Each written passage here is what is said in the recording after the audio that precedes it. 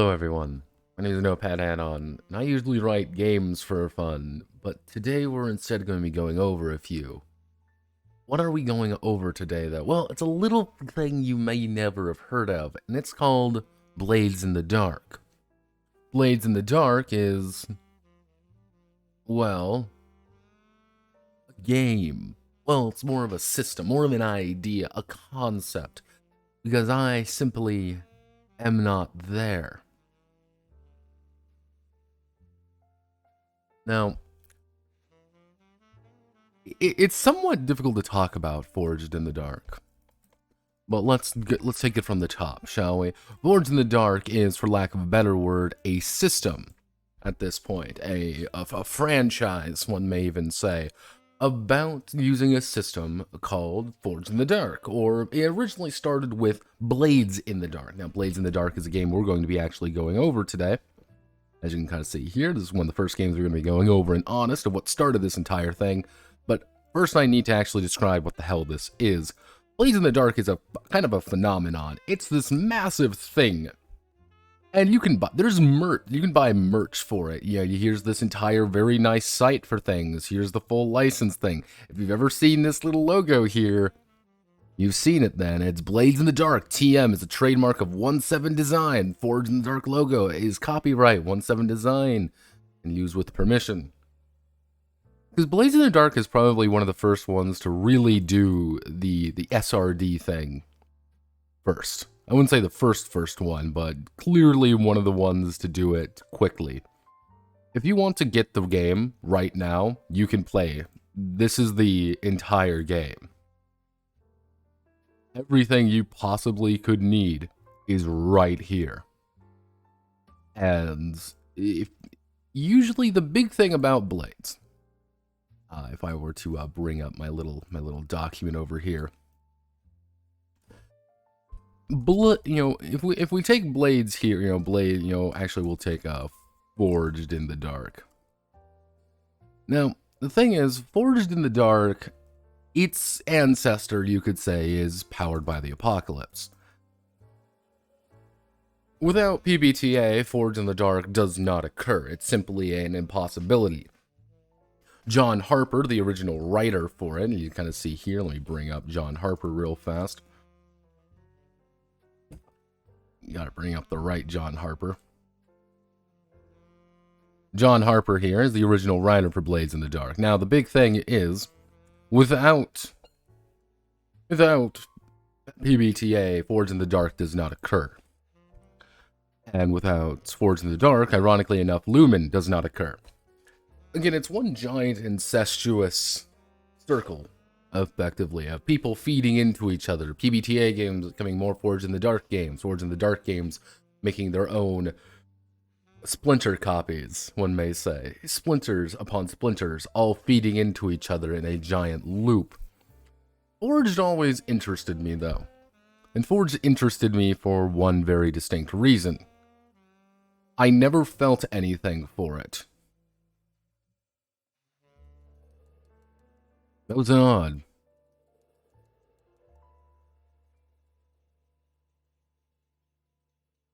It's odd, isn't it? To have just no feeling towards something. And that's really what it was all about.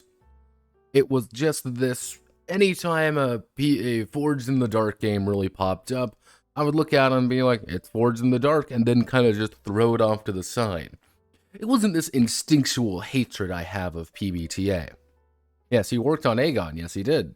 We'll go over John Harper in a bit. We got to explain Blades to explain the rest.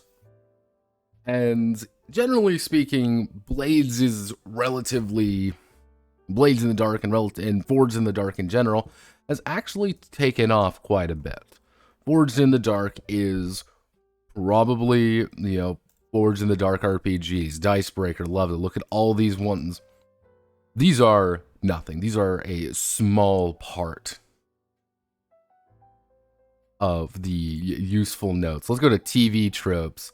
You can even see right here of all of these different ones. This is just a small fucking fraction of what's actually out there. You even kind of see here, Blades in the Dark is one of the more popular games. You see Wicked Ones. We're going to be going over Wicked Ones today. Brinkwood is in my folder. I decided to go against Brinkwood because I didn't care.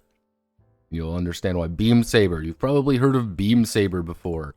Yeah, you ever heard of this game before? This is Forged in the Dark. And let's keep going. You might have heard it. You might have heard of some of these games. Mountain Home. That's Forged in the Dark game. I believe that looks like to be a Sentai game. Never heard of this one before. It's there.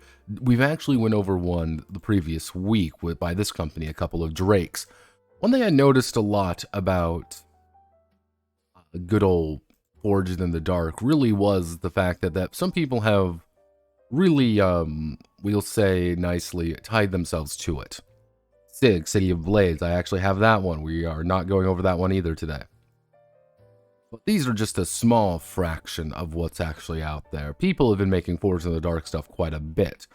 And you can even say, if we use this little thing up here, Forged in the Dark was also directly responsible for Lancer, and in turn Icon. These are all together. Everyone works.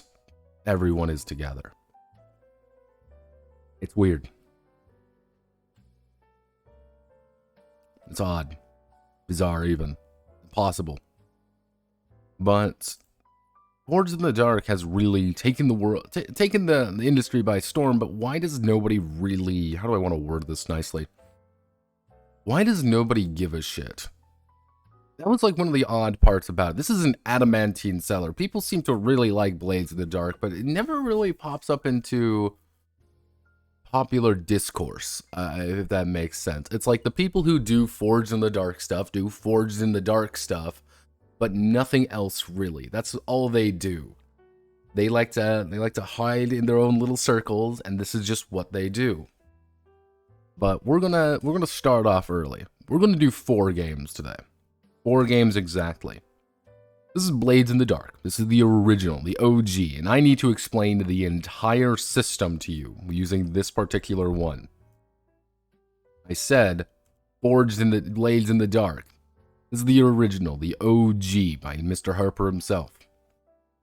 The next one we're going to, but all the other ones are going to be what I would like to refer to as variations of the formula in one way or another.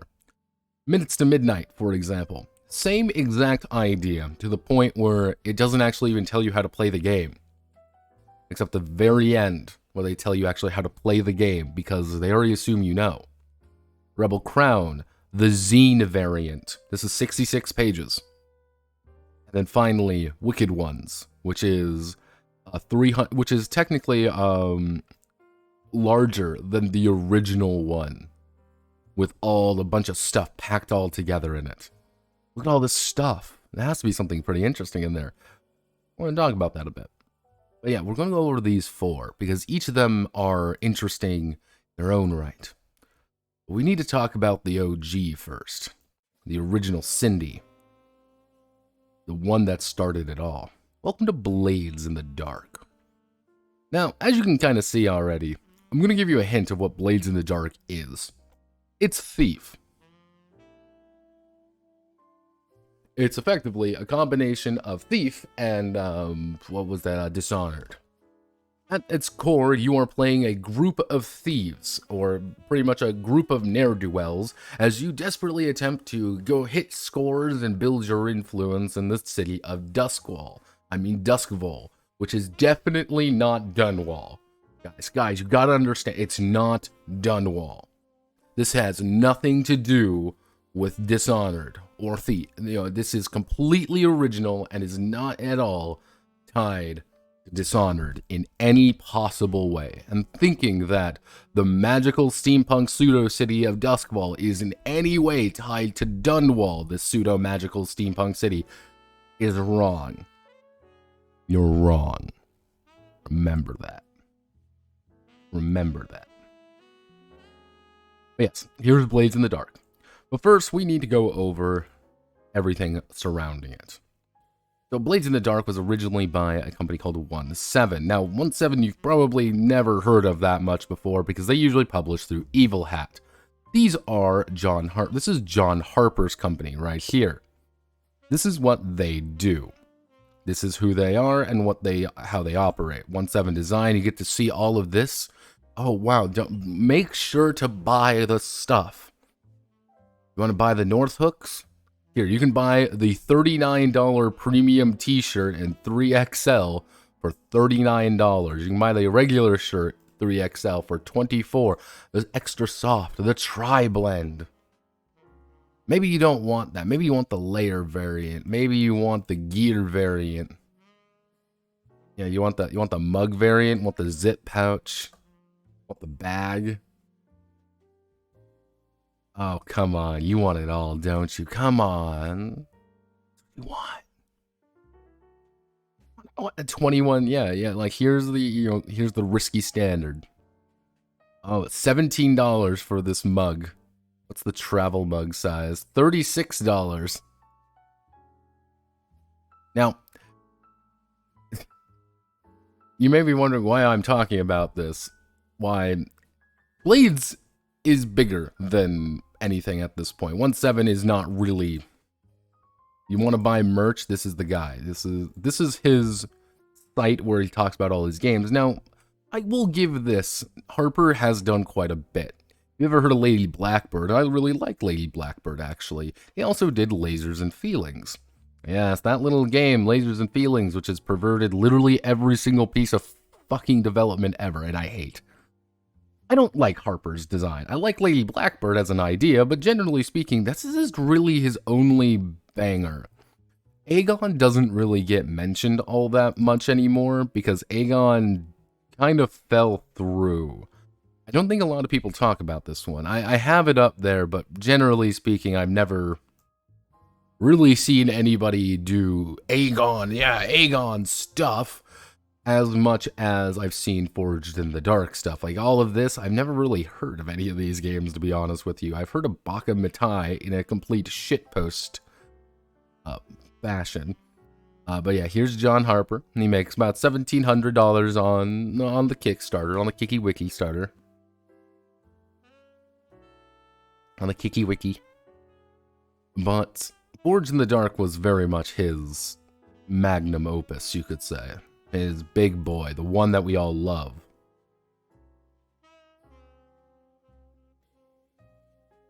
And return to the stream and greeted by novelty mugs. Yes, welcome to the... But Blades in the Dark came out actually on Kickstarter, because of course it was a Kickstarter from 2015. It's 2015. This is a relatively older game. The game officially launched, I believe, in 2016 or late 2015. Now, I want to go over the Kickstarter real fast, and sometimes I like to go over these, or sometimes I don't, but I feel this is somewhat necessary. Blades in the Dark actually was one of the first big Kickstarters that actually came out. It only made $179,000 out of a $7,500 goal. You may be wondering, no, Pat, that doesn't seem very good. And really, it wasn't. As you can see, some Fourth Danger Patrol, Lady Blackbird, Lasers and Feelings.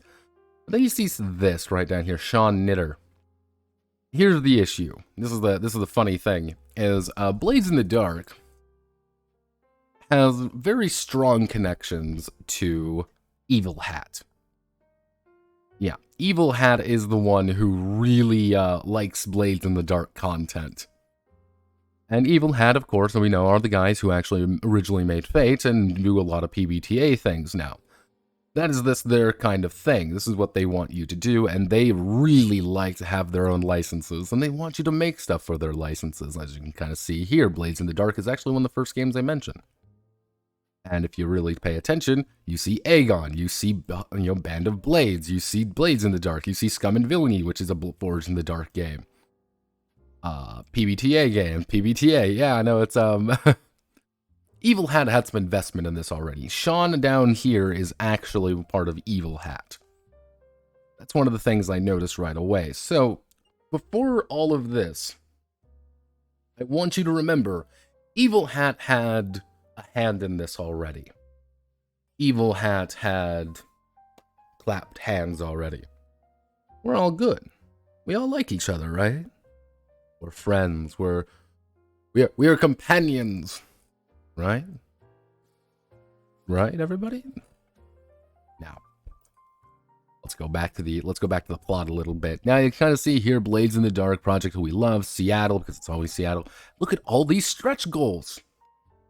Mist and Blood, Blood on the Streets, Blades of the Zhurg, The Leech, Ghostlines, Broken Crown, you see Broken Crown, Blue Coats of the Watch, the Spider, Band of Blades, Illustrated Maps, all of these things. And one of the big ideas was this, new settings and reskins.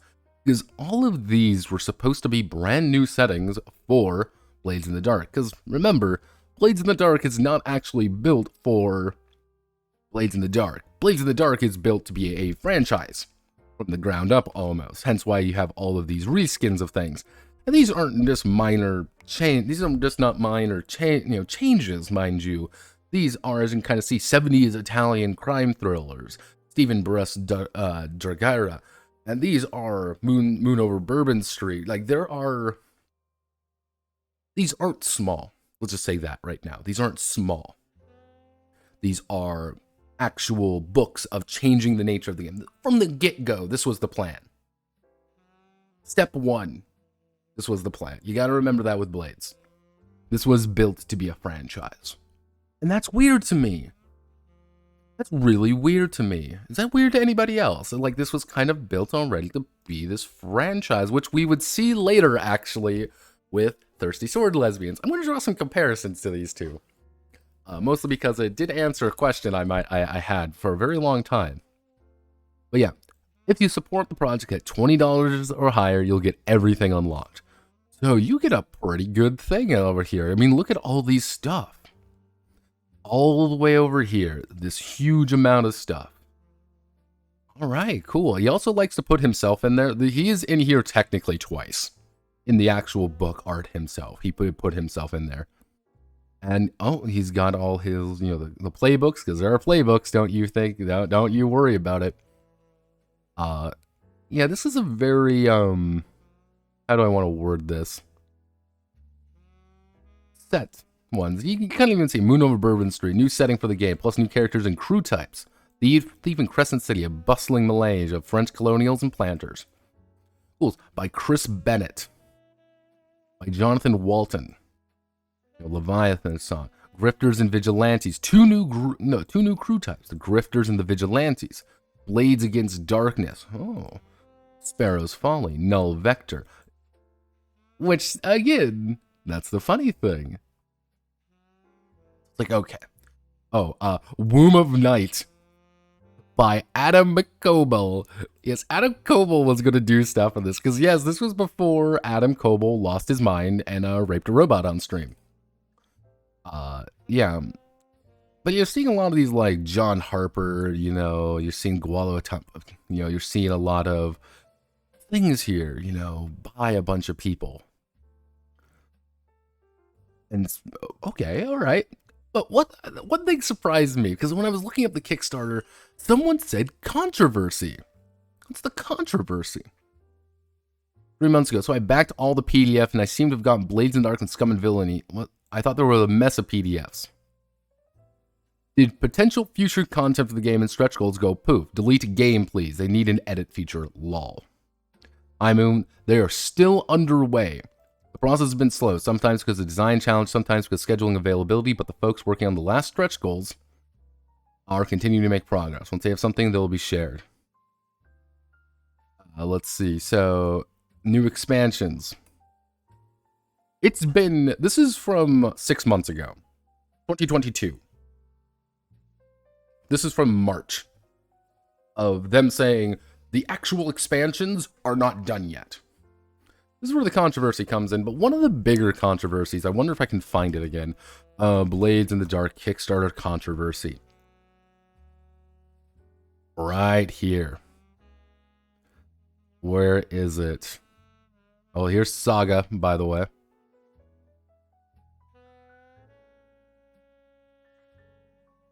Yeah, one of the weird things. This is one of the weird things.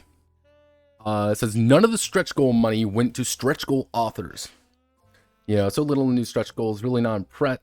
Let's see, help with friends on the Chaos Project without pay by making stretch goal content for them. In return, they returned the favor for the Blades project. This was the default for many RPG Kickstarters. This was the default for many RPG Kickstarters. All stretch goals will be fulfilled, either by authors that promised them, or failing that, someone else. Yes, they're taking a long time. 6 stretch goals are available right now. To everyone frustrated, I feel the same way. To anyone who feels cheated. 4 years ago. 4 years ago.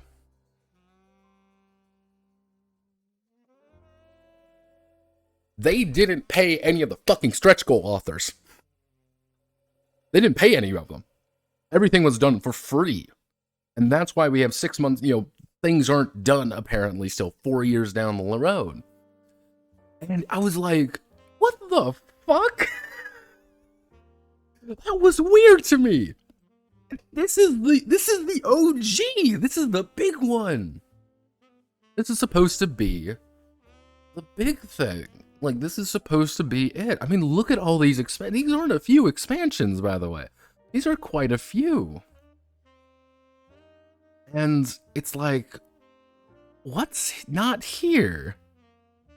What's not present? Is something missing? Where, like, you didn't finish this. You have the SRD, you have all the novelty mugs. That shit isn't free.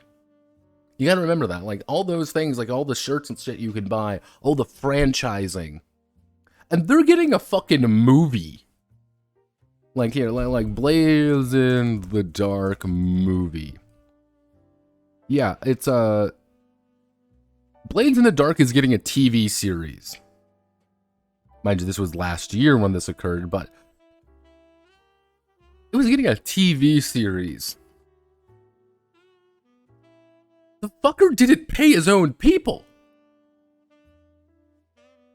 Am I insane? Am I the one going nuts? But yeah, so Blades in the Dark is built on... Now, what do I mean by, like, hey, this is kind of weird. Remember, Evil Hat knows about this. He's been working with Evil Hat. And that puts into context a lot of things about Evil. Because if I was a company, I would never allow any of this shit pretty much on the honor system. Absolutely fucking not. No, fuck you. Never. And if someone I was working with said that, I'd be like, that's really funny. Now fuck off out of my office before I beat you to death. The Blades in the Dark. That's it. It's like, oh, wow. That's really impressive. Like, you didn't... Like, that's bizarre to me. But then it came into context of a certain other game. With a lot of expansions. And a lot of stretch goals. Came out of nowhere. And I questioned, man, why is this so cheap? For all of this content, supposedly.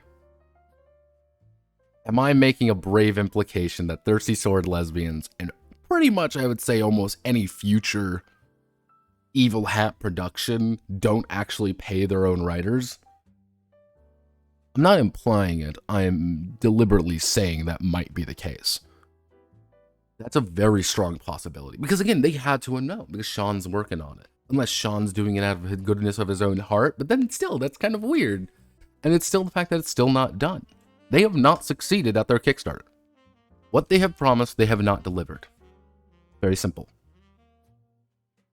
And that's fascinating to me. Absolutely fascinating. But that is kind of the basic summary of Blades in the Dark. Now, again, let's do a quick double check. And this came out in 2015. Yep, good old 2015. So, what other game came out in 2015? Well, let's see. Look at this small game you've probably, again, never heard of before. This is Dishonored.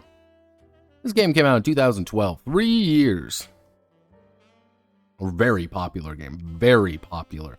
Now let's think about this. Let's do Dishonored 2. Dishonored 2 came out in 2016. A year after Blades in the Dark. Alright, maybe it's just convenience. Maybe it's just 2014, the new Thief game comes out. Huh. That's weird. Am I implying? I'm making a brave implication here.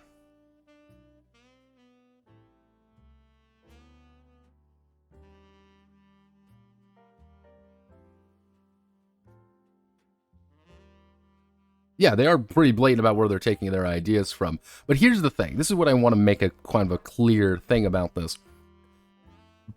Would Blades in the Dark, here's the thing, would Blades in the Dark have done as well as it did if it wasn't all these things conveniently put together in a soup? Because, remember what I said earlier, Blades in the Dark was not built to be Blades in the Dark. I think it was always meant to be forged in the dark. I think it was always built from the ground up to be forged. We have this. We have the idea that it was always supposed to be forged in the dark. So conveniently, after the Thief game didn't do too hot, after Dishonored had been kind of there, but it had already been announced. Dishonored 2 had been announced at that point. I'm saying it's very convenient. This was a very planned game. Someone sat down around a very nice table and planned this out.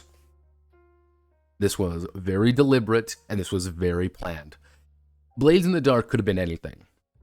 Blades in the Dark does not matter. You gotta remember that. Forged in the Dark matters. You remove that. If it was more convenient to do something else, if it was more convenient to make it an Italian mob movie, then they would have made it an Italian mob game. But it was built to be this, with all the various things around it. Sometimes I like to talk about this, sometimes I don't, but I don't think Blades in the Dark is super genuine. That's the thing. I don't believe it is super intensely genuine of a product, if that makes sense. I think it was very much built around to be as successful as possible in a way. To hit the right things. And it's funny for a lot of these, what we're going to be going over is a lot of them do feel like video games in a way. They are very gamey, kind of stuff like that, which would ironically enough lead to the creation of Lumen, which Lumen is literally just a video game RPG for all the unfortunate implications that has. But let's get into it, alright? Let's learn about Blades in the Dark. Again, Evil Hat Productions publication. First thing you see is an Evil Hat Productions publication. Not even the original, not even in association with 1/7 Design. This is this is his company. It's in association with them. I find that very funny. Yeah, so you kind of see all this, like, first published in about 2017. It was like, it's a very convenient thing, let's just say that. I think it's very convenient. John Harper, Sean Knitter, see again, Sean Knitter, developmental editor. Sean Knitter, director of project. That's why I say, like, any of that controversy, immediately to me, it goes right back to Evil Hat, in my book. Also, okay, let's all sit here for a second. Let's all pause for a second and okay, 3, 2, 1. Let's all throw our heads back and laugh. Yeah,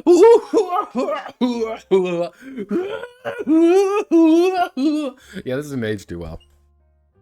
Yeah. So Adam Cobell is a fucking sex pest. We all love Adam Cobell, right, guys? We all love him. He's great. Yeah, he does automatically thank Vincent Baker. It's one of those things like this is the amount of stuff. Of people who were working on things that, you know, kind of threw everything into it. And even here, like, this is all of the acknowledgement. Apocalypse World, Sunderland, Shadow of Yesterday, Burning Wheeled Mouseguard, Dreams Askew, Monster Heart, The Quiet Year, Thou Art But a Warrior, Bliss Stage, and Polaris.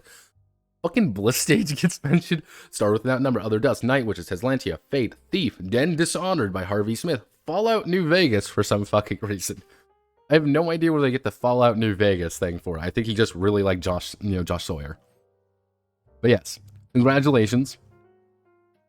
Blades in the Dark is a combination of things. Let's just say that. That's my thinking anyway, my theory.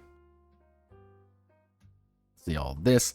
So, we need to learn about the basic. Yes, the gameplay space in the cold, foggy city of Duskwall, aka Duskwall, or The Dusk, which is in no way associated with Dunwall. Remember that. It's not Dunwall, everybody. Pretty much it's fantasy industrial 1870s. It's London. It's London, but awful. Well, more awful. You're in a haunted Victorian-era city trapped inside a wall of lightning powered by demon blood. Does any of that come into play, really? Not really. It doesn't really. Yeah. The basic idea is that you are a crew of assholes. You are a crew of people who do things for reasons. Usually it's in the idea of doing criminal things for criminal reasons to get rich fast or die trying. With ghosts. Yeah, hello, fellow gamers.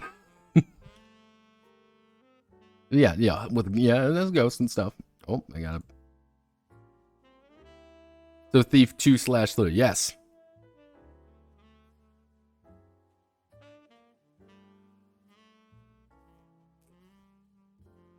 I have a various crews. Now, one thing to know about good old this is that no Forge in the Dark game just has one character sheet.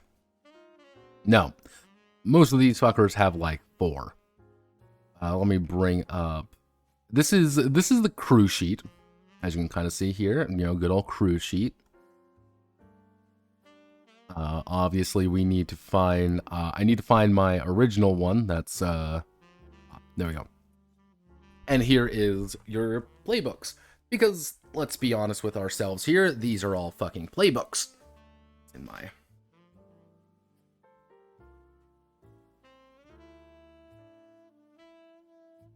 Come on.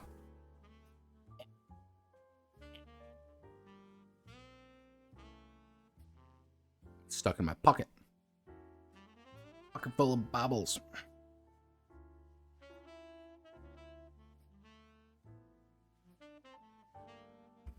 Yes.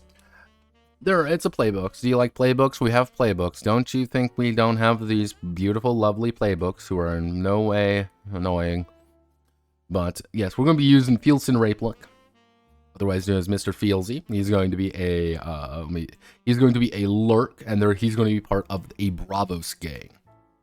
Just to give you an idea of what we're going to be working with. So, the idea is that your play sheets are, your playbooks are effectively what you do and what you're supposed to be doing. If you don't like playbooks, these aren't really going to inspire you at all. Because remember, this is still PBTA. Gotta remember that. This is still we love playbooks. We love playbooks! They're so much fun! They really help me reduce my character down to the absolute bare minimum without anything interesting to them. And there are technically, let's see, there are 7 playbooks, and there are 6 crews. Now, if you may notice, some of these aren't actually in here. You have to get all the little expansions to get all the rest of the crews and the rest of the characters. But we just have the base book, because this is what you're going to buy. If you were to buy Blades in the Dark right now, this is what you would receive. So, our Game Master, we have playing a session. It's like a TV show. An episode of a TV show. Gotta remember that. It's like a TV show. Before we start, don't forget about the player kit. Go to the website.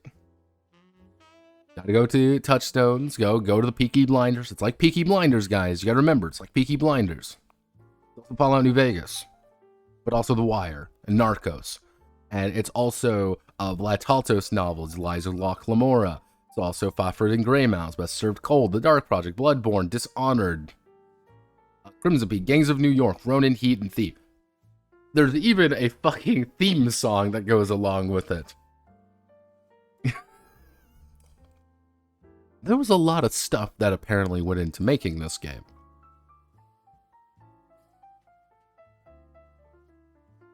You play 10 minutes at a time and then get an advertisement. It feels like it sometimes. So you're making the game your own. You gotta make the game your own. But remember, you can't really make the game your own. That's one thing I actually noticed very strangely about it, because these, you actually have a very certain way of doing things, unless you kind of break off, let's just say that. Unless you decide to change how you handle things, you're very much going to be, you're going to be playing by the way it wants to. Let's just say that right now. You're going to be playing the way Blaze wants you to play. And can you turn Blaze in the Dark into other settings? Yes, but you're going to have to do some work for it. That's kind of the issue. Because you got to account for all of the other different playbooks in this, which assume you're playing in Duskfall.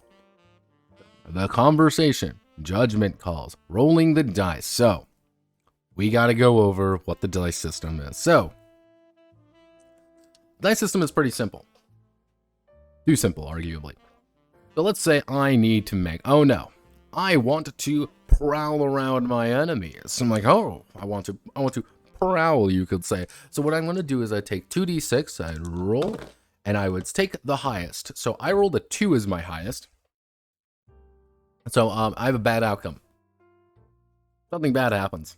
Let's roll again. I said, let's roll again. I got a 6. It's a full success. If you roll multiple 6s, that means you score a critical. Congratulations, I've taught you how to play Blades in the Dark. This is it. This is actually the main system of the game, which ironically is enough would be later taken by Lumen, except removing all of the other slightly interesting bits. So, game expression, basic format. Again, when it says all of the dice systems in the game are expressions of this basic format, they are not lying. If you can memorize this, you've memorized the game. Everything else after this, just ignore the playbooks. Lol. You can't ignore the playbooks. That's the issue.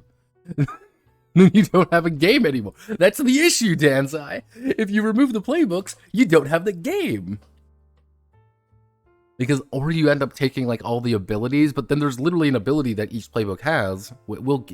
I'm getting off track now. But generally speaking, we have rolling the dice.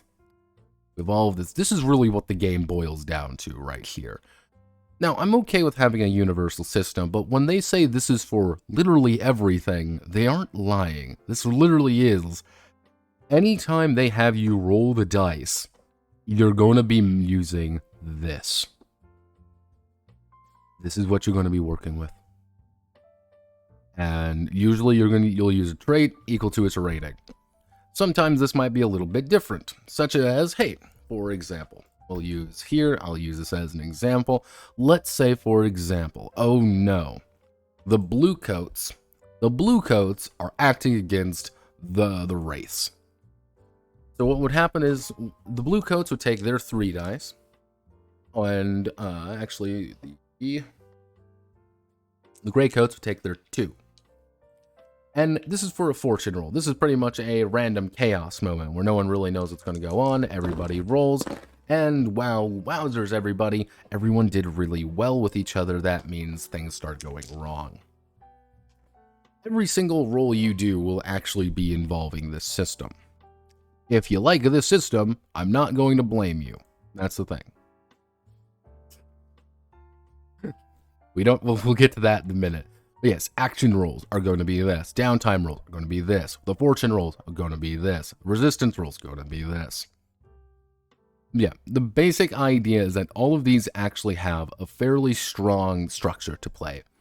I'd almost call it Japanese in a way.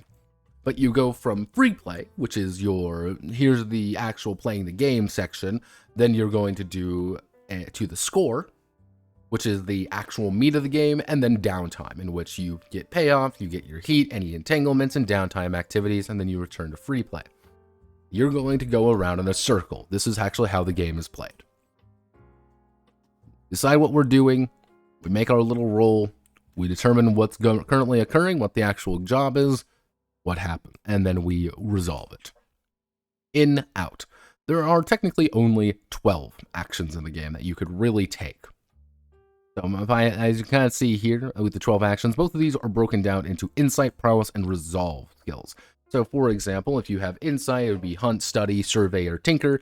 Prowess would be finesse, prowling, skirmishing, or wrecking. Or resolving is attuning, commanding, and sorting, or swaying. If you notice, all of these can have the word ing at the end of them, which is very good. I actually like this quite a bit, because it gives you a thing that you are doing. You are hunting, you are studying, you are surveying. Now, the big thing with these is that these are actually very open skills. Skirmishing doesn't necessarily mean skirmishing, like I'm just going to fight you. Skirmishing means quite a few different things. depending on the context it's used. Finesse does not simply mean being sneaky or whatever. It means quite a few different things. Prowling the same way, a commanding, a tuning, consorting, a swaying. These do have quite a bit of open to it, but at the end of the day, these are really what you're going to be working with. Because if you've noticed, all the rest of this simply feeds into this. If you really wanted to, and I do mean really, really wanted to, you could probably remove this entire section here. Remove this section. Like, you could really break it down to just these, but these are what your majority of this. This is actually isn't even their like official character sheet. This is just a form fillable one I found that works pretty well. But it kind of gives you an idea of just the, I wouldn't say lack of using the other skills or abilities. It's just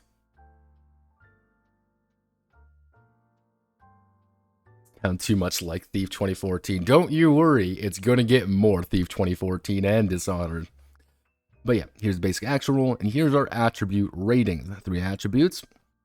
Has a rating from 0 to 4 that tells you how much dice to roll when you use that attribute. Alright, pretty simple. Equal to the number of dots in the first column under that attribute.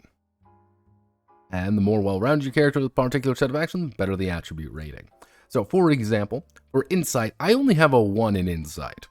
I only roll 1 dice. Prowess, however, I have 4. I'm very strong. But I'm not, I have 0 resolve. I'm the kind of person who does not deal well with other people very much. If you have 0 in an attribute, which is very common, by the way, take my dice here real fast. What you'll do is you'll roll 2 dice and take the lowest. I said I'll take the lowest.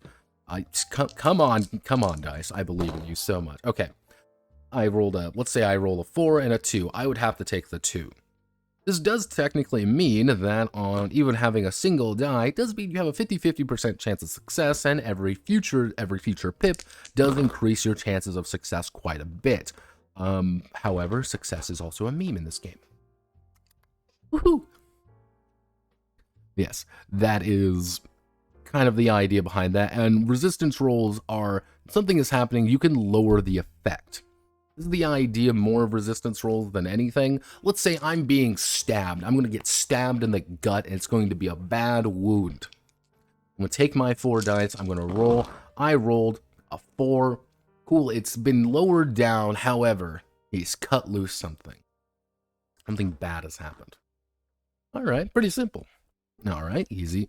Yeah, pretty much the enemies don't roll for just about anything. The only time they're really going to be rolling are when they're doing a fortune roll, which is more of a chance more than anything. But majority of the time is he's going to stab you. What do you do? So we kind of see here inside of 1, 2, 3.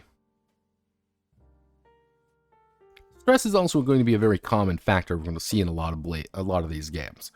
Anytime you take stress, what's going to happen is, this is when bad things happen. How do I want to word it? You could kind of call stress your health. And let's say I need to make a resistance roll, and I roll a 5. I roll a 5. I would only take 1 stress. You may also spend stress to do things, which increases it. You may also spend stress to help you out with something. And slowly and steadily. You're going to be spending stress a lot. Stress is probably the most valuable thing you have. This is one of your big resources, a meta resource.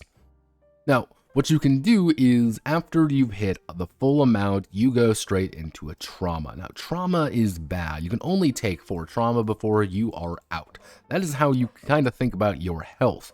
But you can also go out of the game in a more lethal way with harm. But we'll get to harm in a minute.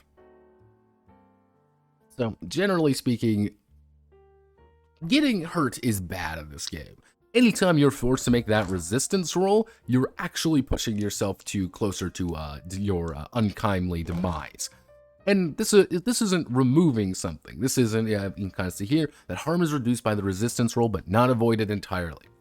So instead of taking a level 2 harm, instead of a level 3, you're taking a level 2 harm. This does very much mean that you may not really be able to resist that much.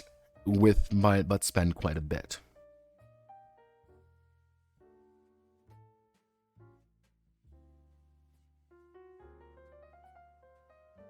Can't wait until Notepad explains how stress, trauma, and earning XP works, and then how it all makes sense. I know, it does make sense.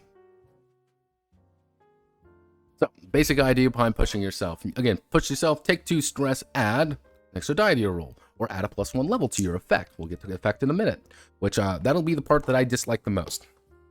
Fun fact.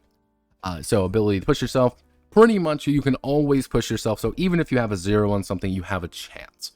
This is one thing I do like the idea of. I like the fact that even if you have 0, you have an option to mitigate it. I like that aspect. Because here's the thing with Forge. This is the unfortunate thing with it. I like the ideas of it. There's ideas I like of it, but then there's other ideas I don't like. But those ideas I don't like are really important. So trauma. Trauma conditions. Very bad. Whenever you suffer trauma, you're taken out of the action. Left for dead, dropped out of the current conflict. Oh no, you return, you have 0 stress. Because again, this is a management game at the end of the day.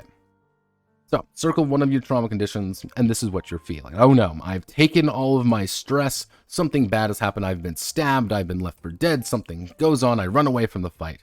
You know how it goes. I come back and I'm now cold. I'm now unstable. And again, you can't take too many of these before you're out more indirectly. And with that being indirectly, it's, trauma conditions are permanent. You're not getting rid of it unless you do something like crazy, and like that's an entire thing. Like I would say you can remove, how I would word this is you can remove trauma conditions if you do something extreme or extremely stupid. That's how I would word it. Like, to me anyway, it's just like, these are permanent. However, you're also thieves in Magic Town, so if you want to stop being haunted, or like you want to stop being paranoid about something, I don't know, get your soul eaten by a ghost or something. Cool, that's fine. Like, okay, so we have trauma, so stress and the supernatural. This is supernatural stuff, of course, being possessed, flex levels of trauma every week. You don't want to be possessed. Ghosts are fucking scary. Ghosts, don't fuck with ghosts. Step 1. So, clocks. Welcome to Forge in the Dark's major contribution to society, otherwise known as being the progress clock. Some people love progress clocks, some people hate progress clocks. I am just apathetic on them. I understand it's the appeal to some, other people don't like them, but the basic concept behind a clock is very simple. Everything can be assigned a clock. It's a ticking time bomb. That something is going to happen when that clock fills. Something is going wrong. Let's say, for example, you're going, it's the blue coats. They're going to find you at a certain point. The alarm. The alarm is going to trip on a 6-segment clock. You fuck up a roll, tick, tick, tick. You do something else, tick, tick, tick. And, it's like, oh no, you succeeded something, tick. And then it's like, tick, tick, tick, tick, tick. It's almost that, just almost hitting midnight. Minutes to midnight even though that's a game we're going to be going over, actually. That slow progress clock is very nice. However, I think it relies on the progress clocks a lot. Because these aren't just used for, hey, you're in a situation and the clock is always ticking. Oh no, you're looking at it. You're like, oh damn. Oh fuck. Oh damn. Because if it was just that, I'd be like, oh cool. But this is used for, for healing. This is used for long-term projects. These are used for a large variety of things. If it was just like 1 or 2 things, I think I would like it a little bit more, but like clocks are used for a lot of things in this game. But here's the thing, I'm not going to judge, like, if you like clocks or not. I've heard arguments that clocks are just annoying and they kind of take you out. It makes something more gamey rather than, how do I want to say this? It makes it more gamey rather than it being natural. Because it stops being about, oh crap, we're running out of time, the clock's ticking down. It becomes, okay, if even if we fail this action, we'll only tick the clock up 3, or we'll only be able to tick the clock up 2. Like, it is impossible for us to fail right now, because just that's how the clocks work. I understand that. I don't think that's quite how clocks are supposed to work, but I understand the argument that they made. My personal philosophy on clocks are, cool, don't care for them. Again, apathy. I have apathy towards clocks. They're just overused, I feel, in this game a little bit. They can probably do something a little bit different. But again, let me see. I'm getting danger clocks, racing clocks, linked clocks, mission clocks, tug of war clocks, long-term project clocks, faction clocks. And this is just the idea. It's how many people we have, how many people they have, clock, tick, tick, tick, tick, tick. It's, yeah, oh no, they're assaulting someone, tick, tick, tick, tick, tick, we're in a house, tick, tick, tick, tick, tick. Clocks are a fundamental part of the Forged in the Dark experience, you could say. And, yeah, you kind of got to accept that. Again, we have the basic action roll. Now, action rolls are going to be weird, mostly because we got to explain position and effect level. So, what do I want to do? What do I want to do? Let's look over here. I want to sneak past the guards. Cool, you're going to be making a prowl check. Easy enough to understand. And I want to choose my action rating. Cool, I'm going to prowl, obviously. I'm going to prowl past the guards. Simple enough. Easy, easy, easy. Then we have to set the position and effect. So, the positions, this is one of the things that someone said was like a key fundamental facet of the Blades in the Dark and in turn the Forged in the Dark experience was the idea of position and effect. So, if you have the position, this is pretty much your, the basic advantages or problems that you're in. You are sneaking in the middle of the night, the guards are half asleep, you're fine, you're in a controlled position. You have a dominant advantage. You are sneaking in the middle of the day, in front of everybody, while carrying a bunch of shit. You are in a desperate situation. This is the stupidest thing you could do. And that's it. This is, one of the reasons I'm not a huge fan of this particular thing is these sometimes do something, sometimes they don't, but a lot of the time these are kind of narrative in a way. And some people are really going to like it. Now, one thing is, you can always augment these in some ways. I do like that. It's better than PBTA, I will give it that. But better than nothing is better? I don't know. Yeah, on average, you're going to be risky. There's something going wrong, you're taking a chance. Now, I think a good way to kind of think about it is, if you're fighting somebody who is obviously injured and they're kind of stumbling a little bit, you're in a controlled position. Even if you fail an attack, it's more about them getting lucky or you getting unlucky. Risky is you're fighting someone on pretty equal terms. Desperate is this person is 6'4" and built like a brick shithouse, and you're a little tiny man ready to get your shit rocked. You're in a bad spot. It's you succeeding in a desperate situation is not necessarily you doing really well. It's holy shit, we're barely making it out of this. Oh fuck. So yeah, no risk. Choosing a position is important judgment call, stylistic choice for your games. Because yes, these are all stylistic. These are up to the GM, which. Now we have it's risky. I was thinking it'd be controlled. I know this barkeep's supposed to be an old tough buzzard, but he's not a real threat to me, is he? No, I think the danger's from the situation. I'm not a huge fan of this because again, it's rather than operating off player logic or like off of like a set role, it's more determined on the fact that like the GM is saying, oh well, this is the case of how I see it, and this is how the players see it. And it becomes this back and forth that I'm usually not a big fan of in like PBTA games, which is the GM actually has a lot of power, which I'm usually not a big fan.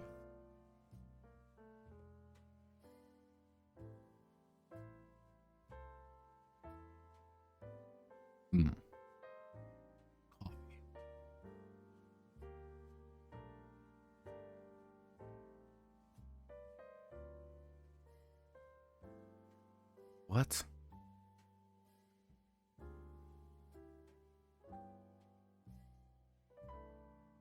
What in God's... No. So, GM sets the effect level. Okay, the effect level is also one of those things that you have to do. The effect level is... How do I want to do this? Okay, actually, add bonus dice. Let me see if I can find...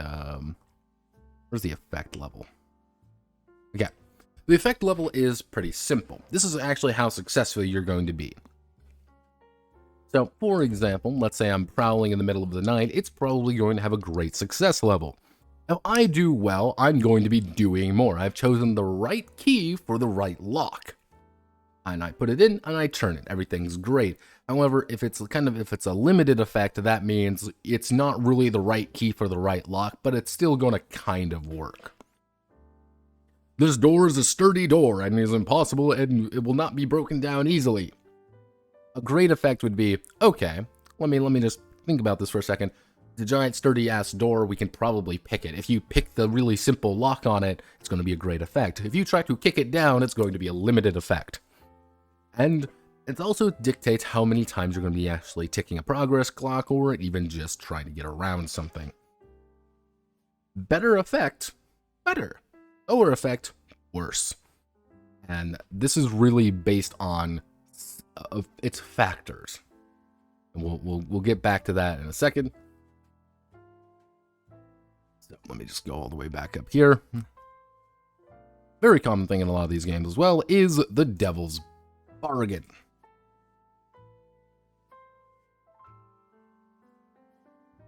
Notepad's having a breakdown, probably. Yeah, it's haggling over clock speed. It's not necessarily clock speed, it's about effect and position. Because saying, hey, this feels like it should be target number about 15, the GM can clearly say, this is average. To me, anyway, this is the way I feel it. Is GM can say, this is TN 15. And the players can look at it being like, okay, TN 15, I can do the mental maths behind it a lot easier. It's like, okay, it's TN 15 because it's a little bit harder, it's a little bit more complicated, things like that. Affecting position's a little bit weirder, because the idea is for position, it's, well, I feel this is the case. And the GM says, well, no, this is the case. And it becomes a lot more muddy, especially if people are kind of operating at different wavelengths. And if the GM's having a shitty day, suddenly the effect is going to be minimal, or the position's always going to be risky, or it's going to always be worse. But if the GM really likes that player, suddenly things get easier, and you can't really say no to it. Hey GM, I just made this check at TN 15, you just made it so they roll at TN 10, which one is it? Now the GM can obviously provide context for it, being like, hey, this person is an elf. He obviously knows how to read the elven language, and this is just ancient elven. Okay, understandable.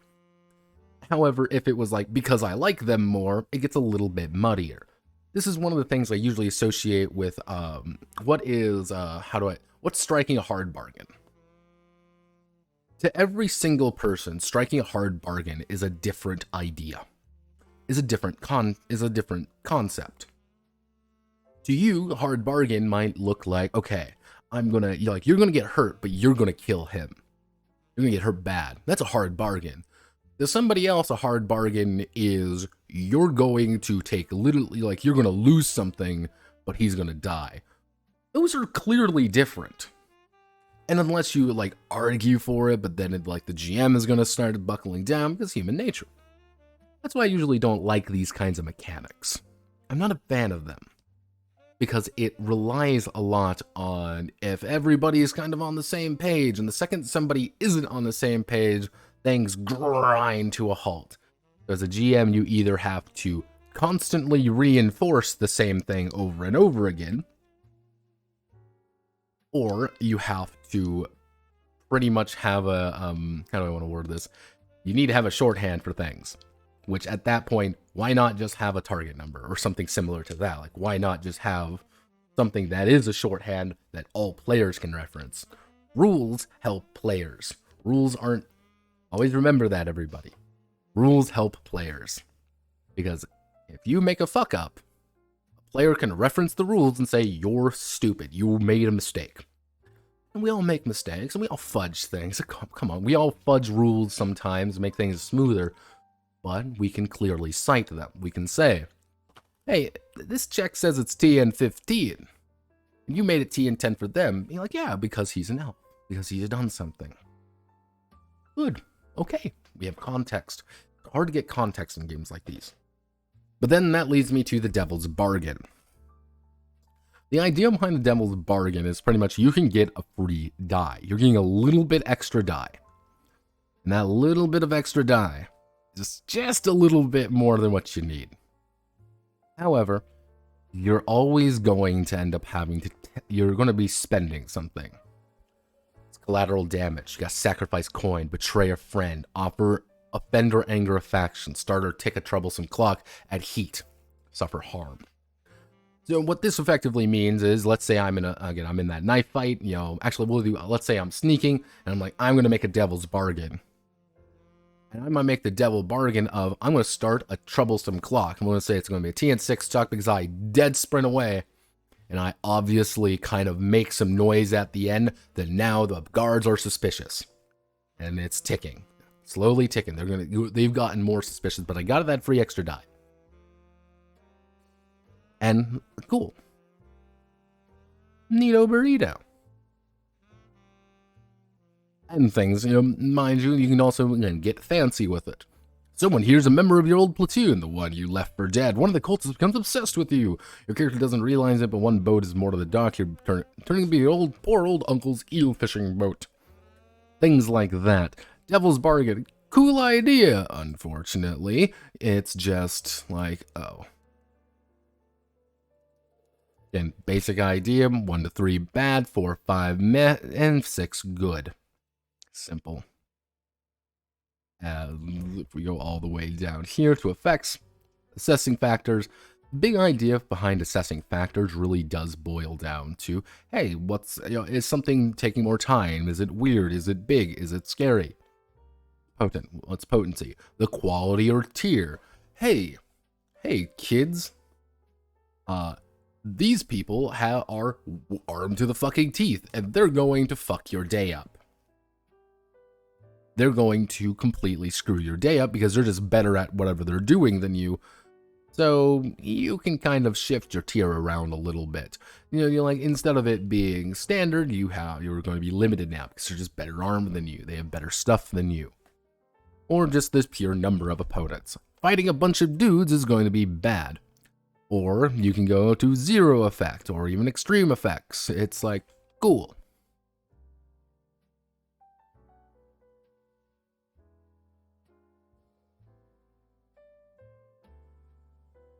You can augment the effects a little bit. Some abilities let you bump up effects. However, this does really kind of boil down to assessing the factors, qualities, scales, and stuff like that. Kind of a crapshoot in that regard. I don't hate effects. I'm not a fan of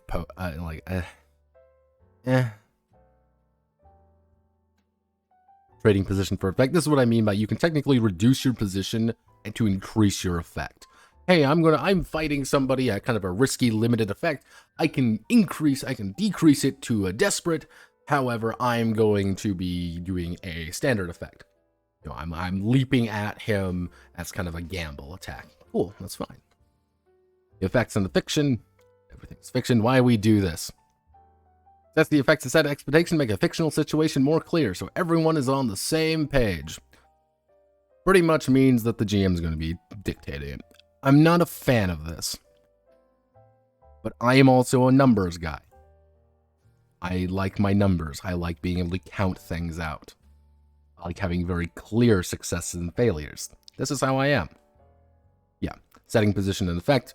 Again, it's risky scan. There's going to be your most common ones. But things are always going to go up and things are going to go down. And it's kind of a...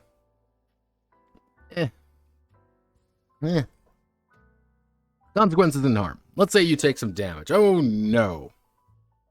Consequences are the most common thing ever. If something bad happens, you're going to take a consequence. The effect is going to be lowered. You're going to have a complication. You're going to have a lost opportunity. You're going to be put in a worse position, or you're going to take harm. So, for example, let's say I take some harm. I've been hit. I've been hit in the chest with a level 2 chest wound. I'm going to take a -1 anytime that comes up. -1 die anytime that comes up. But let's say I get spooked. And anytime that comes up, I'm going to be spooked. However, let's say I'm also, winded. If I were to take another level 1 ability, it would actually get promoted up to a level 2. So I would be, I have a chest wound, I'm spooked, I'm winded, and now I'm exhausted. It's been promoted up. And then if I take another level 2 chest wound, let's say I take another level 2 wound, let's say I get slashed in the leg real bad, I would have gout.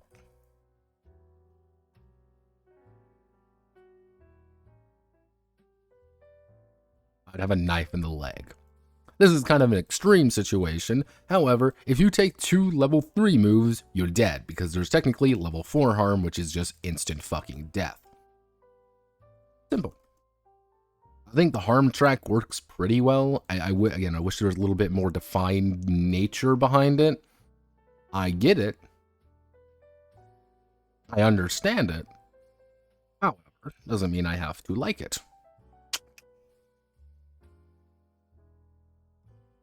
Always remember that, kids. So, yeah, you kind of see shattered, drained, battered. This is kind of the most common ones. Don't take level 4 harm. That's just fatal. Resistances, as we kind of went over, the idea behind resistance is, here's a bunch of stress, you're trying to lower the result. I'm trying to resist this. Oh no, I've resisted it a little bit. I've reduced the effect, but I've survived. Barely survived, but I'm taking a lot of stress and the stress goes away.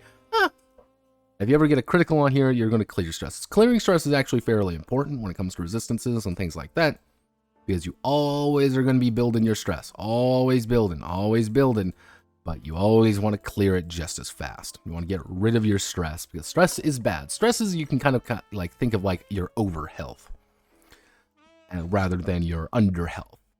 Because getting stabbed in the gut is bad, but having your stress build up real high is like, okay, I might be taken out of the fight regardless.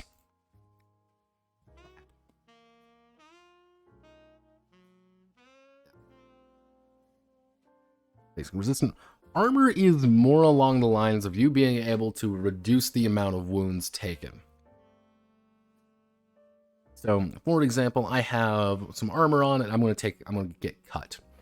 Let's say normally I would take a level 2 wound, would be a chest wound. If I have armor, I can bring it down to bruised. However, I have to mark my armor. That's it. If I mark my armor, I've reduced it. If I do my heavy armor, I get to reduce it further. It includes things, and then you have your special armor, which sometimes isn't really armor. For example, for the Chateau effect over here, you may expend your special armor to resist a consequence from detection or security measures, or to push yourself for a feat of athletic or stealth. This isn't really armor, but it's kind of like doing what armor is supposed to do, if that makes any sense. Armor in name. Death, record harm at level 3, it's already filled. Dying is actually relatively difficult in this game. Relatively difficult, which is to say, like, hey, yeah, no, if you take a level 4 harm, like if you attack someone who's like clearly like armed to the fucking teeth and they like have the intent to kill you and you're in a desperate situation, you're fucked. However, getting there is kind of like a you fucked up kind of thing. And the fortune roll. The fortune roll is, for lack of a better word, your ability to introduce chaos. It's for you, the GM, to do. Players do not do fortune rolls. All you do, you make a fortune roll. All you do is grab your die, assess any trait rating, and then you roll. Pretty simple. Usually you're going to be gathering these dice from something. A tier, a quality, a magnitude, or trying to do something for an action rating. Something to do it. Rarely will this ever just be raw. Who dominates who? Who is winning? Who is doing that? And if you're doing major advantages and major disadvantages. So let's say, for example, you have 2 gangs fighting each other. Both are at rank 2. But let's say you clearly helped one gang. Well, that one gang gets an advantage. They're now rolling 3 against the others 2. You, on the other hand, but you've also done some effect for the other guys to mitigate them a little bit. They're at a disadvantage. So the one gang is going to roll d6, or 3d6, and the other is going to roll 1. Well, I rolled a 6 on one and a 5 on the other. These guys go to fucking town on one another. These guys clearly fuck each other up. Both do actually surprisingly well against one another. That's the idea. Things go well. Doesn't necessarily mean it goes perfect, but it goes well. Gathering information. It's pretty simple. I mean, it's gathering information. How do you get stuff you need? And you can do various different things of like, one thing I do enjoy is, technically you can use any of these to try to find information about something. It's like, cool, that's fine. Obviously some are better than others, but I digress. PC versus PC. Coin is coin. It's an abstract measurement of cash. Instead of having 300 coins or whatever, you have 1 to 4. You have pretty much 0 to 4 coins, and you're always building up your personal stash. And you have just some basic liquid assets. Being poor is common when you're a thief, because guess what? You're a fucking thief. That's kind of your job, to be poor. Now, how do you do this? Most people are going to have like 1 or 2 coins. Having anything more is kind of an odd one. Everything is going to be being stashed. You want to stash coins. Stashing things are good. That's how you actually kind of get your best ending. Character stash to improve their lifestyle and circumstances when they retire. And stash and retirement. When you mark your final trauma, they retire. They've managed stash away determines their fate. You want to get as much money as possible, and you want to store it all away. So having a few coins, you may say, you know what, I'm going to stash away 2 coins. Like, oh, I've got a lot of money. I'm going to stash away more money because I don't need it anymore. I need more money. I need more money. I'm going to do some more things to get more money. Money good. I like money. Yeah. There we go. Go here, removing coins from your side. I do enjoy this. Technically, if you stash coins, if you stash things, it's harder to get back out. So, for example, if I have 4 coins, for example, and I need some money quick, I have to do that. You're losing more than any time you're putting in. Welcome to factions. This is probably one of the things people most know about Blades in the Dark is the entire faction system. Everything is scaled by tiers. Those tiers are really what determine your quality and how good you are. This is the scale of the game, pretty much how you operate, and the amount of things that you hold. So, for example, if we go to the Bravos over here, in the criminal underworld, the Red Sashes are a tier 2 organization.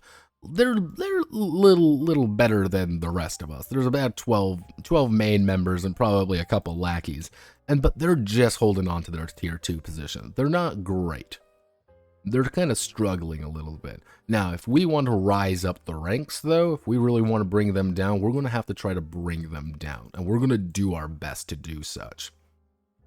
But it's fighting someone such as, the city council, it's going to be a little bit more complicated.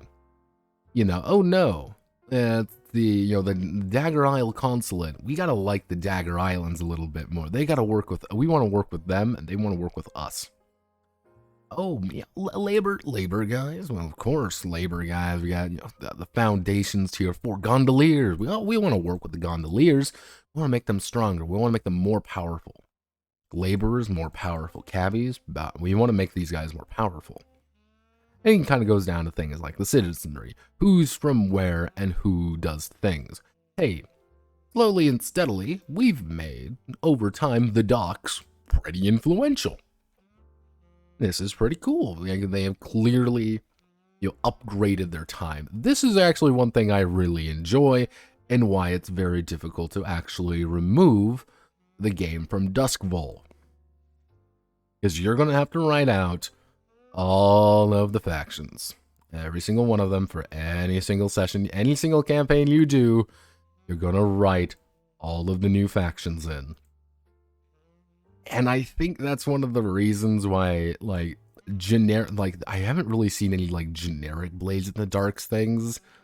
of like, here's just a bunch of stuff. It's like usually very focused, if that makes any sense, of like what you are or what you're doing.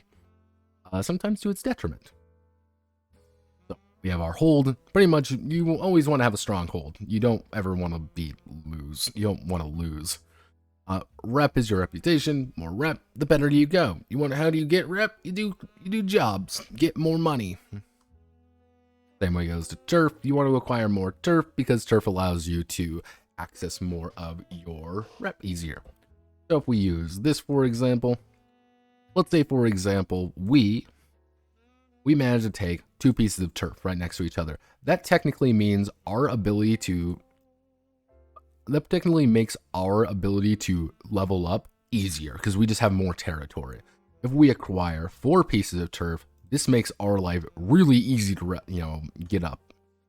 Like, we may not be the best, but we have power over others. And that's cool. I like this system. I like the ideas of this specific one. Because I think it kind of gives a good feeling to it. It's like, yeah, this is a faction system. And will I lie and say that I didn't use this faction system vaguely for a Soldat Sans Identité? No, I'm going to say it. I'm going to say it right now. I use this kind of idea for Soldat Sans Identité because I thought it worked fairly well. And that was the entire point of that game, was kind of the faction war. However, it's still limited in its scope, and I wish there was a little bit more to it. Like, honest to God, they could make the entire game around this and like have a really simple system on top of it, and I'd be happy. Because I actually quite like this system. I like the idea what they're doing here. It's fun. I enjoy it. I want more. And give me more. Please. So, reducing our hold, you want to do that. Fraction status, it only goes -3 to +3.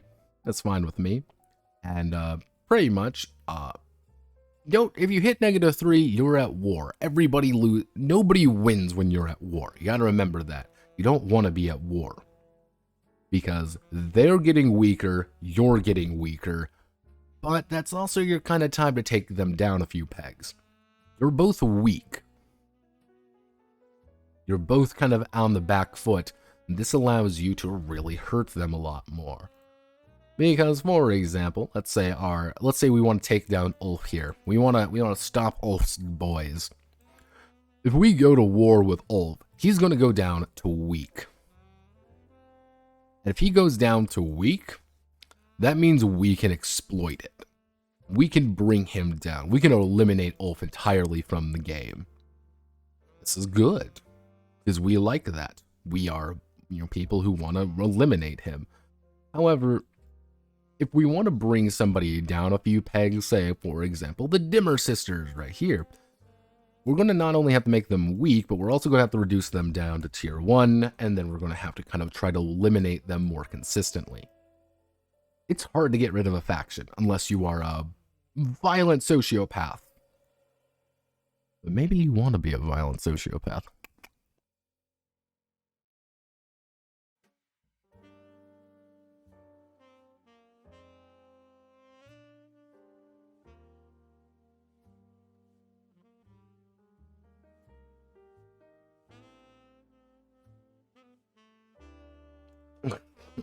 So, you have our basic faction status levels. Again, you don't really want to go there. War sucks. War really sucks. Claims. Claims are a map you have to follow.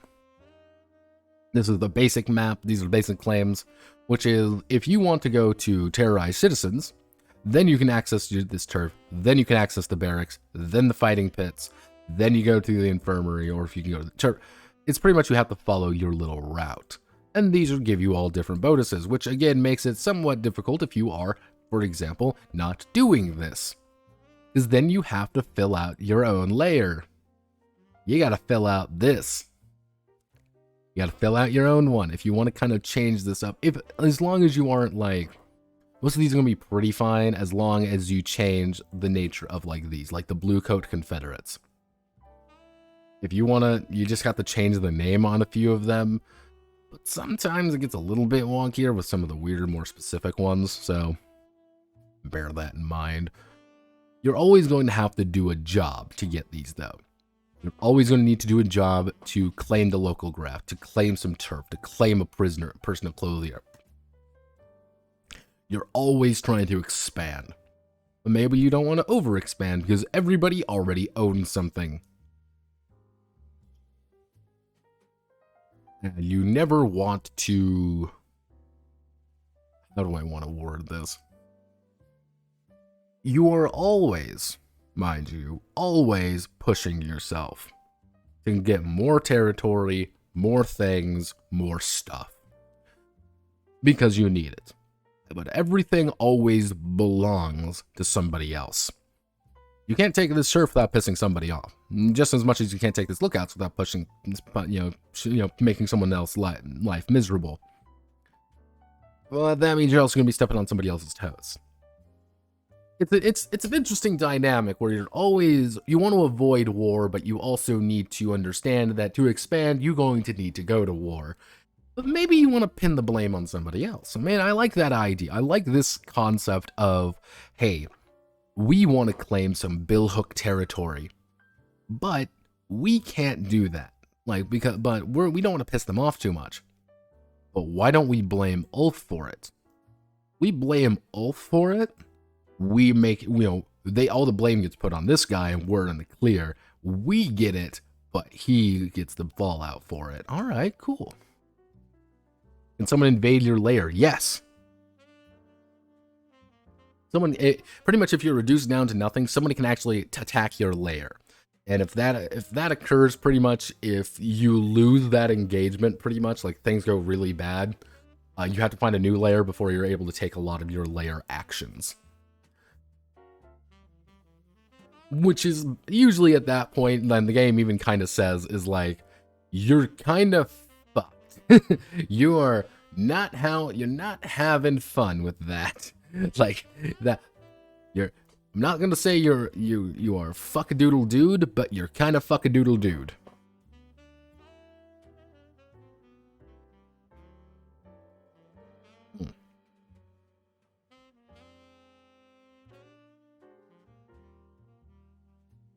But this all comes down to advancement. So, you mark XP when you make a desperate action roll. Simple enough, mark 1 XP in the attribute from which the action you rolled. Make a desperate skirmish action, you mark XP in prowess. Review all the XP triggers on your character sheet. Each one has playbook-specific ones, you express beliefs, and you struggle with issues with your vice or trauma. Mark XP. Always mark XP. When you fill an XP check, clear all the marks, take an advance. Take an advance from your playbook track, you may choose an additional special ability.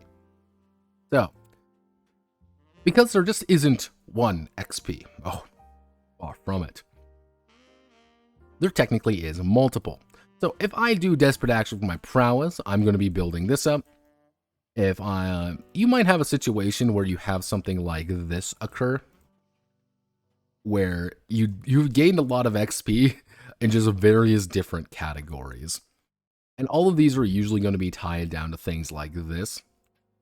And you always are going to be wanting to express beliefs, struggle with issues, address a challenge with stealth or evasion, which for the lurk, for example, one of the big ideas behind the lurk is most of the time what's going to be happening is that your prowess and your playbook are going to be kind of filling up next to each other, mostly because guess what? Prowl is here. If you solve something through stealth, you're going to be able to mark XP here. Pretty simple. It's fine. Yeah, you want to overindulge, issues with your vice or trauma. You actually level up faster if you have traumas. Which is like, that's cool and all. However, do you want traumas? Because trauma puts you closer to death and things are making harder. Do you want to lose your character? Or do you maybe pull back a little bit? Maybe pull back. You can also earn XP by training. Pretty much training is like a downtime action, which is another big idea. Crew advancement. Yes, crew advancement also they have their own XP track. Let's kind of see here. Anytime you pretty much do your job, so for example, the Bravos are going to be execute a successful plan, extortion, Sabotage or smash and grab, contend with challenges above your current station, bolster your crew's reputation, express goals, drives, and inner conflicts, and essential nature. You do that, congratulations everybody, you're going to be increasing your XP. You increase your XP, you get a new power. Some of these powers can be pretty interesting, others of them are pretty standard. Like, cool. Cool, you got a patron, neato. Yeah.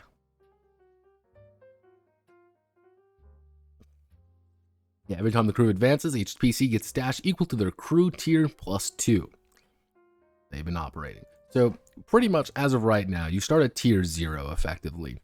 But let's say, for example, you get up to tier 1 pretty reliably, and we advance. We get all our actions. Cool, what happens now? Well, we get 3 stash. This is probably the most reliable way to get stash.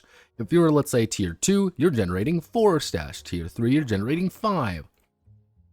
So you're always kind of trying to play into your particular thing while also trying to get more stuff. And you're always trying to invest in the game just as much as you're playing back.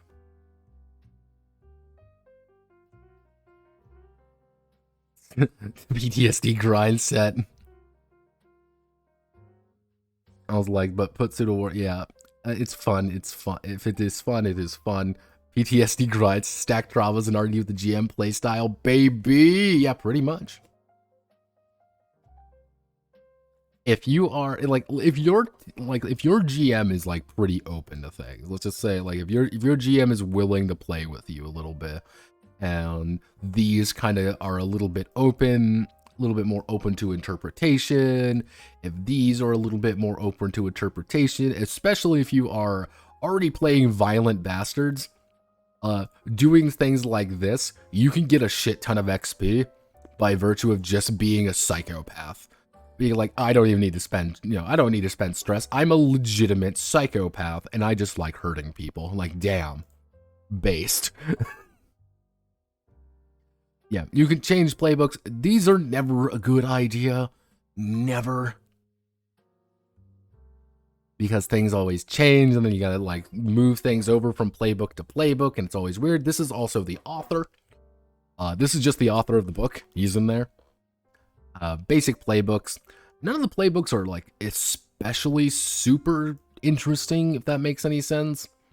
Cutters fight, hounds are trackers, leeches are like alchemy people, lurks are sneaky people, slides are social people, spiders are masterminds, and whispers are ghost people. I would say like a vast majority of players, depending on the, are going to go for things like I would say cutter, hound, lurk, and slide. These ones are going to be the common ones.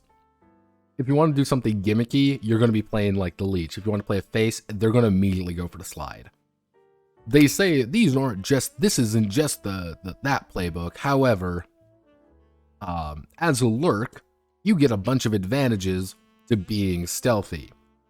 You're at a distinctive bonus for being stealthy. If you are the cutter, you get a distinctive bonus for doing that. That's the point. Using a special ability, set of XP, we call them playbooks rather than character classes or archetypes. You call them playbooks because you want to ride that PBTA grind set. Don't worry, I know how you roll. It's great. We also have our basic heritages. Remember, heritages actually play into how you gather XP, so these are fairly important. Mr. Fields and Mr. Rateblock here is actually from the Dagger Islands, which totally isn't that island that Corvo is from. It's not. Don't think about it. And he's a shipbreaker. He's someone who goes into ships and breaks them down if they're too damaged. That's his job. That's who he is. However, he's also an underworld breaker thug. He's pretty much as a union buster, and he likes breaking noses just as much as he likes breaking ships. That's it. If I ever play up the fact that I'm a weird Dagger Islander, thug, I'm gonna get XP. So you're kind of like, here's the weird thing, you kind of want to optimize this to do exactly the way you think you're gonna be acting.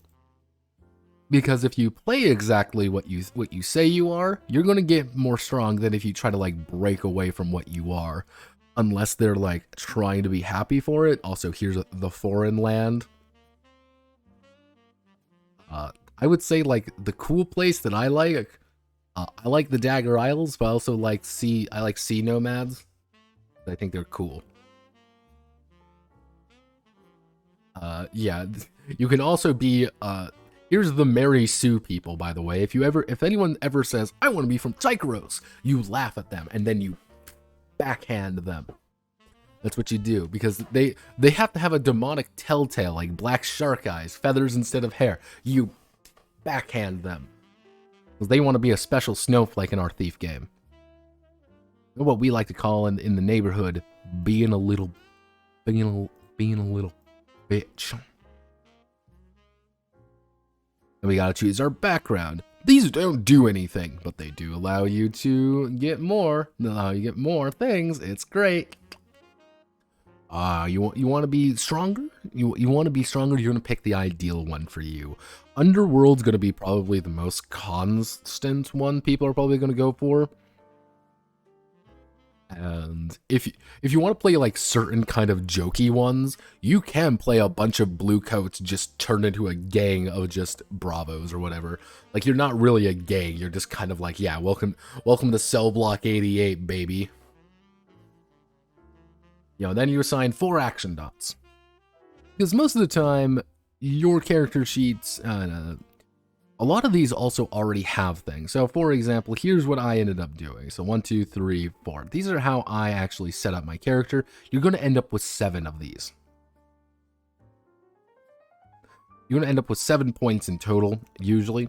And you can kind of see here, a lot of these are actually not even marked.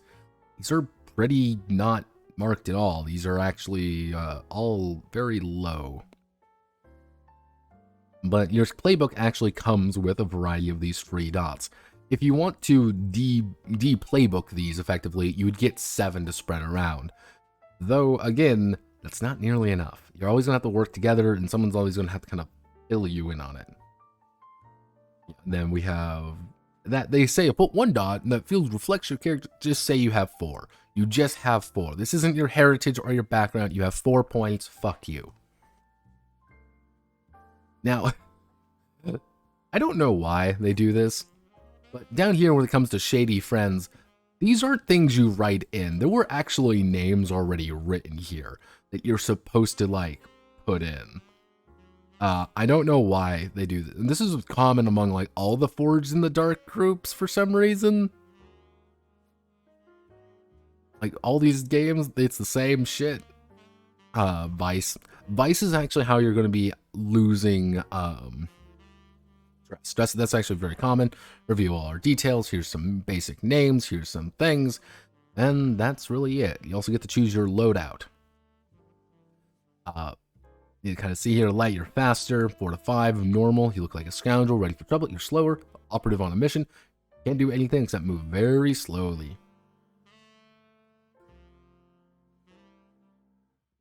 Yep, that's, here's all the basic actions. I went over all of them. And we have all our playbooks. Cutters hurt people. You punch people to death. These are your dangerous friends and rivals. Hey, write them in, I guess, if you feel like it. Here's some starting builds. This is weird that they have starting builds. Why? Here's all your special abilities. They're not moves, they're special abilities. Here's some special items that you get. Special items are special. Or you want to play the Hound, who's a sharpshooter. Cool. You want to play the Leech, who's a saboteur. They get a bunch of stuff, wrecking tools, bandoliers, a bunch of stuff. You can play the Lurk, a stealthy infiltrator. Here's your starting builds. Of course, I didn't go for these starting builds because I'm not a tiny baby child. I chose to just be a violent person. That's all I do. I break things. I break things and I break you. I go fast and I hurt you. Here's all their special abilities. Most special abilities are, I would say the abilities are pretty diverse. You get some good ones, but then you get things like Ghost Veil. You may shift partially into the ghost field, becoming shadowy and insubstantial for a few moments. Take 2 stress when you shift, plus 1 stress for each extra feature. Lasts for a few minutes rather than moments. You are invisible rather than shadowy, and you may float through the air like a ghost. If you're going to play this in any other setting, you have to remove Ghost Veil. That's the thing. You have to remove Ghost Veil. You have to change Ghost Veil, unless that's going to be like a thing that you have. Which kind of summarizes things. And also when it says 0, like when it says load, like you can only have this much. This isn't items, this is a load. So always take the silence potion, for example. Always take the find lockpicks. There's no reason for you not to do it. Outside, you're just an idiot. So we go through all of here, blah, blah, blah, congratulations. Here's some basic standard weapons and items. As a Bravos, actually, as a Bravos, you can actually end up getting quite a few different upgrades and stuff to get more stuff. So my equipment at the end of the day kind of looks like this. I have find lockpicks, silence potions, dark sight mask, a pistol, an unusual weapon, some pretty heavy armor.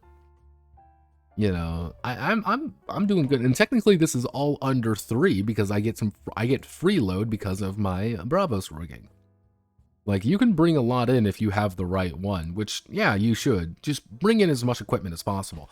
I have a revolver, effectively, or I just have a gun, just a handgun, and a weapon. So, oh no, there's a problem. Bang. I have the gun. You'd be amazed how many problems can be just solved by shooting it. It's great. And most of these are going to be like one-shot pistols, and that's a fucking volcanic pistol, I just realized. But yeah, no, it's when there's a problem, shoot them in the fucking head. No. The basic ones are assassins, bravos, cults, hawkers, shadows, and smugglers.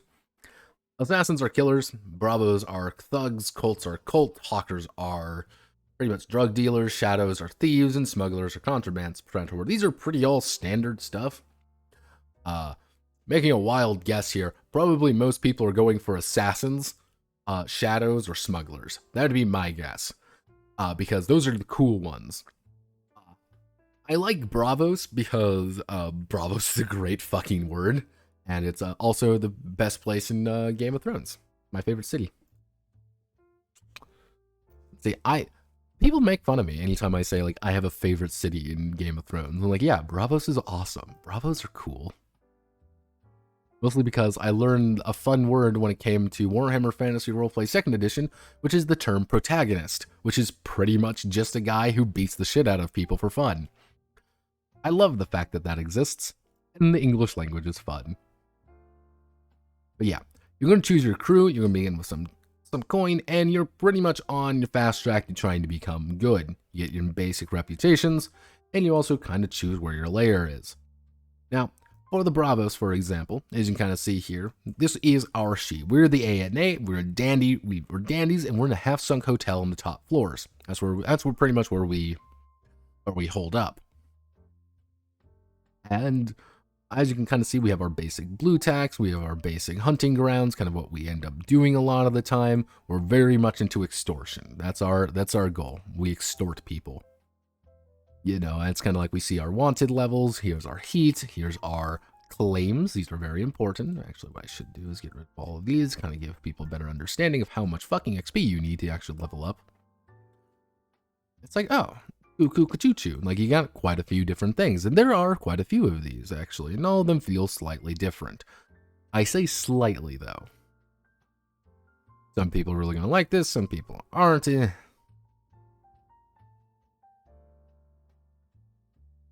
But yeah, this is what I mean by you're going to have to piss somebody off right away. Go nuts. Get pissed with them.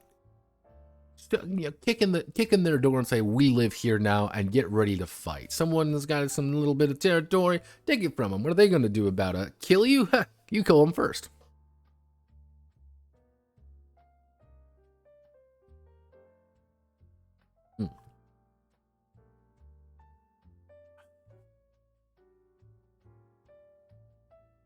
Everyone's going to get you can start with 2 additional crew upgrades. A lot of these crew upgrades are standard ones. Like, these are your special ones tied to your particular faction. these are the ones tied to your kind of the generic ones. As you can kind of see here, I chose to select quarters. Like we can actually live in our new little place, and we all have prowess training, which is to say, we level up prowess easier. Because I thought that would be good. We also picked up Bravos rigging, which gives us free weapons and armor. Pretty much you can pick up armor for free if you play Bravos gang, which you should, because that's funny. And just going into someone's house and breaking it in means you're a bastard and you're funny. Like the big thing about this initial bit is that you're trying to kind of like cultivate friends. You're kind of cultivating enemies. It's kind of like, here's the initial situation.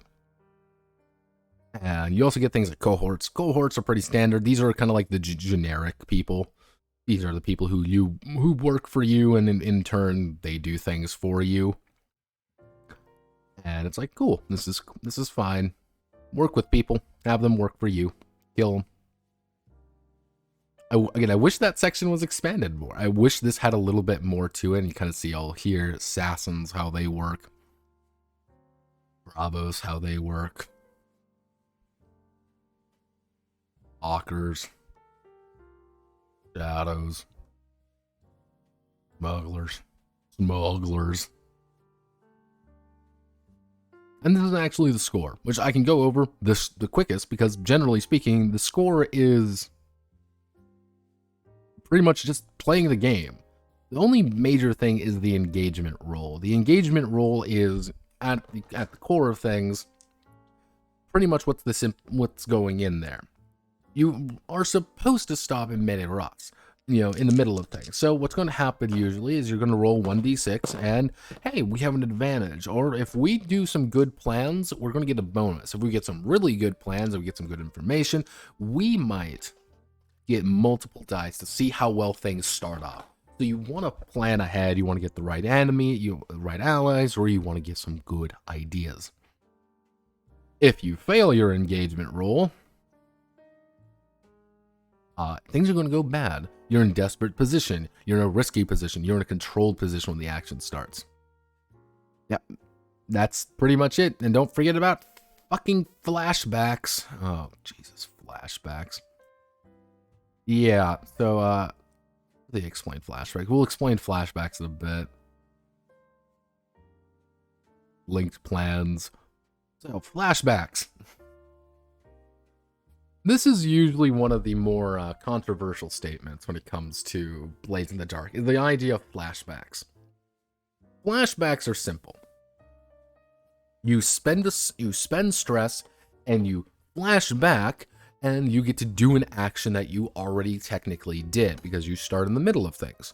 So, for example, you spent a stress and you're going to do a complex action or an unlikely opportunity. You snuck in there, you snuck around a little bit and you got some evidence you needed already. Or you did something to increase your bonus. Yeah, maybe you did something already to make your life easier. It's just like, if you did like an ordinary action, that makes complete sense. Maybe you consorted with an ally to make sure that they don't show up at a certain time, or hey, maybe you organized a little meeting and somebody else swoops in to help. This is pretty much the, oh fuck, we didn't fucking plan for this. I want to do a flashback and say I already did the thing. Yeah. Act now, plan later. Yeah. About you about recent thefts of occult artifacts.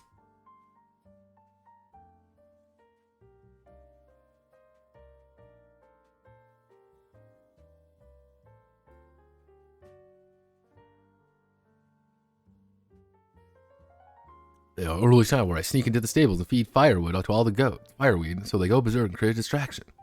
Nice. Giving up on a score. Don't ever give up. Don't be a bitch. And that's really it. You can do some teamwork actions, kind of work together to get some bonuses. You always want to do teamwork, get bonuses. Generally speaking, the score is the score. That's the actual playing of the game part of the game. It's just like, yeah, and there you go.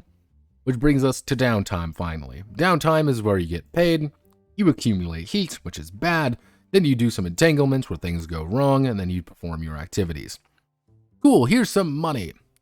Hey everybody, you get 2 rep. for just doing the thing. Need a burrito. You are doing pretty good. You did some fun money. Okay, you got some 6 coins. You got 8 coins. You got a lot of money. Neat. If there's a boss that you should be paying, subtract coin equal to your crew plus 1. Pay the boss a larger organization.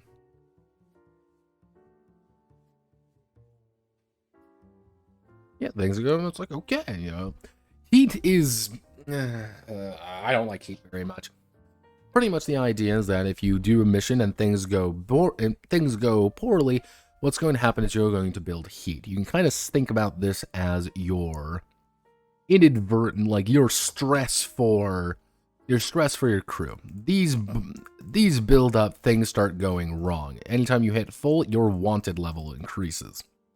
You know, you get your fucking stars in GTA.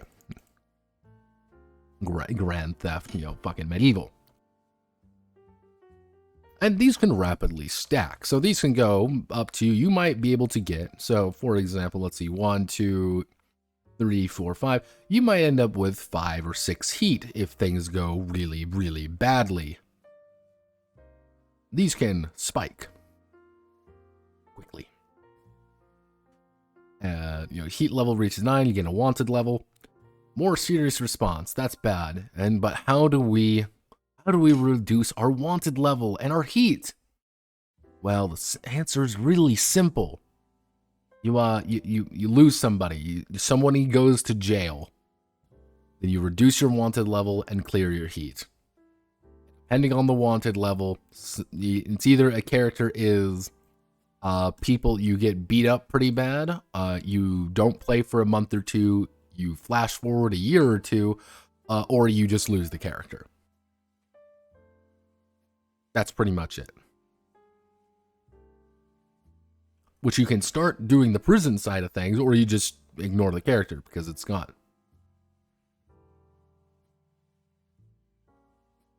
Yeah, not a huge fan of this. I say I'm not a huge fan of this because it's like, yeah, let's just take a character out. But the thing is, this is an optimal route. We're at wanted level 2, guys. Someone's going to have to take the fall for us. Cool. Yeah, just take the fall and being like, okay, I'm going to make a new character. Or, yeah, here's all the prison claims. Yeah, so, like, yeah, you want to do some prison claims? This is like an entire different section, which is like, this could be an entire different game. Why? Which kind of blows up into entanglements, which entanglements are things going wrong. Things going very wrong or very right. So let's do an example. Let's say we have heat of 2. Let's roll 3. Gang troubles or the usual suspects. One of our friends have gotten arrested and we need to kind of make a case for him and get him out. That's pretty much it. Most entanglements actually have a thing that you resolve immediately. Oh no, our friend's been arrested. What do? We need to get the fuck out. We need to do something for it. You know, so for example, you know, blue coats grab someone in the periphery of your crew. One player volunteers a friend or vice purveyor, person most likely to be taken. Make a fortune roll. You know, if they fail, you get more heat. But if they do better, they only take level 2 harm. Or maybe you can just pay them off. Are you intended to put PCs in prison? Yes, you're gonna have to put PCs in prison. That's how you reduce it. It's part of your crew, not necessarily part of like kind of your gang, but the crew. I mean, I think you could probably like send some like little guy to prison instead, but probably your gang isn't gonna like that very much. You're the main characters of this crew. You're the main ones. And even like, you gotta remember, like, even things at like high tier, this guy has like the Unseen, like one of the strongest gangs in the entire city's got like 80 people. At level 0, you are supposed to have 1 to 2. Level 1 have like 5 people in their gang. Like, you don't like, yeah, like you are you're not big. Like they're gonna know it's you, kind of thing. Yeah, then we have our downtime activities, because again, you do your downtime activities. Oh, I want to get a special item. Ooh, that's neat. I want to work on a long-term project, in which I'm allowed to roll a bunch of dice to increase my segments. Wow, I rolled a 6. I get 3 segments on my cool little thing. Neat.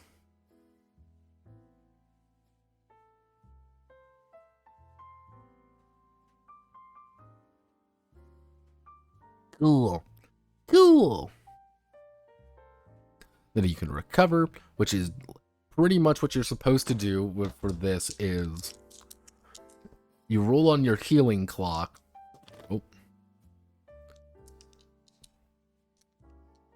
You roll your healer, and if you roll, let's say, a 6, for example, you mark 3 segments. 1, 2, 3. Healing is its own clock. Because again, when I said things use clocks a little bit too much, I'm not really lying.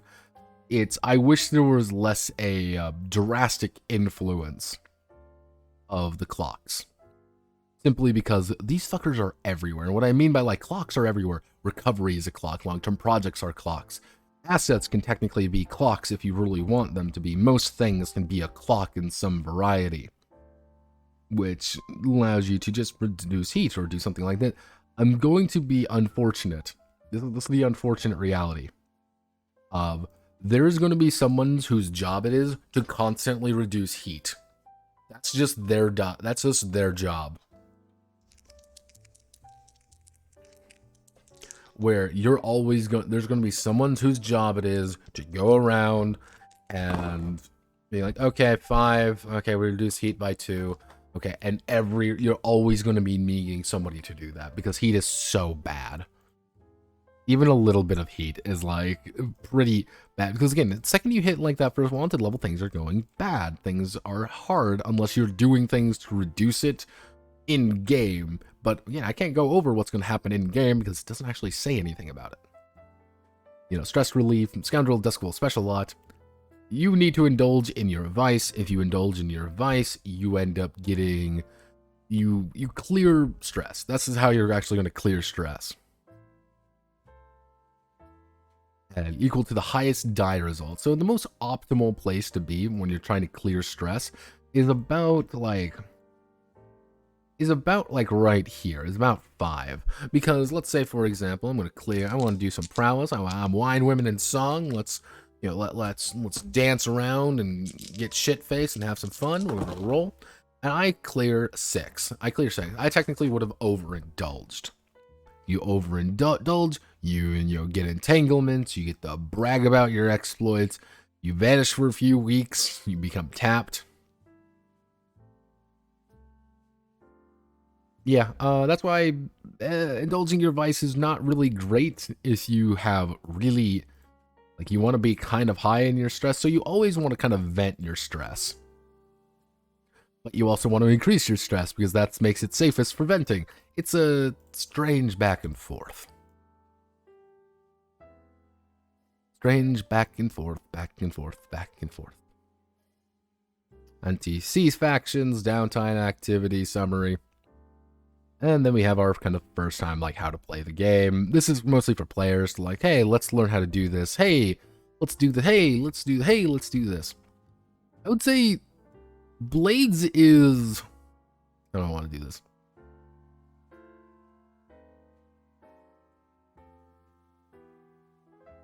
Blades does a very good job of introducing players to things. However, choosing which action to roll, but with this comes response. Don't choose an action that matches what your character is using. Not simply a dice pool you would like to roll. That's stupid.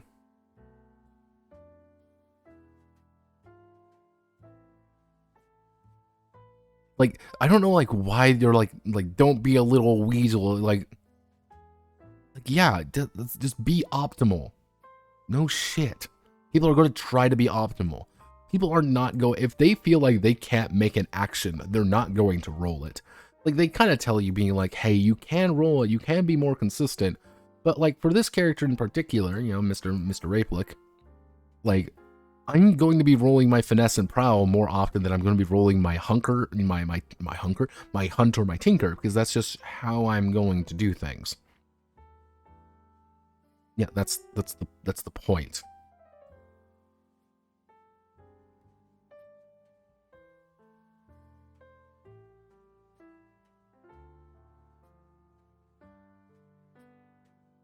GM goals. This is kind of the sample stuff. Best practices, GM bad habits.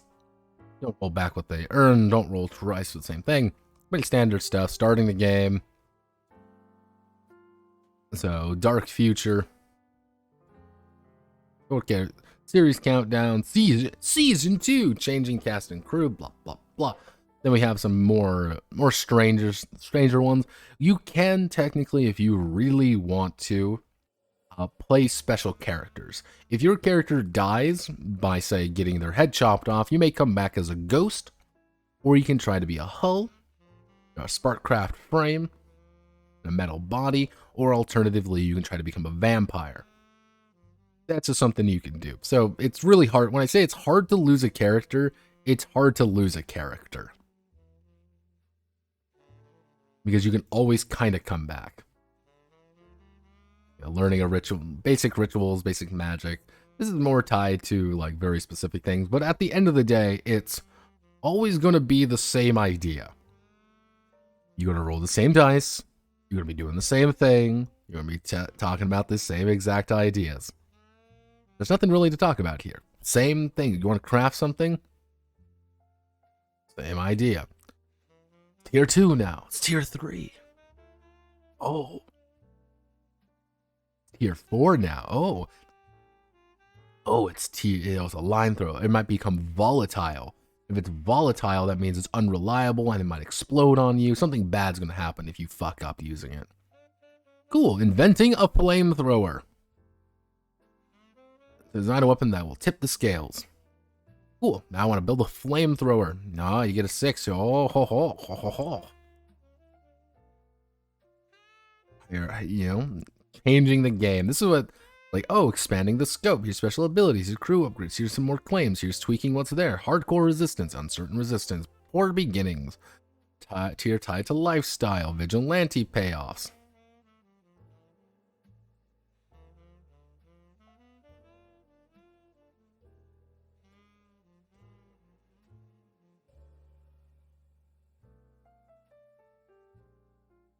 Yeah, like, this is kind of like one of those things, like, you can sort of making something new. Trust issues, gambit. There's a lot of options here.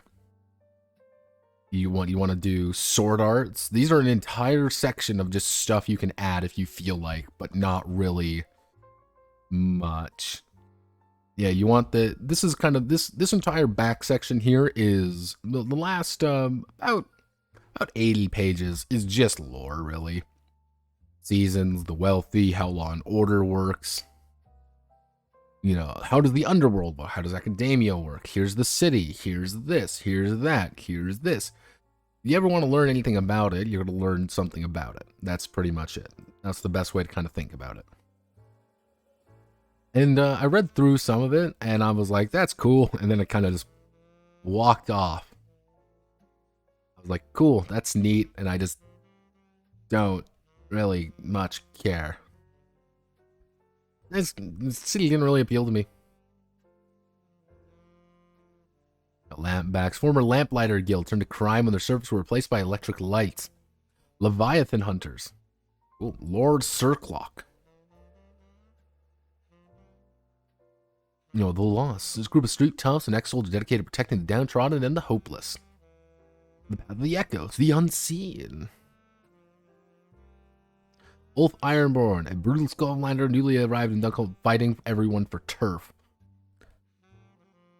You want to, like, here's a bunch of, like, options and quirks and things you can do for it to really sell you on it. You want to sell you on Duskfall? It's right here. So what's my final thoughts on Blades in the Dark? Can I be a humble eel farmer? Your background can be the humble eel farmer, but you're always going to be a criminal. Now select your fucking playbook, Danza. You're gonna like it. The thing with Blades, is when I say I am horrifically bored of Blades, it's just that I am. This game doesn't really inspire. Let's just say that.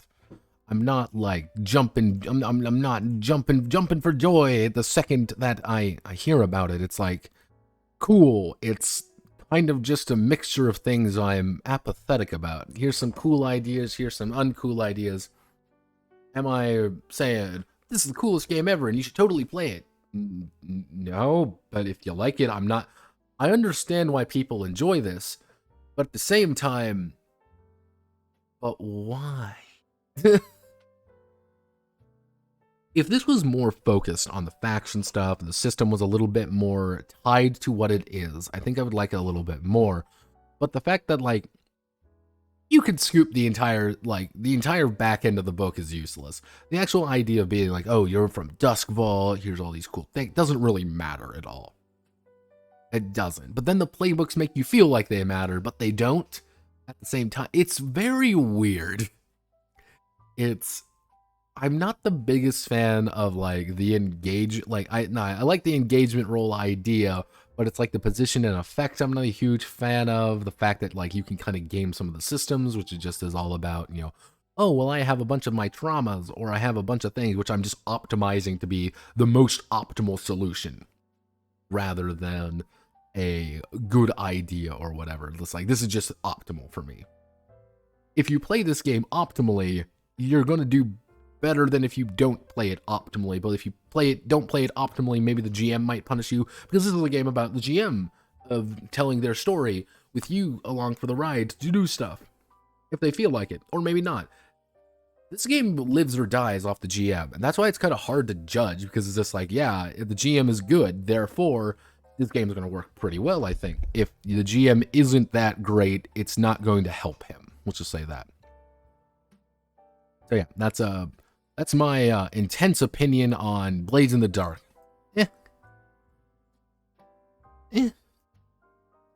Neat. Tragic backstory maxing, pretty much. So the next one we're going to be going over is, again, because you got to think, the next three use that same basic system. And remember that the absolute basic systems of what everything we just went over is already present. So the next three are actually more about how they change the formula. What do they do? What do they change about it? And the first one we're going to go over is what I'm going to call an adherent. Now, adherents are...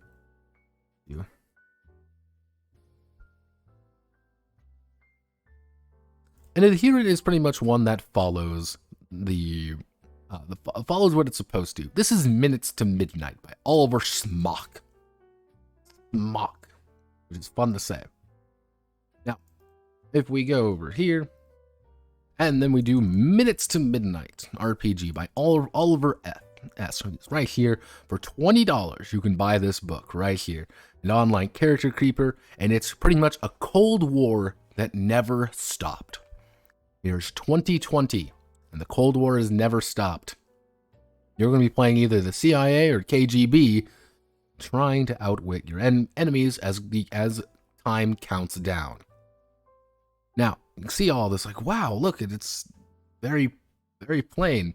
So I'm like, what has Mr. Oliver done? Nothing.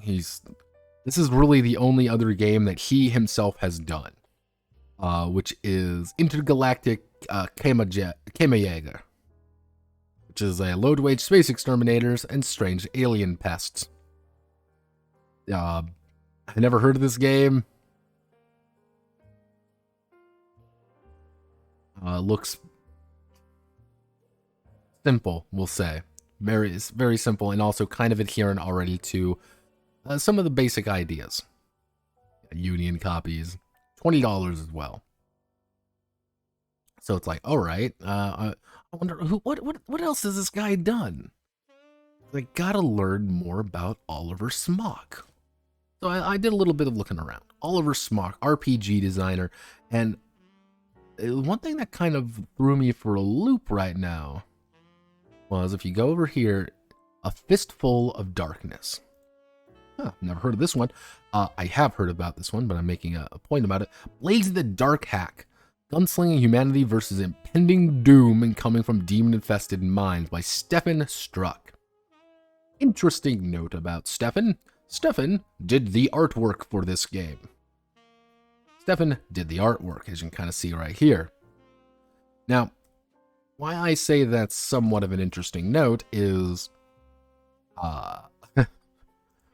Fistful of Darkness is actually relatively interesting. And I say it's relatively interesting because it's by another company called CC Worldwide Productions. Now, it's a Weird West fantasy hack for Blades in the Dark with a heavy emphasis on the fantasy part. Disclaimer, A Fistful of Darkness is not a complete game. It's a hack for Blades in the Dark by John Harper. You will need that game to play. If you don't already know it, get it now.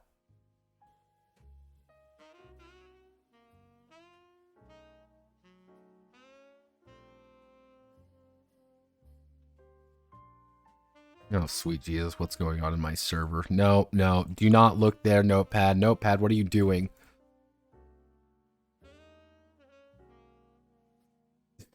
Yes, A Fistful of Darkness actually cannot be played by itself. You are paying $12 for a mod. Yes, as Harry Hobbit Toes does say, this is a mod, effectively. And you can... Now, one of the big things is Oliver worked on Fistful. And I find that very fascinating because Blades in the Dark is already like money. Like you have to go to the other side, the actual like SRD document for it. But like this is a $12 game that does not actually function on its own, which kind of made me a little bit worried for Minutes to Midnight. Does this guy have literally anything else? No. I really couldn't find anything else on the guy. He is a guy who does things. You can kind of see right here. This is just him working on stuff. Hi, Oliver. Yeah, this is who he is. If you ever want to see what he looks like, that's what he is. This is his 2 games that he's worked on. And this is just what he does. This is also the Blades in the Dark forum, which you can talk to people about Blades in the Dark stuff or Forged in the Dark stuff. But yeah, that's Oliver, really. It's hard to say anything about the guy because this is all he's done. He's kind of sworn himself to the Blades in the Dark formula, which you can see there, Forged by the Dark. Now, interestingly enough, this game actually can be played. However, I'm going to give you a secret. This game's 138 pages. You learn how to play on page 121, in which it directly links right here. Like, you can link, it links directly back to Blades in the Dark. This is literally the entire game right here. If you want to actually, honest to God, learn the game, you just use this. Honest to God. That's what I would do. I would print it out. I would hit Control P and use this small section from 134 to 121 to 134. About 13 pages summarizes the entirety of the Forged in the Dark experience. That's it. So, what are we looking at here? Well, the game is powered by Blades in the Dark. A crew of covert spies. Yes, you are spies in this game. Very sneaky spies do sneaky spy things. And obviously, I need to bring out the most dangerous man available. Welcome to Ray Kalingrad Vodka. A Russian neo-anarchist named White, with codename Whitetail. And he is the Turtleneck, a silent and professional hitman. I'm going to give you a secret with this game. It's the exact same.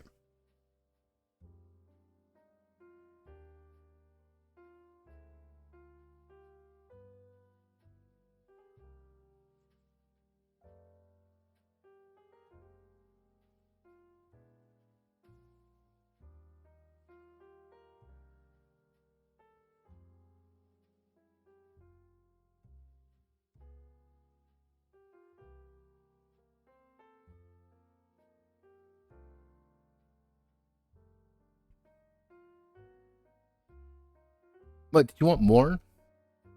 The fact that this game is $20, did you want... You telling me a Blades in the Dark hack plays like Blade in the Dark? What kind of heresy is this? Well, I think the idea... More words. I think the idea is not necessarily that it plays like Blades in the Dark, but the fact that it is just Blades in the Dark, with a slightly different wording. When I think of hacks and stuff, I usually think the idea that they're kind of changing some of the natures of things, that they're editing some things to make it a little bit more different, a little bit more interesting. Blades in the Dark is actually a lot of the Forge in the Dark stuff are actually very adherent. Like, a little bit more adherent than I would originally think. Yes, I am still up, Varric. Hello. It's like 2. And it was like, oh, alright. Because here's the thing, I actually kind of like Minutes to Midnight, because the setting's kind of interesting. This basic idea is that the Soviet Union never actually fell. You're trying to resolve crises. I actually like this more than Blades, because it's a lot tighter. It's a lot tighter designed.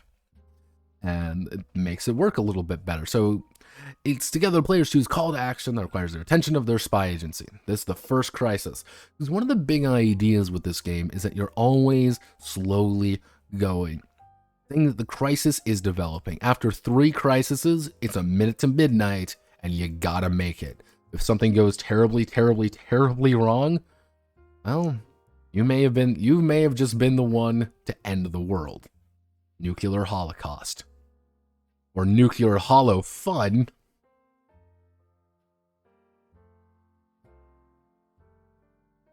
It's like, Spy Master sent missions. It's the doomsday clock. 20 minutes to midnight. 5 minutes to midnight. Always counting down. Tick tock, tick tock, tick tock. And I do like this more because clocks feel a little bit more thematic in this one. Because it's minutes to midnight, seconds to midnight. I like that a little bit more. It feels a little bit more natural to me. And it's like, cool, play missions you want to have to resolve the crisis. Move on to the next crisis. Okay, knowledge and preparation, history norms the world. Pretty much the basic concept is, again, minutes to midnight, everyone's got to be comfortable, and things are going wrong. It's effectively 2020. You gotta remember that. 2020, but the Cold War never ended, and it's super, and we've gone super bad. If you've ever watched, what was that one show? Persons of Interest, it's pretty much Persons of Interest. Whereas players discuss these questions will make it clear that they are a fictional world, and whatever choices they do make does not reflect our real-life political stance. The game is intended to act as a surrogate, through which you can experience and experiment with cold old decision-making. How did the Soviet Union survive? In the coup d'etat? The Soviet Union quickly and decisively won the Soviet-Afghan War. The Fiche Internationale, the Cum Global, of legitimacy as a transnational union brought together the citizens of the satellite states under the communist banner. Or maybe a new processing power of modern computers allows the Soviet Union to revolutionize their planned economy. Utilizing new technological options, the Soviet Union adopted the East German program of state surveillance and targeted oppression. Or the Chinese economics reform not targeted at opening itself up to the Western world, but instead toward a greater coordination with our communist partners. And how do we understand how have things changed? Well, political freedom is in a dire state. Soviet Union by hardliners of the Communist Party, or it's an open political force, but you can. I do like the idea that you can kind of give it a little bit more nuance behind what's going on. NATO is so amazing that it's almost unchecked capitalism, or maybe it's been kind of the way it's been going lately. It's kind of like we want to outcompete the socialist world. We want to do socialism better. The global market, massive conglomerates, or Western economy currently stuck in a dire recession, or something different. How do we do information technology? How does the West react? How does technological driven advance? What kind of cool, fun stuff do we invented? This, I wish, was a little bit more, I would say grounded, but there's like, oh, electric vehicles, cool. Glass-domed houses in cities. What? Citywide fallout. Okay. Jetpacks, laser-armed satellites, pervasive computing, robot butlers, and ambient intelligence. I wish there was like some more like weird, I wish there would be more like grounded weirdness to it. Yeah, either go like 100%. Yeah, either go like 100% like this is just Bond stupid shit, or like keep it grounded. Like it kind of wants you to go back and it keeps going kind of like this weird back and forth, because it's just like, oh, the Soviets could survive with the coup d'etat. They could not. And we're like, oh, hey, they won the Soviet-Afghan war really quick. They could not. Or if it's this like, yeah, this is all just Bond tier bullshit, and it's like, you know, you bring out your fucking PPK and you're like, haha, hey, shaken, not stirred. I've been watching a lot of Bond games, so yeah. If you can play it like that, I would say you could play it like that, like just Bond gaming. Could work. You know, we have that's kind of the basic understanding of what the Cold War is all about. End of the Doomsday Clock. Again, I like this. 3 minutes to midnight. Things are kind of going back. 2 minutes to midnight. This is it. We've hit the point of no return. It's win or lose. Or 1 minute to midnight. Both blocks are willing to use extreme measures. Cold one has to be won, no matter the cost. Midnight. The game ends and you roll your dice equal to the number of crises that revolve in your favor. Good luck. I do like this because the entire campaign of Minutes to Midnight does boil down to how do you resolve the Cold War? What happens? This is the final moment. And how does it go right? How does it go wrong? So you reach a minute, or you feel like you need to bring campaign to a finish. So the one thing I don't like about it is that you have to roll to see how well you do on a crisis resolution, which feels a little bit weird. I wish that was there was a little bit more of like a guarantee if you do really well, but we'll get to that in a bit. But let's say, for example, we get an equal die. You know, you get dice equal to the progression of the Cold War check, which represent crises you resolved in your favor. So let's say we resolve 2 of the 3 crises. We rolled a 6. Usually successful covert campaign that with rising block crumbles under foreign pressure. In the following years, your block crushes any opposition and positions itself as the dominant hegemony. However, you roll a 1. Soon, tensions escalate, local conflicts intensify, an outburst of proxy war is followed by full-scale arts of conventional warfare. Push of a button, the world descends into nuclear war. Destruction results in mutual annihilation of both blocks. How does this end? Each of you spend your last days. Most of the time, these are going to be the most common results. Like, things go poorly or things go well. I wish there was a little bit more nuance.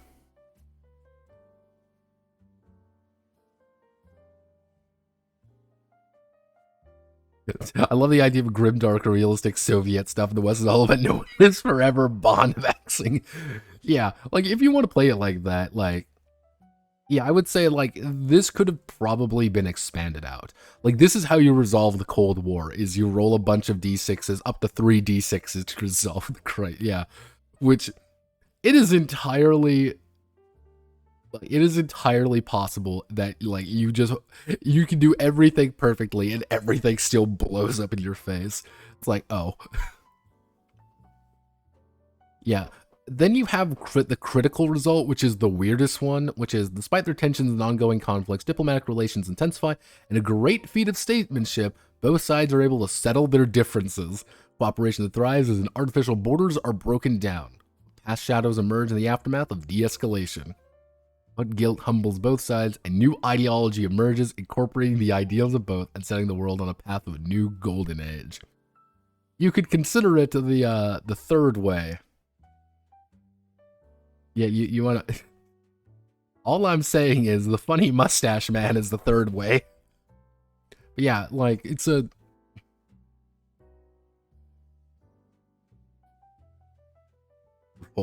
Rolling on a 6, you prevent the CIA-backed MK Ultra assassins from bad ending the legitimately elected president. Yeah, pretty much. Yeah, it's... If there was, like, honestly, like, if there was, like, a grid of, like, you succeeded in all these crises, but you still rolled poorly, you still, like, your block wins, but it's not a good win, kind of thing. Like, you win, but at what cost? Or like you fail all the crises, but still roll really well somehow. Like, you don't win the Cold War, but you don't lose it either. It's more like we go, like, the Cold War continues kind of thing. I would have liked that a little bit more than just, I rolled a 5, we win, we won, guys. We're rolled a 5 again, we won. I rolled a 6, we super won, yay, everyone laughed. It was like, all my work boils down to these 4 things, which by itself is random, by the way. But yeah, the crises are mostly, they kind of go over what the crises are like. You know, the blockade of West Berlin, the gruesome proxy war in Korea, the Suez conflict, the brutal suppression of Hungarian freedom fighters. I will give it this. It does not really favor either side very much, but it's kind of clear, like, this guy is written by the in the US. Let's just say that. UN, but the CIA still exists. Yeah, like, this is still clearly written by an American. This isn't Soviet doomerisms, even though Minutes to Midnight written by a Russian would be very fascinating, though. I will say that. That would be incredibly fascinating. Like, just, like, complete difference in how things are going. Crises and opportunities, other factions, ticks of the doomsday clock. You know, breathe life into your faction, you know, Christ, blah, blah, blah, blah, blah. It wants to set you up quite a bit. What's going on? Now, a basic crisis might be something, it could be just about anything. So I just had to write in a few basic crises. So our basic crises, because we're working for the KGB. Actually, no, we're actually not working for the KGB. We're working for the homosexual underground, and we're neutral. The game actually does outright say that you should not be neutral. It doesn't actually have any rules for them. You have to be part of the CIA or KGB or Mossad. You know, Mossad as the only neutral faction. However, I chose to be neutral. Obviously, we joined the homosexual underground. We're neutral. So our first one is Warsaw is on fire. There's a crisis happening in Warsaw. We have some liberal opponents trying to revolutionize Warsaw. And obviously, as the homosexual underground, we want to do our best. We want to spread the gachimuchi, you know, gachimuchi nirvana.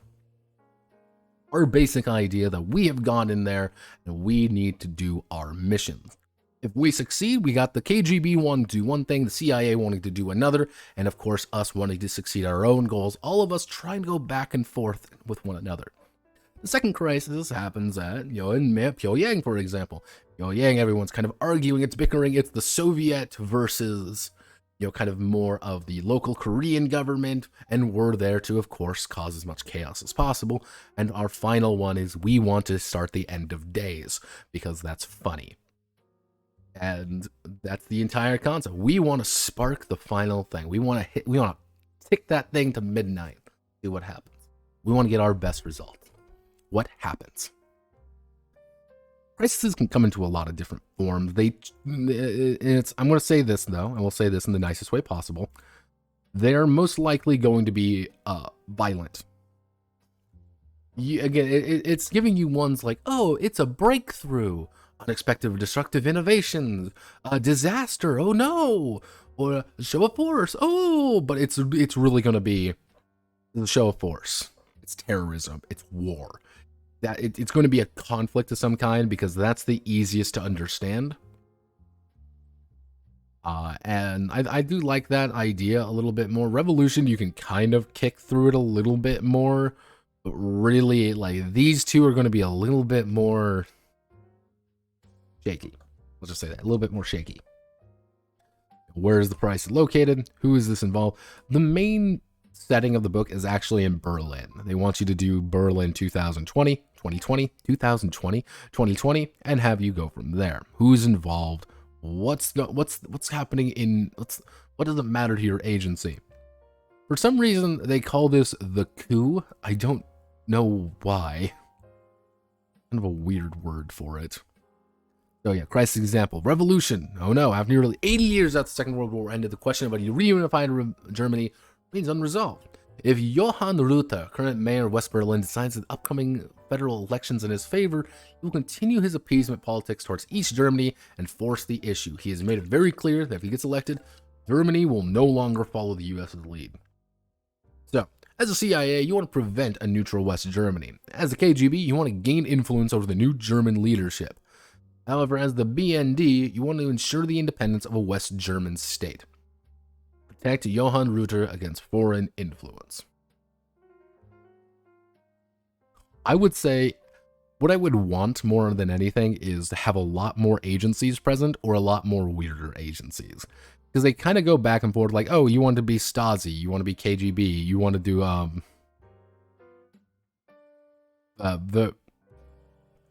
Mr. German! Oh, Mr. German! Let me attempt to pronounce this, everybody. I'm gonna do my best German accent I can. Verfassungsschutz. Verfassungsschutz. Why are there so many? There are so many S's. Verfassungsschutz. Verfassungsschutz. Yeah, they fucking hate commies. Many such cases. You have Stasi, disaster, information you want to play MI6, take advantage of the whistleblower. They give you quite a few different options here. And I do like this. I do like this quite a bit. Different factions. The major factions are things like this. Again, great Cold War powers, global conglomerates, well-organized global resistance group, powerful syndicates. And then they kind of want you to bring in every single crisis has smaller factions that kind of play an important part in things. So, for example, in our first one, Warsaw on Fire, our basic allies are, of course, the Gachi-Muchi enthusiasts. They are an asset to it. We control them. However, the Merchants Guild are our closest ally. They want to bring about the end of the day as well, and of course, being as the homosexual underground, that's how we operate. However, the Hero Leagues obviously want to kill us, because we're trying to bring about the end of days. Well, they want to stop the end of days. That's Bond. We aren't Bond. That's just how it be. Verfassungsschutz. Verfassungsschutz. This is why we have a pocket German, everybody. Let me guess. There's no CCCP. Technically, there sort of is. Let's see. No. Nothing directly. Yeah, no, it's we're not going to worry about them.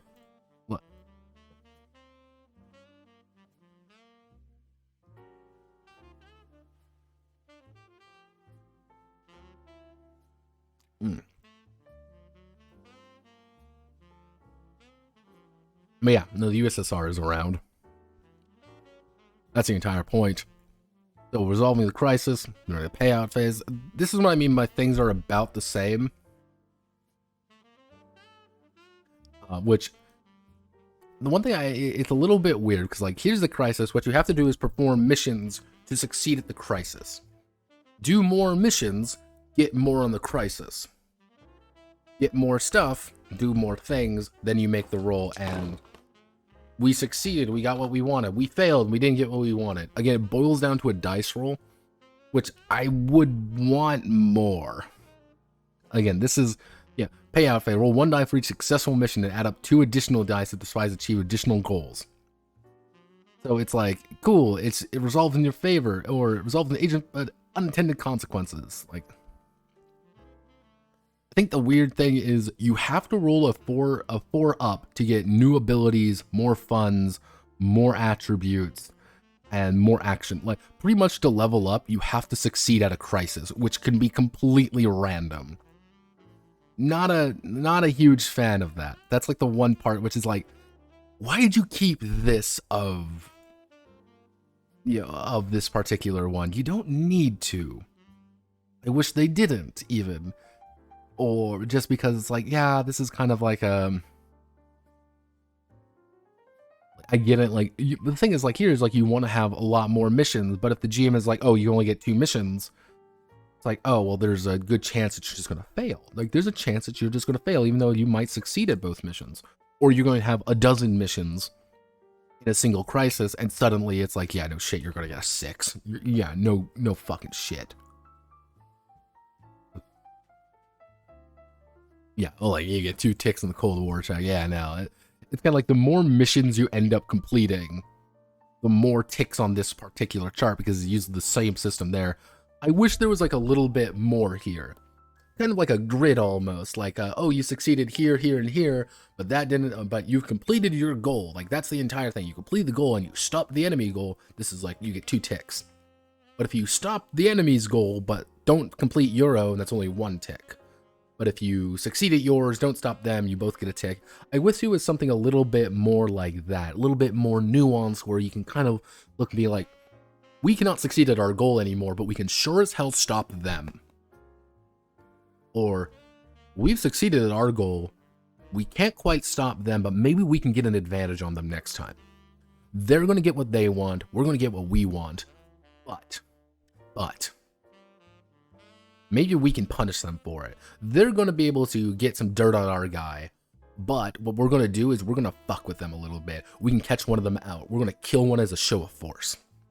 When you find the guy, like, here's a drop-off point, he's already dropped off everything, we pop one in the back of the head and leave. A clear sign of like, yeah, you got one up on us, but we got one on you. You got a body to take care of now, and we don't. I wish there was a little bit more of that. Like, a little bit more of, like, interaction between the two, but there really isn't, like, strictly. Because, as you can kind of see here, influence, trauma, stress. I can't interact with this one, unfortunately. But, like, yeah, it's kind of the same idea. Like, I wish there was more. Like, that's, like, the one thing. Leading into the next crisis. You're always going to the next crisis, always to the next one, always to the next one. I do like the artwork in this book. I wish there was more pieces like this throughout, but it's a very, plain book. I'll say that. It's a very plain book. I wish there was more, like, drawn pieces. I think that would do better. But yeah, here's the Flashpoint Berlin. Very nice artwork. Don't care about all the fucking Flashpoint stuff. That's great. That's wonderful. Now we have our basic characters. Very simple characters. We only have a total of 6. Uniforms, suits, overalls, tuxedos, turtlenecks, and trench coats. I do like the fact that they're all named after clothing. You have soldiers, masterminds, hackers, and engineers. You're just playing Bond, really, as a tuxedo. Turtlenecks are all about hitmen. And pretty much you're just playing Mike from Breaking Bad, and trench coats are the traffickers. Obviously, Ray is a turtleneck. He is a violent sociopath who wants to hurt people, because I find that funny. And Ray's a very nice person. A little bit weird, but we all like Ray. Yeah, this is kind of like how he is built, how he works. You gotta choose our background. Does the background do anything? No. Just choose a cover identity. The cover identity you can kind of say is like a impromptu health system, and don't you worry, there's another fucking clock. Walter. Put your dick away, Walter. I cannot do a Mike accent. But yeah, it's like, the idea is that your cover can get blown, and if your cover is ever blown, you have to kind of go in there and try to fix things up again. Because that's very important for being a spy. It is. Yeah, cover. My name is Jane Berg, and I work for the U.S. Embassy as a cultural attaché. For my neighbors, I'm a music-loving foreigner. Set up under the cover name of Thomas Wiesel. I spend most of my days in the office of a cheap travel agency in the outskirts of West Berlin. For my neighbors, I'm a hard-working loner.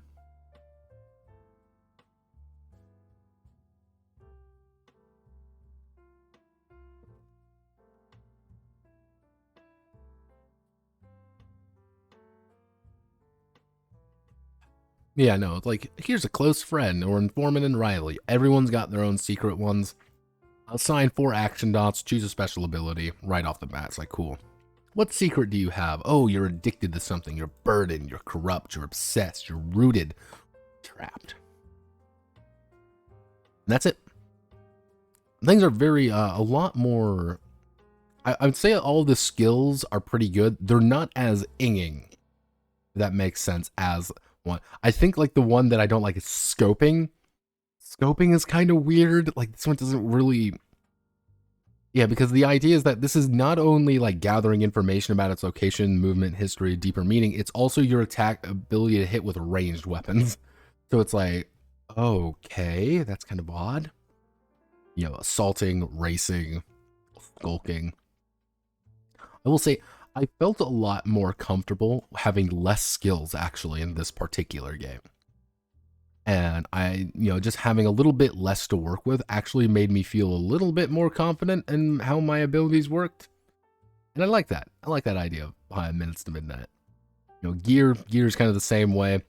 Most people are going to have, depending on their thing. Here is basically your loadout. If you only have 2 load, you get +1 intel. Which intel allows you to get some, basic abilities, have some more fun stuff, and get some balanced answers. However, if you're suspicious, that means you get 4 load, striking you get 5 load, but you also get armor for free, which is cool, because you don't have to buy armor in this game. You can buy armor if you want, but you don't need to. You're always being as heavy as you need to be. But you can also buy kidnapping supplies, or just a grenade. Or a spy gadget, which is 0, which you should always pick up a spy gadget, which... Technically, nothing is saying you can't have multiple spy gadgets, so if you just want to play James Bond, just play a suit and just load up on spy gadgets. Nothing can stop you. Special items, 2XL combat drugs, no load, appropriate, presets, 1 load, 0 load.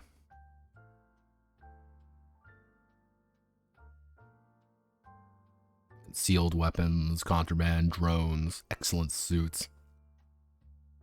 Man, Ray simply took fine poison, a ghost suit, spy gadgets, a gun, and documents. That's all he took, because that was free. It's not necessarily the number of items you can take, it's all about your load, which is a little bit weird, and I'm not a huge fan of that. It feels like they should... Yeah, like, technically a grenade is on the same caliber as, like, an unusual weapon, or a, programmable disguise. Like, yeah, having, like, oh no, something's going on. I have a grenade. Like, oh. I will change the nature of the conflict because I now have a fucking grenade. I'm like, oh, all right. We're all going to die. Awesome. But yeah, no, intel. You can spend intel to gain honest answers. Intel is like the one like gimmick mechanic, I would say, of this particular game, which is the idea of you can use intel to get stuff. This is kind of also how your flashback mechanic works. You can still flashback and all that stuff, but this is mostly how it's working, is you can spend your intel, which is actually a very valuable thing to use, which you can spend your intel to get things.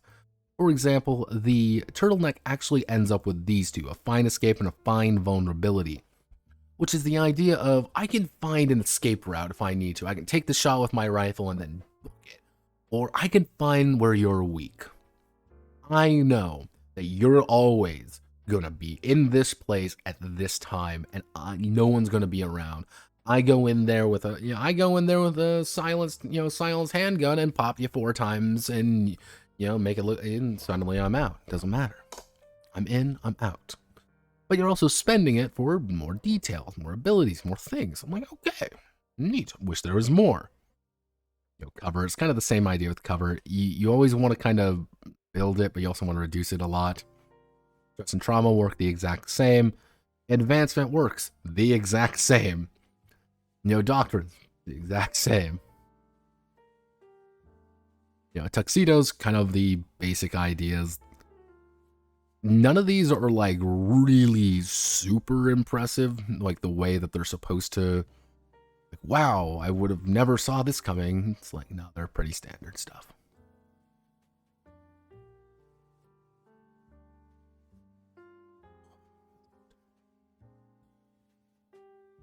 Basic crew. You only have one crew sheet, effectively. You only have the spy's crew sheet. This is all you're really going to be working with. But you got plenty of options to kind of like build up. And remember, you're only going to get about 4 of these in total. Actually, you're going to get 3 of these really in total, because you're going to succeed at one, succeed in the other. If the GM wants you might get another, but you're really only going to get a handful of these. I'm okay with that. I am okay with getting few of a thing if it's a good thing. Yeah, here's the the Bundes. The Federal Intelligence Service, or the let's anger the German in there. Bundesnachrichtendienst. German. Oh, German. German, please spell it out for me. German. Why does everything in German have to sound so scary? Yeah, no, if you want to play the BND, you can play the BND. The CIA, the DGSE, the French Director General for External Security Conducts, and mostly their Strong Intelligence Network, PANOP. PANOP is like the super secret ones, which is a multinational and fictional spy agency that was created after the devastating Soviet clandestine campaigns of the 2000s. Yeah, no, pretty much it's like the PANOP is the super special team, or the MI6, which is the Special Secret Intelligence Service. The communists have the KGB.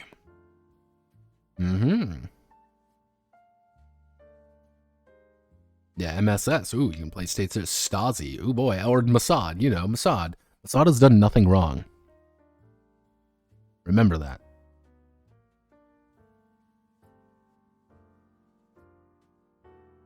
I don't know who they were writing this for. I think they were just doing it because they thought it sounded cool. Bundesnachrichtendienst? Bundesnachrichtendienst. Dienst. Ugh, it's weird. D-I-E-N-S-T.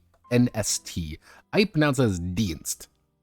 But it might be Dienst, depending on the pronunciation and my awful. Associated factions. Special abilities. Yeah, it's pretty much the same thing. Really, some of these actually do change things pretty drastically, such as Tournament of Shadows, which you cannot reduce tension. Get a new XP trigger. Mark 2 points of XP when you kill or capture a foreign spy. Tensions is kind of like a way, I think the best way to think about tensions is that's a no-win situation. Like, if you do a lot of things poorly, you're going to blow up the tension. And if you escalate the crisis, nobody wins. Mission brain targets, objectives, individual targets, infrastructure, factions, planning and engagement roles. The exact same shit as last time. You get a few different things here. You have to always spend influence, or you're going to actually have to spend money. You want to get a vehicle? Spend influence or money. You want to get a specialist? Media or money. Money, money, money, money, money. Yeah, target part of an intelligence agency, or can your friends or rivals help you? Loadout, it's very simple stuff. Payouts. You're mostly going to be getting paid in influence. If you complete your objective, you're going to get paid in influence. Then you're going to have to roll an entanglement, just like before. Roll an entanglement. Congratulations, we owe a favor to somebody. And if we do well, we do tension.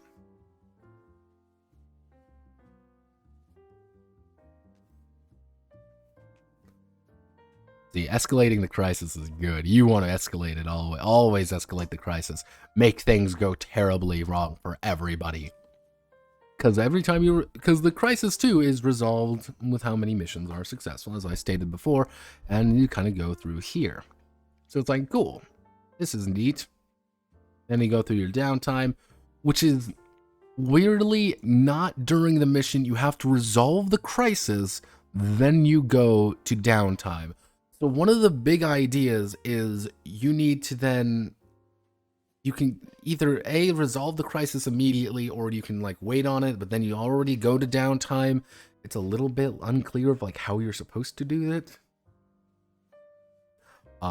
Personally, I think every crisis should be about 2 to 5 missions max. If you go any more, the players are just going to amass a shit ton of dice or just lose outright because they just escalated everything. And if you don't, if you do too little, it's like you're probably going to fail, which means you just lose.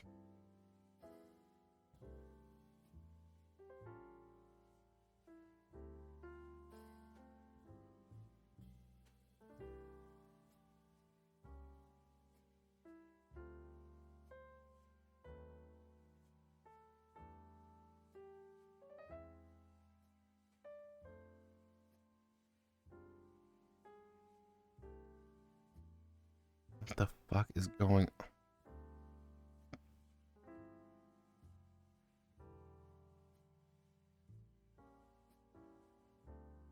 Fuck is going on in my server? Jesus Christ.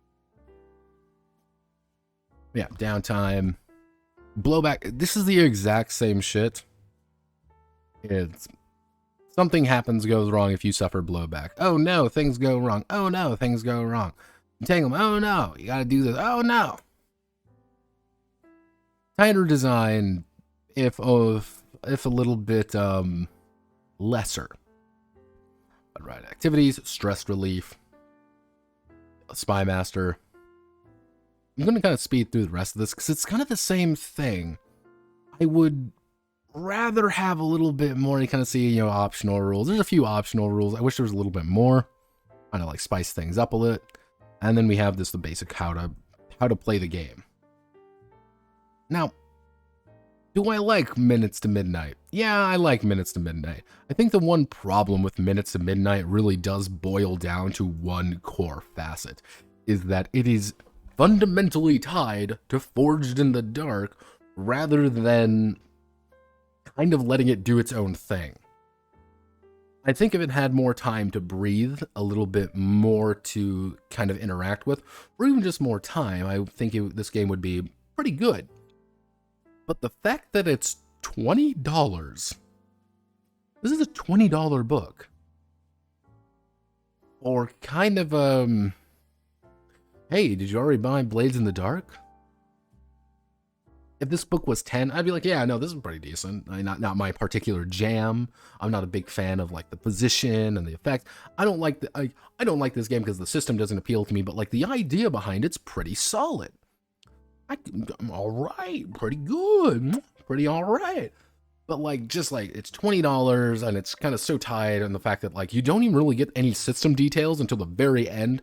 If you just bought Minutes to Midnight, I'd be like, no, don't just buy Minutes to Midnight. Maybe wait for it to go on sale for like $5 if you already like Blades. But if you don't like Blades, this isn't going to sell you on it. Kind of an unfortunate, you know, kind of byproduct. This is what I kind of meant by an adherent, which is Minutes to Midnight does not exist without Blades, and without, you know, Forged in the Dark. Not only just because of its system, but if you remove Forged from the Dark from it, you don't have a game anymore. It's gone. And I wish there was a little bit more to it. I wish there was a little bit more meat to it, a little bit more things differentiating it, because it just is almost there. So close. So close. Wish it, again, it's like, I wish it was more Bond-like. I wish it was like a little bit more, even like a little bit more Doomer. Like, want more. A little bit more. This is a smidge. People are pinging me.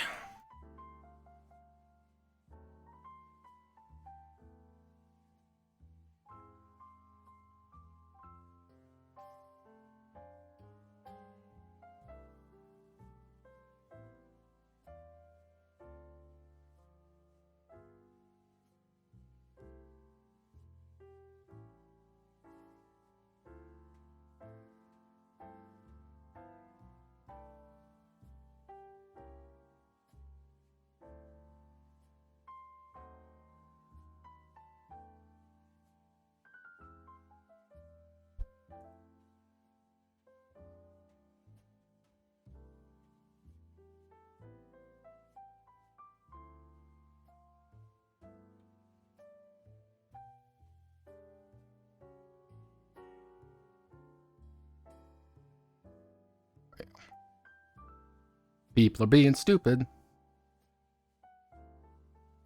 You don't even need to buy. You don't even need to buy it. Yeah, but like, I think the idea is like, you still need to have that SRD open, and it's like, if I buy a book, I expect to have the full thing, everything I need to play, and then some more. Especially if it's an SRD kind of game, like it's there. I just want more out of it, because what the special bits that are there aren't enough. I want more of the special bits. I want more things to write. Say, this is a Minutes to Midnight. Fuck Blades, I want Minutes to Midnight, because I think that's pretty cool. Okay, so our next game we're going to be going over is kind of the, I would say the zine format. This is a very popular one. This is called Rebel Crown. As you can kind of see even by the number down there. Let me just open this up real fast. Change it over. And I'm going to make a wild guess of what do you think Rebel Crown's about, everybody? I'm going to give you a hint. It's not going to be it's not Game of Thrones. It's not really much of anything. So let me bring up Mr. Tudor. So here is the claimant himself. Yes, this is Rebel Crown, our playbook, but it's not a playbook, guys. It's still a fucking playbook. Let's be honest with ourselves. But who did Rebel Crown? Well, if we do let's do a little bit of investigation. Oh goodness.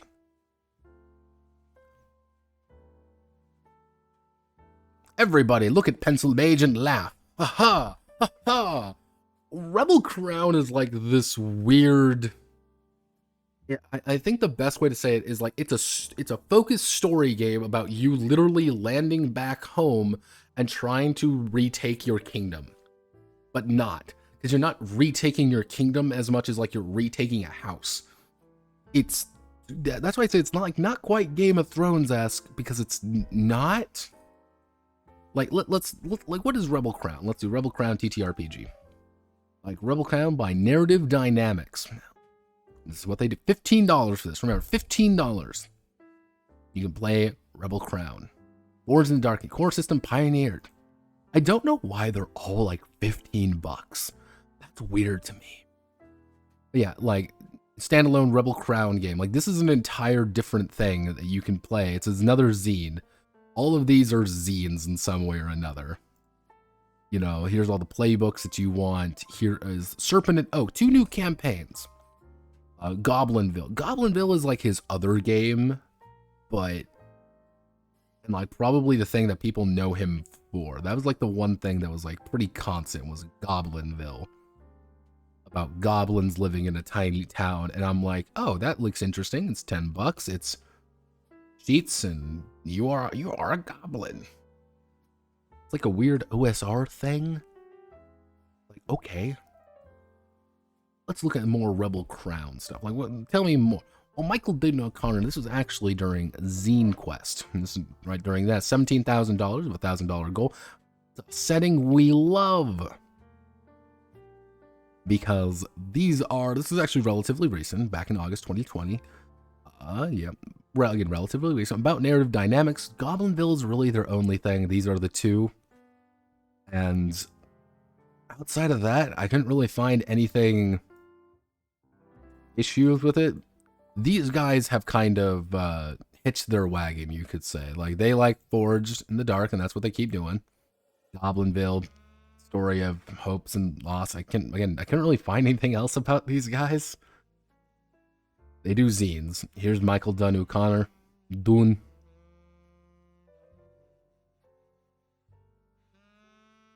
Want more? This is really it. And I couldn't really find anything else as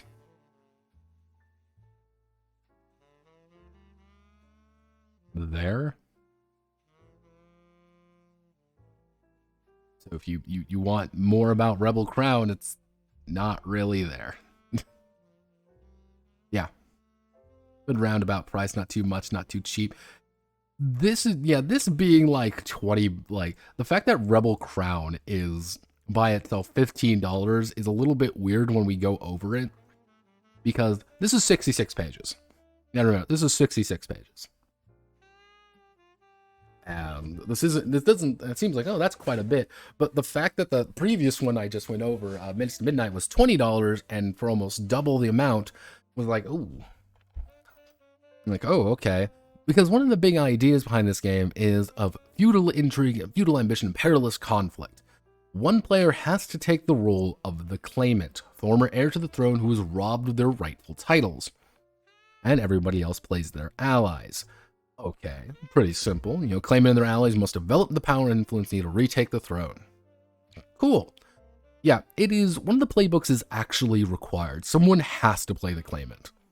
If someone doesn't want to play the claimant, the game does not continue. If the claimant ever dies, the game is over. they are very important. Let's just say that. They are fundamental to the whole thing. And this is kind of your faction sheet, you could say, is right here. Now, technically, I didn't fill out this correctly because you can't actually play your own character as a claimant. You have a very certain character you're going to be playing for all its good and bad. I'm playing a session. We have our basic playbooks. The basic playbooks are the Devoted, Chancellor, Idealist, Outlaw, and Vengeant. Or more accurately, the claimant is the protagonist. They are the most fundamental character. The Devoted is your warrior person. The Chancellor is the person who does everything else. The Idealist is someone who is committed to the greater good.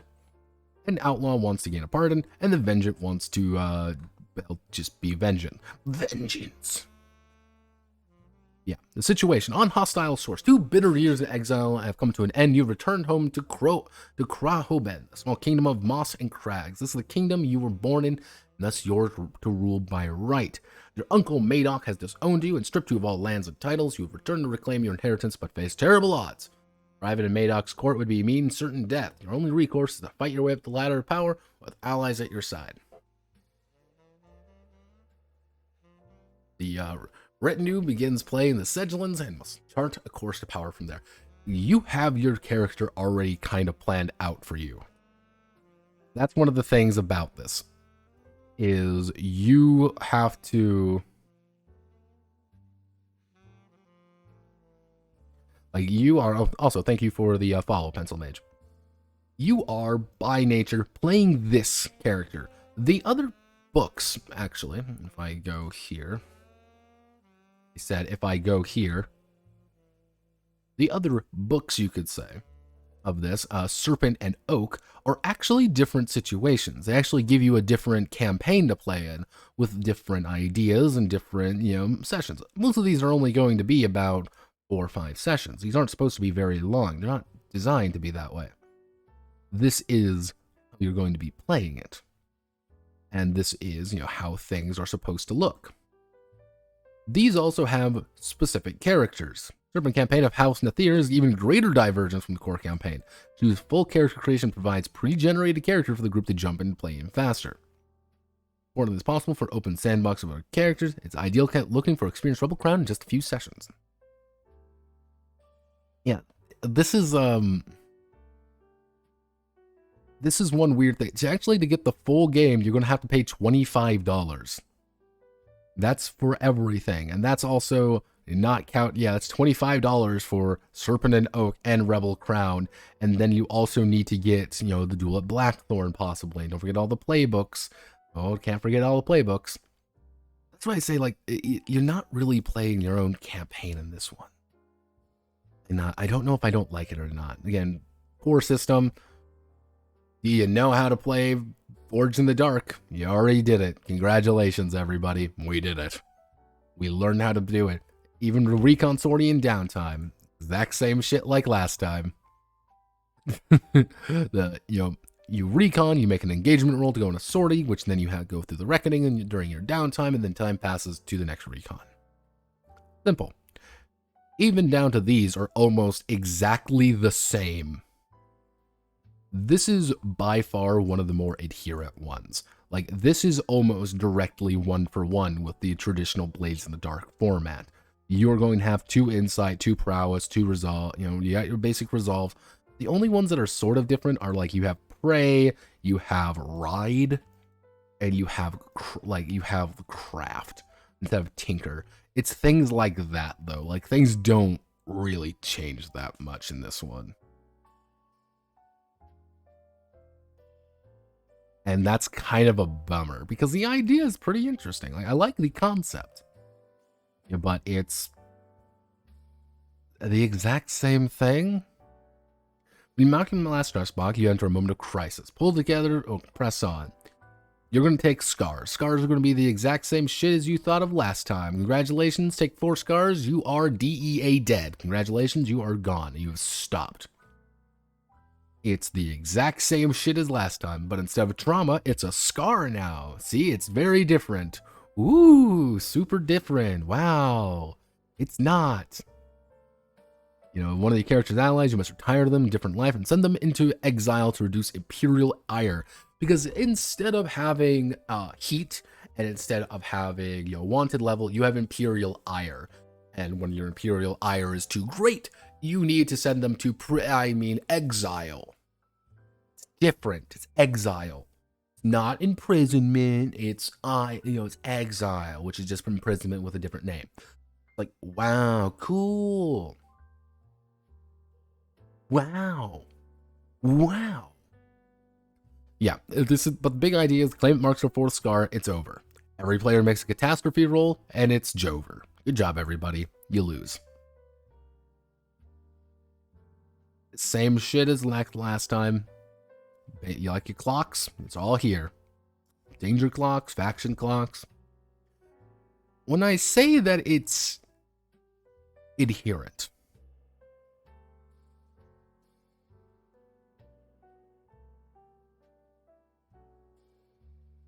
yeah, well, clearly, tipped them off, and they're just preparing for everyone watching the stream to go buy a copy. Pretty much. I noticed it last night, actually. I'm like, sales going on. I might have indirectly given Blades in the Dark a few sales, unfortunately. Don't do it, by the way. All these books will be posted. Now, when I say that this is, like, by a lot of the Forged in the Dark games are actually relatively adherent, I'm not lying.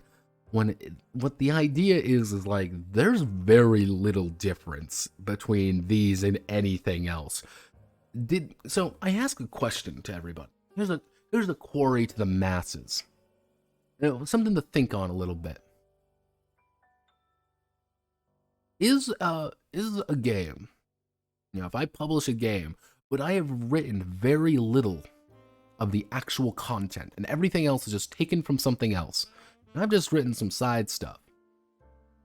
Is it my game? Did I write a game? Or did I write just a little story? And add somebody else's mechanics to it? I found that interesting when I was going through Forged in the Dark, and actually it was one of the things that I actually thought about stopping this particular one, just because they all were the exact same. This is very the same. Devil's Bargain. It's all the same wording, all the same things. They didn't change jack shit about this game. Rebel Crown has very little in the way of differences. Yeah, positions are the exact same. Consequences are the exact same. Effects are the exact same. And even things like the fortune roll are exact same. Oh, you took harm? Exact same. You guess went with coin? It's the exact same. Wowzers. So we got our basic playbooks. Now, what I mean by, like, you aren't really playing your own character, as the claimant, you actually have to play in this particular version, House Lolaire. That's what you're supposed to do. Obviously, I didn't, because I'm playing Henry Tudor, as you can tell, the fattest man alive, because I actually thought Rebel Crown was going to be not just force me to do that, so I already wrote the name in.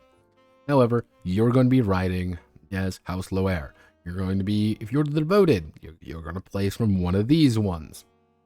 That's what they really want you to do. Now, of course, can you just change the names? Yeah, but at the end of the day, you're going to be playing in this particular kingdom. You're going to be playing in this particular section. Look them up in the provinces section. That's what they want you to do. You know, what's your special armor? Who are your friends? What's your solace? Which is just your vice. You know, record your name, sigil and look, record beliefs, and drive review teams. Almost one for one. Same thing here. The only difference is here is that you can check up the 5 boxes instead of anything else. So with equipment, it's no longer about load, as more as just you can tick 5 boxes and that's it. I like this system a little bit more than the load system, because you had stuff was like, it can be a little weird though, because technically you, as the fun fact, as the claimant, you can't have a 2-handed weapon. That is an impossibility for you. You cannot get a 2-handed weapon. Why is that the case? I do not know. I cannot tell you. You just do, you physically cannot have a two-handed weapon. Which is like, why? I mean, I guess you can, but it's like, the game doesn't, the items clearly state I can't. So it's like, why? I want a big hammer. I want to hit somebody with my big ass hammer. But you can't. So we gotta create our domain. Note the claimant's name and sigil. Routine to start with 2 coins. Mark a friendly contact, mark an unfriendly contact. Update domain with any holdings, renown, or vassals earned from your first sortie. Note any status changes. Now, the holdings are actually the more interesting bit. The idea is that every single location you have, as you can kind of see here in the northern provinces, southern provinces, or central provinces, all of which are very dedicated, you're going to end up getting different benefits by controlling them. So if you control the Sigillans and you control all these, you're going to get a major benefit.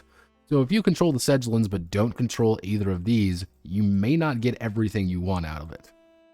So the idea is to take one of the areas you want, and then maybe move on to another one. Maybe move on to the northern provinces. Maybe take the fight directly to the central provinces. That's kind of neat.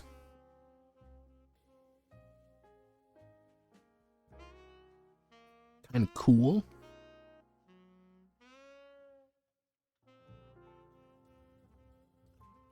And you're going to get a lot of these, and I have to wait till the very end to actually kind of go over some of these, because that's just what it is. But rules the majority of the holding or directly through vassals. You're going to get a levy if you rule a province, and you get a bonus advancing. Cool. Neat. If you vassal someone, though, you don't get the benefit of the holding. However, you get the... You don't get the benefit of the holding, but you do get the fact that they control it. And yeah, and unless you give to one of your people, in which they get a bonus. That's what you want to do. Yeah, exact same thing you think of. Plan up, identifying approach, sortie objective, pursue the holdings, gain stat. I want to do all these different things. Ho ho ho. Ho ho ho!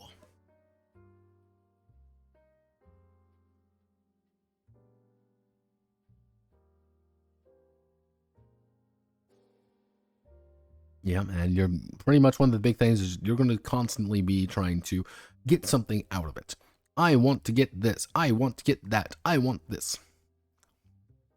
You even got flashbacks. You got stakes, traveling, capture. It's kind of its own.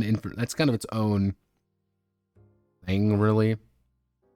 So it's like, oh, you can pay a ransom, or you can attempt to escape, but you might get hurt for it, or you might mount a rescue, which then you are doing another sortie for it.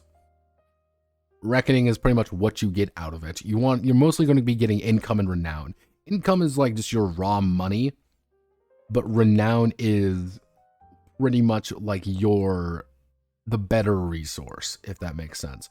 You want to get more renown because that's actually how you're going to be improving your domain. More renown you get, the more stuff you get, which is important to build up your rule. The higher your rule, the closer you are to the victory condition.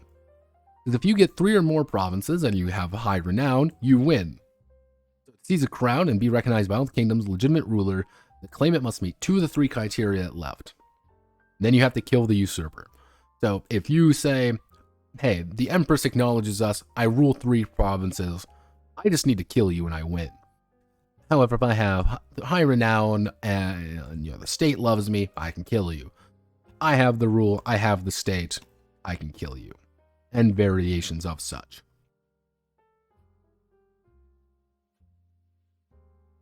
Then unrest is like, how do I want to word this? Unrest is effectively your heat. Unrest builds imperial ire. Imperial ire is pretty much just wanted level. That's literally all it boils down to. But the problem is, instead of them like knocking on your front door as with Blades in the Dark, or the crisis escalating and everyone dying, excuse me, it's like, no, knock knock knock knock knock. It's, hey, you win, or you get something out of it, you get something here. It's like, cool. You know, entanglement's exactly the same thing. This is the exact same fucking mechanics. Like, verbatim, almost. The names have changed, the words have not. The intent has not. Time passes, you have the calendar, the time, you know, the time span, sorties, downtime, recon, passing of seasons. Then we have our basic levies. Levies are actually kind of interesting. They're kind of like gangs from Blades in the Dark. There's stuff that you've levied and they can now help you, and you get them by controlling an area. However, there aren't many, because again, you have to control an area over here. So if you control, say, the Sigillans, you might get infantry, or archers, or cavalry. You can't get a few, a decent amount of infantry, some archers, and maybe a few scouts, or courtiers. No, you just get archers, or you just get courtiers. Little bit awkward in that regard, just a smidge. Battle is entirely based off clocks. That's literally all it boils down to. Ta-da. You know, the massive battles that really define things like these, you know, rebellions in the medieval age. Oh, sorry everybody, it's like 3 fucking clocks. Nice clock, bro. Yeah, pretty much. They don't really want you to divide things, but if you are kind of going back and forth with each other, you make a roll. That's really it. Ending a character's story. Ta-da. That's it. Player safety. The kingdom. So, yeah, this is one. Any battle between more than a dozen participants forbidden under imperial law. Mass deaths cause more race than the church can handle. One of the weird things that they use to justify larger, like how you don't march up with a literal fucking army to do these things. And the thing is, they have to justify it as a setting rather than it making any fucking sense. It feels weird, which is, there are ghosts in this setting. Nowhere else in the rest of the game really does it really talk about that, except in some like isolated little incidents. But the reasons why you can't have very large fights at all, and why there's going to be like 6 guys fighting each other for control of the entire fucking kingdom, is because ghosts happen. There's ghosts.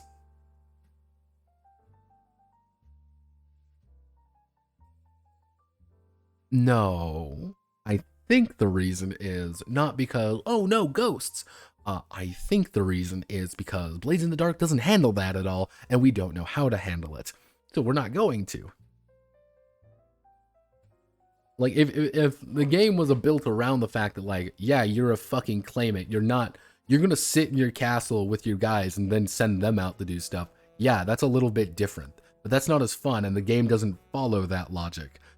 But we are still using Forged in the Dark, so we have to justify it. Which is going to get a lot worse in the next game we're going to be going over. But yeah, this is, you know, souls who die do not remain at rest. They make sure, like, this is like this huge bit of information, but it's really, who fucking cares? Oh no, the Imperial Throne. Oh no, they want to do stuff. God of Paths. Oh no. Wraiths are spooky. You really need to kill them with silver. That's...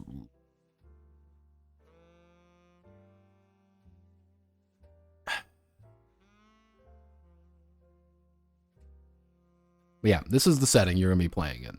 You have to play with this particular setting. You're going to land on the Sigillans, and then you need to do stuff. Do you want to go to White Beam?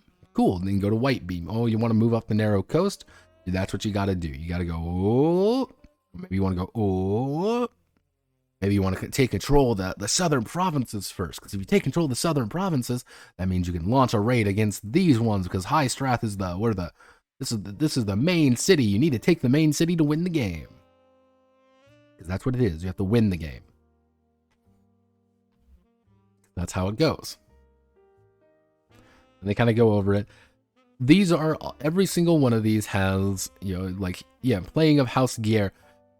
House Gear is, like, really important to the setting. You know, House Ubhal, you know, oh, House Ferog, and, like, here's the narrow coast, here's all the different things. Oh no, here's this house, here's this house. It feels like this is a way to justify having the House lore, again, low there. It feels like this is more of a justification for having the faction system rather than actually using the faction system better. Rather than innovating on this, they just took it one for one. And I think that's the part that's like, oh. It's like, cool, that's neat. Like, these are the guys you're going to be playing against initially, and then this is what you need to do.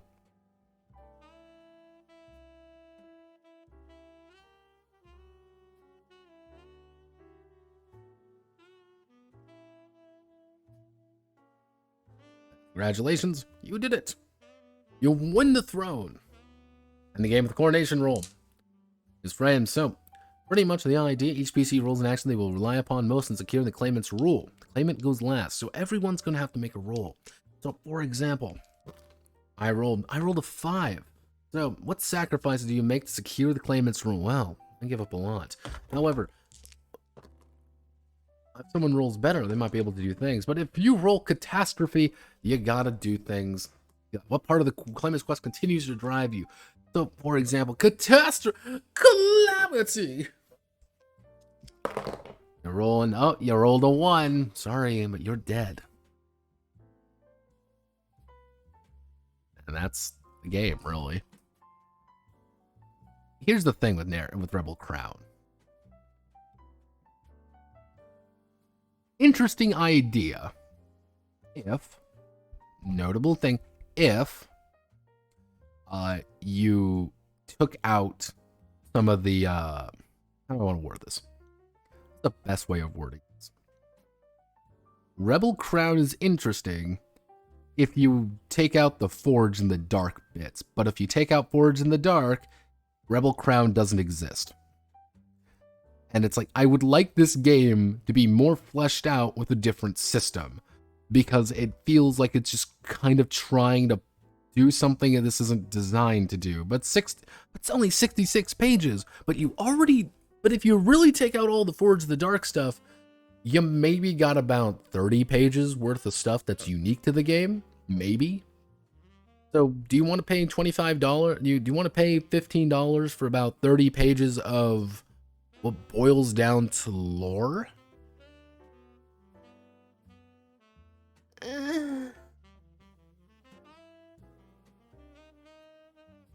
And this is, I think, like one of the things with like the zines, like Forge in the Dark zines.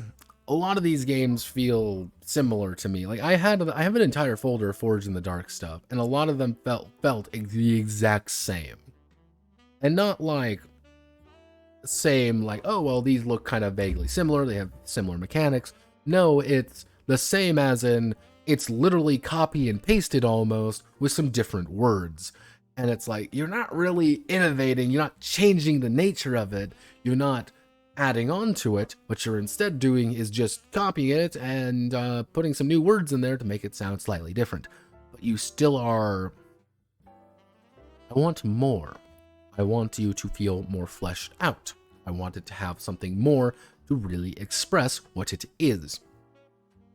Because the issue with Rebel Crown is that you are going to play a single campaign really with it. And that single campaign is going to be with the exact same as written. And do you want that in a role-playing game? The answer is yeah. My question is, but why? Because other games do this. Why don't you just pick up the Chronicle system? It's about the same. Chronicle system is going to set you back $30, but you also have an relatively expansive game to do a lot of different things with.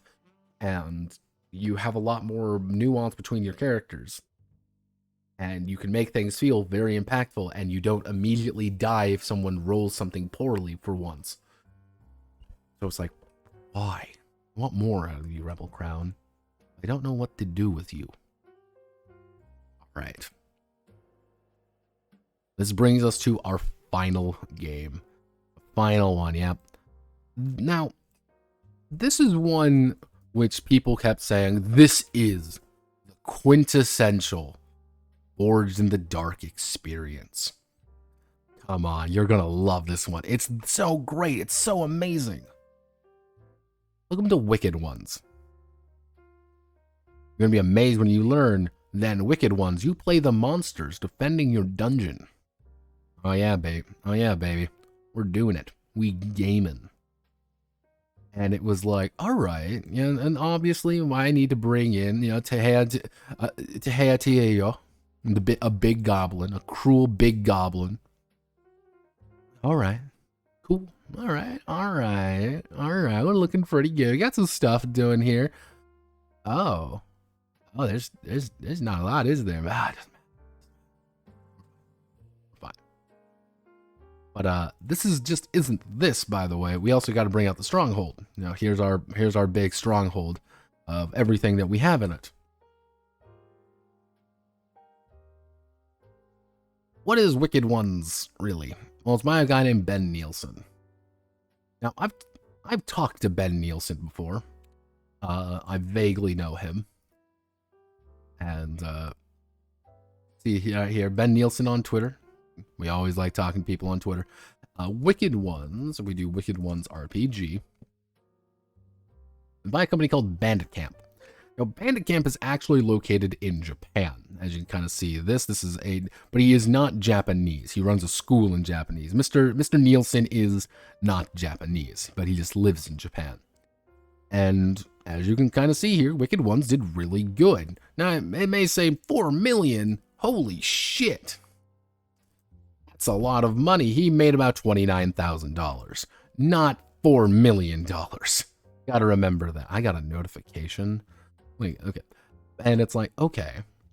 But yeah, here it is, 325 pages. You can get the deluxe super edition. You got a big sandbox map, more dungeon theme, more stuff. Very pretty game. And you can technically, this is a free version. Yeah, you can get the free edition of the game. We're not going over free edition. We're going over the deluxe edition. Because I can. And this is really the big thing that Bandit Camp has done. The only other thing is Relic. This is like one of their newer games, which appears to be kind of its own thing. It's a playtest so far. It's let me see. Right here, of camaraderie, teamwork, and exploring the wilderness. Colossal Titans. One of the reasons I vaguely knew Ben Nielsen was because of actually this particular game, which was born out of the back of what was it? It was, let me see, I'm in their Discord, therefore I will reference the Discord. Reach of Titan, that was it. It was vaguely inspired by Reach of Titan, which was a third act publishing game that fell through the fucking floor, hilariously. This game is fascinating to me because it's technically a custom system. Oh, wow. This is really cool. Neat. Ah, oh, awesome. You know, it's like, cool. It's gonna be, it's a 5e conversion, free for all tiers. So, technically, he made a 5e game. So, no. 3 unique settings, each with a very detailed map. Yeah, it's, this guy, he even just says, you know, just loads of art. Oh, 10 talents. I don't think there's actually very much when it comes to this game in particular. Relic just recently finished, by the way. Like, I don't actually think there's much to Relic, personally. I think it's going to be a lot of artwork, but not a lot of stuff, if that makes sense. Because they're advertising it as like, oh, here's a free 5e conversion for everything. Like, is that what the vast majority of the game is going to be? Because again, it's a unique setting, but there's 3 settings. Only 12 titans, like each book contains, so you're gonna have 36 titans, you know, you're gonna have 3 maps, a few settlements, and about 30 talismans, but each of the setting is going to be different. So can you use them in between? And it says there's going to be more stretch goals, so yeah, like there's going to be stretch goals, so rail core. Oh. Relic Core is an extension of the work we did adapting the Forge of the Dark rule set for our game Wicked Ones. So it's Forged in the Dark, except slightly different. And also playbooks. I see those playbooks. Don't you dare say those aren't playbooks. So yeah, it's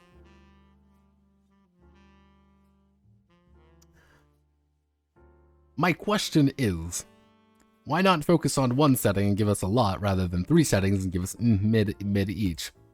Who knows? Maybe I'm weird.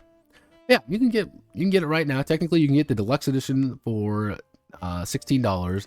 The full version of Wicked Ones is only $20 normally. To get the hardcover, of course, is going to set you back about 40 bucks, but that comes with, well, welcome to life. But that is pretty much Ben Nielsen. That's kind of what he does. There isn't that much on it because that's really his only big game. Now, why am I fascinated in Wicked Ones, and why do I say this is going to be kind of the... One of the reasons I wanted to do this one last is also the reason why I'm going to call it as a definitive. This is Blades in the Dark, but we changed the nature of it slightly, but the same kind of core concepts remain the exact same. You can doll it up all you want, but it'll still just be at almost 1-for-1. Do I like it more than Blades in the Dark? No. No.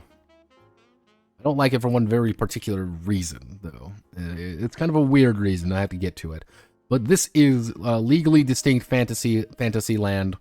And here are our wicked ones who are evil.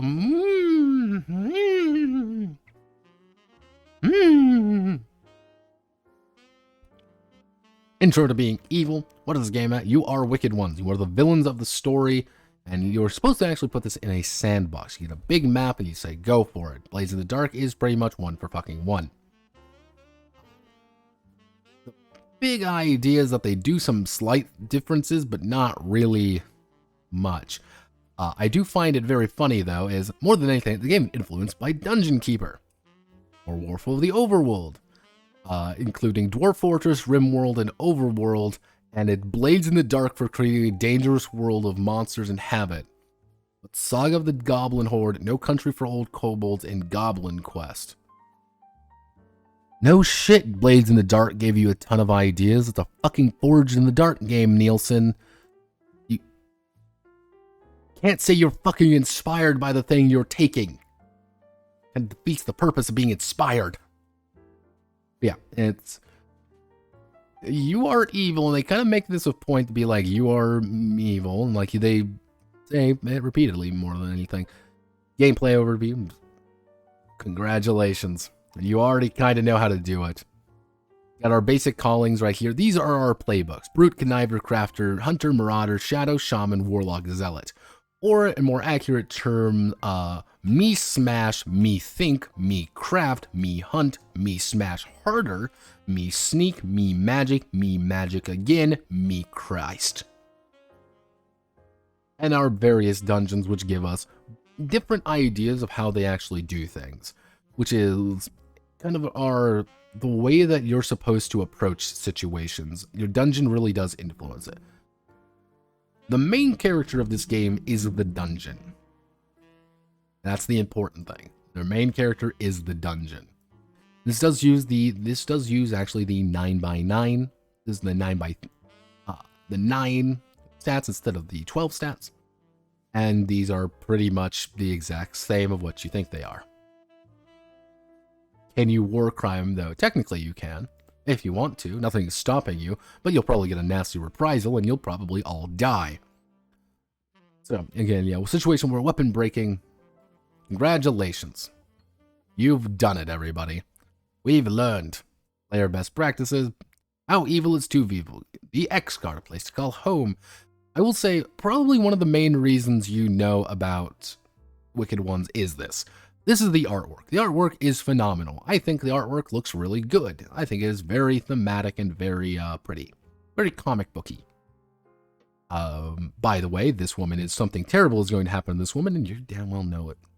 But yeah, it's pretty, I guess. I guess. Very legally distinct, if that makes sense. You're going to see some others as we go through here. There are going to be some very legally distinct things about it. Getting started, we got to learn about it. It's the phases and cycle. Congratulations, you already kind of know how to fucking play this game. Over all the games we've gone over, it's Forged in the fucking Dark. You already kind of know what's going on here. They do a better version of telling you about things. It's kind of like the idea being like, you don't know the information because you're monsters. You can't go out there and like find information easily. You got to torture prisoners. You got to pay gold. You got to raid targets. You gotta do something to get that information. That's the idea. Torturing people is the most common way of doing this. Because yeah, that's what you're supposed to do. Torture everybody. There's even an entire section where they eat a guard. Like they're just eating people. Because, yeah, you could be evil in this game, but, like, comically evil at some points. And that's where, like, one thing that I'm, like, a little bit mixed on this game is... I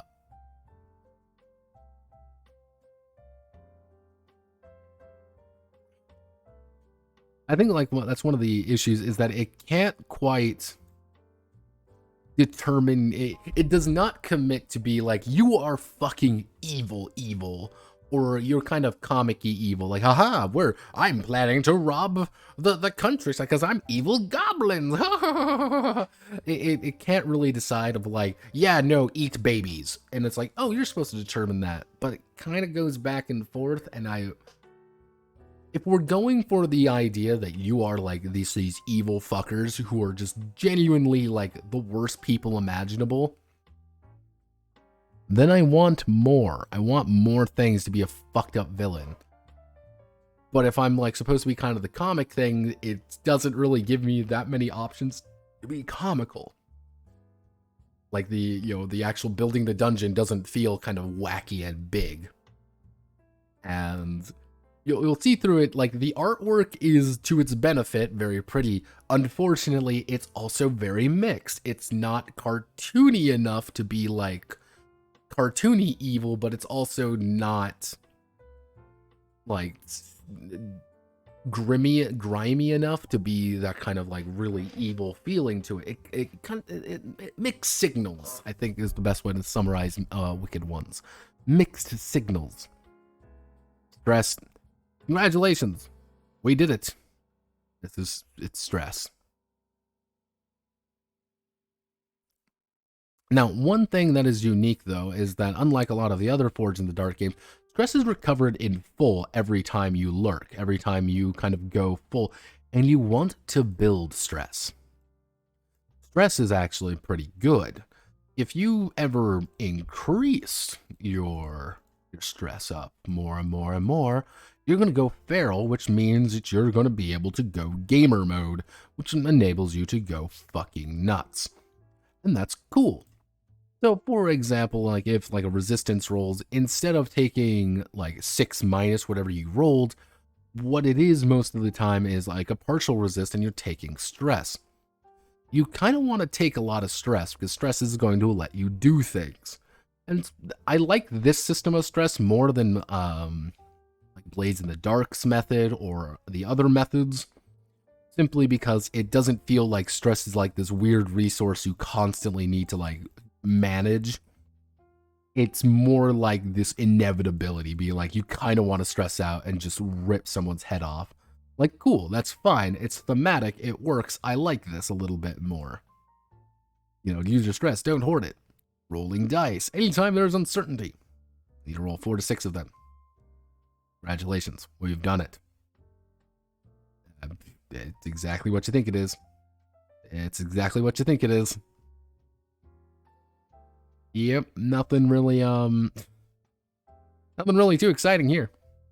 You've already seen this. You've already seen it a lot, actually. The thing is, they do help you explain things more. I will say this is also what I mean by like it's kind of mixed about like, are we comical or are we like grimy? Like this dude's getting a fucking spear jabbed up his fucking neck. This guy just got his face removed. I'm not getting the, you know, comic book villain. I'm being evil. It's more like I am going to eat you. Kind of like the Alien. I need to go over the Alien RPG one of these days. I went over one Alien RPG. Yeah, it's mixed signals, I think, is the idea behind Wicked Ones. And I don't much care for that idea. That position and effect. This is kind of the same thing. They do change the wording, but it's just are you are you dominant, default, or dire, or strong, default, or weak? That's pretty much it. It does, I would say, it does a little bit better than most things, but if like you're in a tight spot, this is what it is. If you're on equal footing, this is what it is. It's a simplified but a little bit easier worded version. I like it. I think it works. I wish things were a little bit more. I still don't like the idea, but I understand why it's there. Your action being used, scale of each side. Same idea, though. It's the exact same thing. Engagement roll, the exact same thing. Skipping through the good stuff, exact same thing. Now, interesting enough when it comes to consequences, I'm going to have to use this one. The main ones that are going to occur are shock and bloody. Those are kind of the odd ones. If you take shock to something, let's say I take shock to my brains, pretty much I'm taking a -1d to everything I'm doing. So instead of taking traditional damage, it's just the idea that, like, anytime I use any brain action, I'm taking -1 to it. So I'd just be rolling only 1 die for my scan. Or I'd be rolling, I'm still at 0 for Tinker and Trick. So taking brain damage doesn't actually mean much to me. My muscles go down. I'm not going to be having feeling. If my guts are down, that's not looking too good. Bloodied, on the other hand, is you are in danger. The next time you were to become bloodied, you're going to die. You are not having a good time. That is very dangerous. Reduced effects, worse positions. Yeah, shocks. Negative next action resistance roll with any action belonging to the attribute. Shock clears after the roll. So yeah, your shock is always kind of going away. That's kind of the idea. However, if you take too much shock, you're going to become bloodied. It's kind of this interesting back and forth. But it pretty much means like you got one good hit in before you have significant wound, you're fucked. Like, you are not doing good. Then you also have the death knell. Take +1d on the roll for each dark heart you have, and you fulfill your dark hearts. Here's the thing with dark hearts, what these things are right here. Anytime you invoke this, your dark impulse, you get dark hearts. Dark hearts effectively mean how fucked up and evil you are. More dark hearts, good. But dark hearts are also bad, because that means you're a little bit less, you're a little bit more unhinged. And yeah. You want to kill the wicked ones, but not... It's easy to die in this game. It's very easy to die. And unless they want to... The thing is, if they want you to do things, it's going to happen. But if you don't, it's like... If the GM pulls his punches, you're never going to die. If the GM doesn't pull his punches, you're going to die almost immediately. Like, there's a very thin line with this game. Unpredictable, paying costs. Same idea. Resistance roll, exactly the same idea. So, following 3 rules which GM has final say on. Makes sense. It doesn't have a weak effect. It is the same action. Yeah. That's one of the things. I like this idea of the resistance roll a little bit more. It's kind of more like, okay, you're resisting it with an action rather than with just like your muscles or your guts or whatever. It's, this person is trying to smash you in the face. Fuck you. I'm going to smash you back in the face. And I rolled a 6 and I'm going to deck you in the noggin for it. I'm resisting it because I am strong. I am going to break you just as fast as you break me. And it's like, oh, cool. That's fine. And things, that's good. Neat.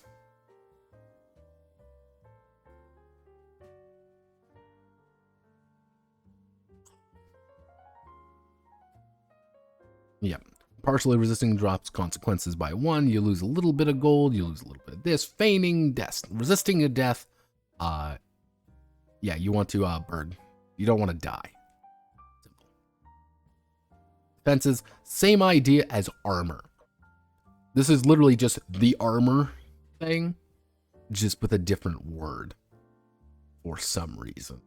Yeah, and so instead of having, for example, instead of having special armors, you gain a defense against raid plans going off track. That's what you get. You get a defense to it. You get a defense to this. You get a defense when you wear armor. You get a defense when this happens. You get a defense when this occurs. It's a little bit more open in that regard, but that doesn't necessarily mean I like it more. You know, dark impulses, same idea. You want to build up these dark impulses, which means, yeah, spend loot from regularly. You can have maximum 2 dark hearts. You can spend a dark heart and always get a +1 to it. Now, I think one of the ideas behind dark heart, I like the idea of dark hearts, because it's a resource that you always want to have a little bit of, but you never want to have too much of.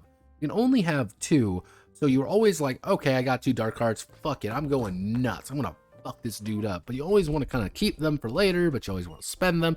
It's a nice back and forth. You know, beckoning you toward action. You want to follow impulses. You want to suppress impulses. If you suppress, you're going to take stress. You always want to disrupt things. You want to get dark hearts. You want to slam down. You want to get mad. You want to build things up. Yeah, right. Yeah, this is... I think one of the issues with this game is that you have to learn how to play an evil campaign. This is the hardest part of this game. I'm going to say this right fucking now. The hardest part of Wicked Ones is you are playing an evil campaign. Because why not just be evil and crazy all the time, which is literally just saying like, oh, players, please don't do this. Please don't do this. I'm begging you. Players, please don't. You're going to ruin the fun. Please don't. Please, I'm begging you, please. It's like, you dumbass, you stupid goblin. No shit, players are going to act like goddamn psychopaths because there's a mechanical advantage to being... Not only is there a mechanical advantage to being fucking evil, but it's also you also get just it's fun. That's the entire fucking point. People want to be evil. Yeah, it's one of those things. I think the fact that it's like you get such a strong mechanical advantage to doing it, that unless the GM like restricts you for it, that it's like not as, but it's like, oh, like there's no mechanics to restrict players from just being a psychopath all the time or being evil all the time. It's just oh, sorry everybody, I'm invoking my cruel aspect to rip someone's limbs off. I'm like, oh, I guess you're gonna take a dark heart for that. Yep, I'm taking a dark heart for it. Oh. But you shouldn't give me more dark hearts. Like, gimme. It's an overt advantage. Which, I think there could have been something there. Because this is the idea of what happens when you ignore your stress clock. Your dark impulse demands your immediate attention and you must act on it. Going feral. The most impulsive thing to do. You make a decision, act immediately, you get a dark heart. So, for example, our Marauder, Tehio, big goblin, he is cruel. He maxes his stress out. Oh no, his stress is maxed out. What happens? Well, probably his first thing he's going to do is sprint at the nearest thing and dive into it trying to kill it. That's just the most impulsive thing he can do. Find the biggest thing he can and murder it. And he can do it pretty damn well because he's got smash. And he's got high smash. He's good at hurting people. That's what he wants to do. He's cruel. He's going to stick some time in there to make sure he digs both of his hand axes into someone and chops them limb from limb.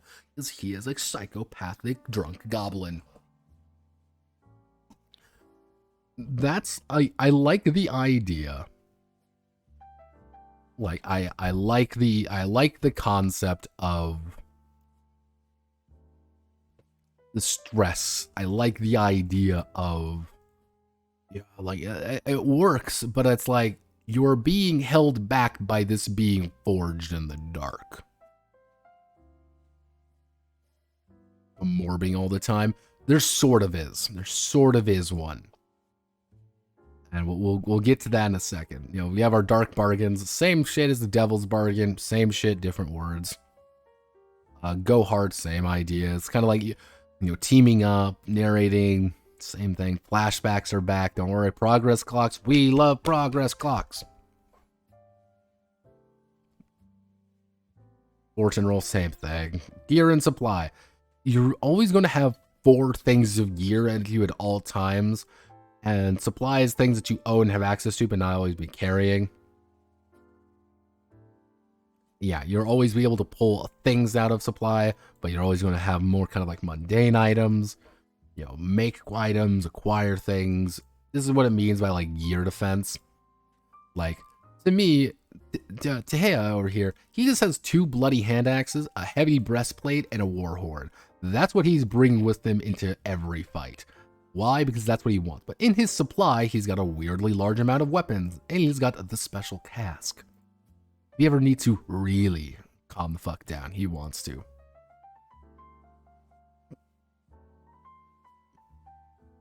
Now we got some basic weapons. Just never give a plus effect to attack. They just mitigate negative circumstances. Yeah, weapons don't do anything. Like, oh. Shared supply. Cool. What makes good gear? What makes good gear? Hey, players, please choose the right gear, please. Gold, same idea. Again, the idea is spend gold. That's kind of like more of your, kind of flick a coin and get rid of a problem. Dungeons and faction tier. So this is where things get a little bit. So if we go to the stronghold here, welcome to New Warsaw. The idea is that your tier is kind of like how strong you are. You know, more tiers, add creature layers, GM rules, discoveries, and you always have things around you. This is really your stronghold. This is the main character of the game, and it's a whole lot of fucking nothing. Like, awesome. You know, it's like faction tiers. And so the factions are sheer scope of factions of the overworld is why you need a dungeon to protect yourself in the first place. Oh no. Facing enemies. Enemies are just like any other obstacle. By taking actions to overcome. Oh no. The interesting addition to Wicked Ones is the concept of an adventurer, which is something very fascinating. The idea of an adventurer is that these guys show up when blowback happens, which is kind of the heat mechanic, you could say. When blowback builds up too high, these guys show up. Now, the idea is that each of these guys have passive, hearts, and moves. Yes, moves. Good, we're not that good. And each of them are going to have a tier 0 to tier 4. When facing adventures higher in tier than your dungeon, your tier counts as a negative circumstance towards position and effect. A tier 4 barbarian is probably going to have a bad day. Pass something always true about them, giving something an advantage. The barbarian ignores death. A buccaneer is impossible to pin down. The slinger's keen sense he's never surprised. The basic idea is they have hearts equal to whatever their tier is plus 1. Anytime they would take damage, you slash a heart. Anytime they take 2, you take 2. They're effectively a clock with a different word. However, you are going to be doing things slightly different. You know, you're always going to need it. So effectively a tier 0 adventure is going to have effectively a 2-click clock. A 2-tick clock. Tier 1s are going to have 4 ticks. Tier 3s are going to have 6. Tier 4s are going to have almost 10 ticks on a clock. They are incredibly difficult. When they run out of hearts, they either run away or are dead. And they can make 3 moves on the fly by the GM and always inflict consequences or change the scene's dynamics. These guys are dangerous. The idea being more along the lines is that they have a lot of tools at their disposal to fuck your day up. They can attempt to kick dirt in your eyes, or they can, roars in defiance, helps his allies stand firm. Neat. Cool. That's like the big addition.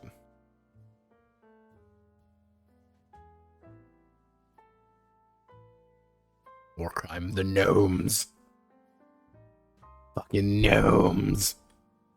Yeah, no, it's like, pretty much means you're going to be getting XP by just doing things. Like, you're going to get, the thing is, I like the fact that you get XP a little bit more consistently. You know, Mark 1 XP did this, You do all these things. Cool. Reckless XP. Mark 1 XP if you played into either being bloodied or going feral this session. Which is kind of the idea being like, you get more and more stuff based on how strong by doing wicked things.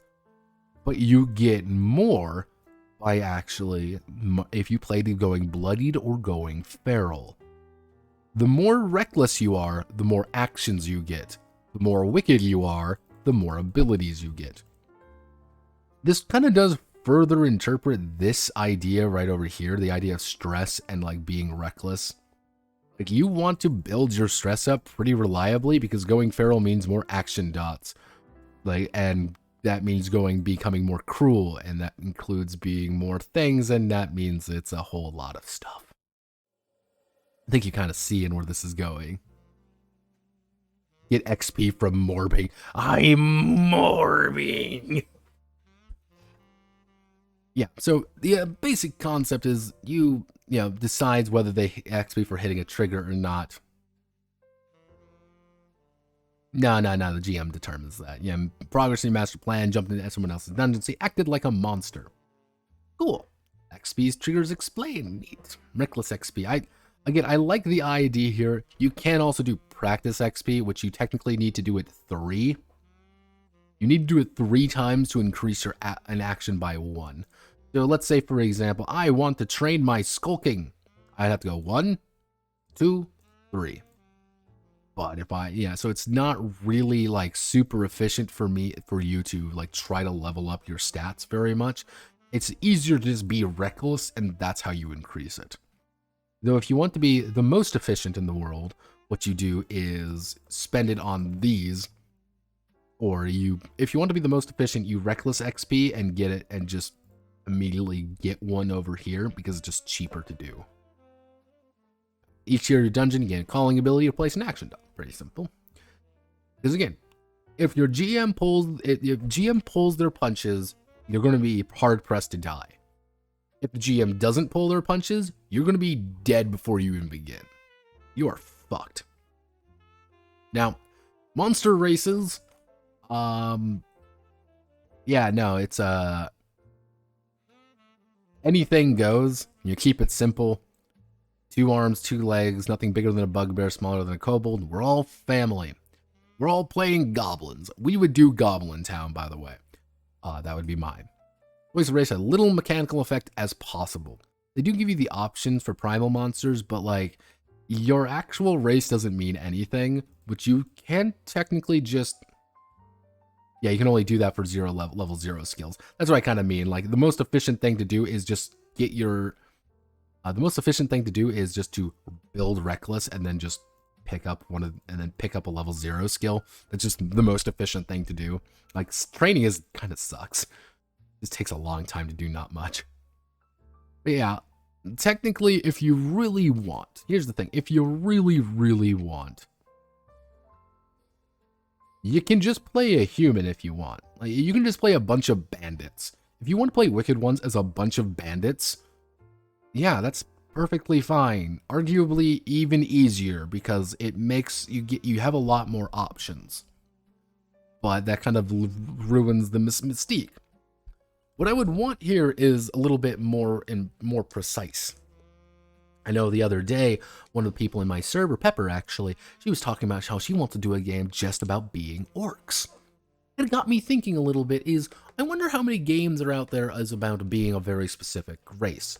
I know there's a few games about being goblins, but what about a very precise game of you are playing a kobold camp, my favorite Dwarf Fortress mod, and you have to survive being at the bottom of the fucking food chain.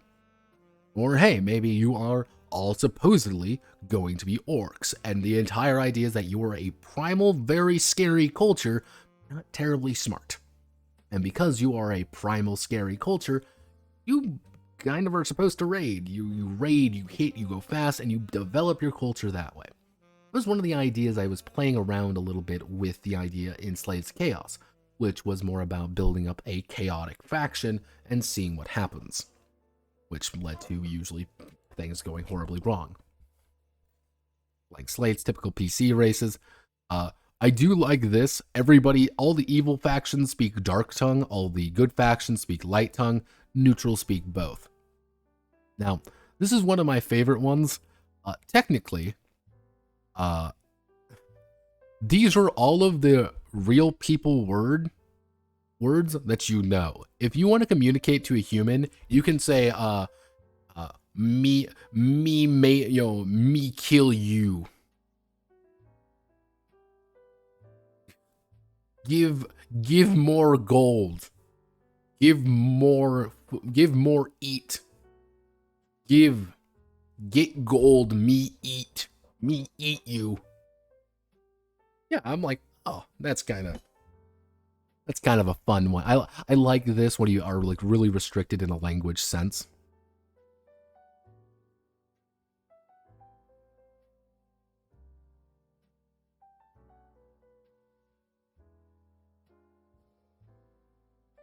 Gorka Morka, technically. If you'll just play humans, you just play Payday 2. Games about being orcs, only about orcs, based in human build. Yeah, it's like, honestly, though, it's like, this doesn't have any like mechanical effects. Honestly, if you want to just play humans in this game, you do it the other way around. You know some bits of the dark tongue, but you can learn about trying to learn the dark tongue, just because you can work with monsters more easily. That would be how I would run it. It takes literally 2 seconds to change. It's great.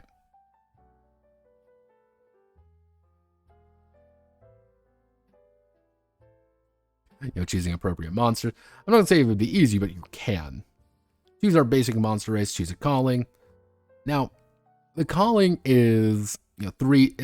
They do also do a weird thing with actions, which is 3, 2, and 1. I did like this a little bit more. Again, you got a lot more options. I like having options in these kinds of games. Choose Dark Impulse, choose Revelry, choose Gear Supplies, Gear Defense, pick a Vile Friend. Now, our basic ones are Bugbears. Look at them, they're big, scary bugbears. Legally distinct tieflings. Welcome to the demons. Goblins. Kobolds. We all like kobolds. Orcs, which are orcs, and we can't say anything else about them. Don't say anything. This is like the one that's kind of weird to me is Slissics. Yeah, like this one's like... This one's kind of weird to me. It's like...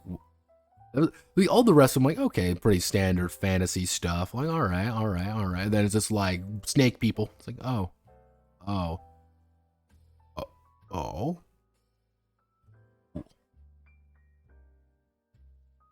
Yeah, 2 powerful Nord PCs to have. Now, they kind of talk about like here, if you want to play other monsters that aren't necessarily simple, it's...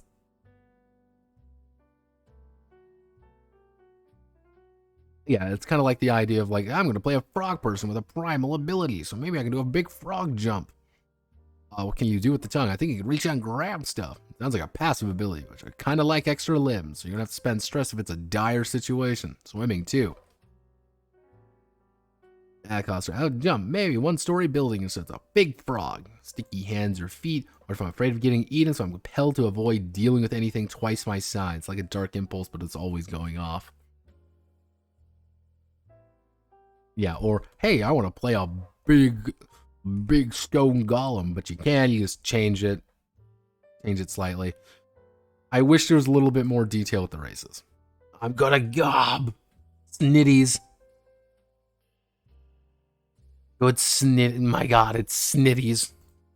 Yeah, Brute is big scary man who hits people. Yeah, this is what I mean by legally distinct tieflings. These aren't tieflings, by the way. These are demons, as you can very clearly tell. I find this weird. I don't know why they just like...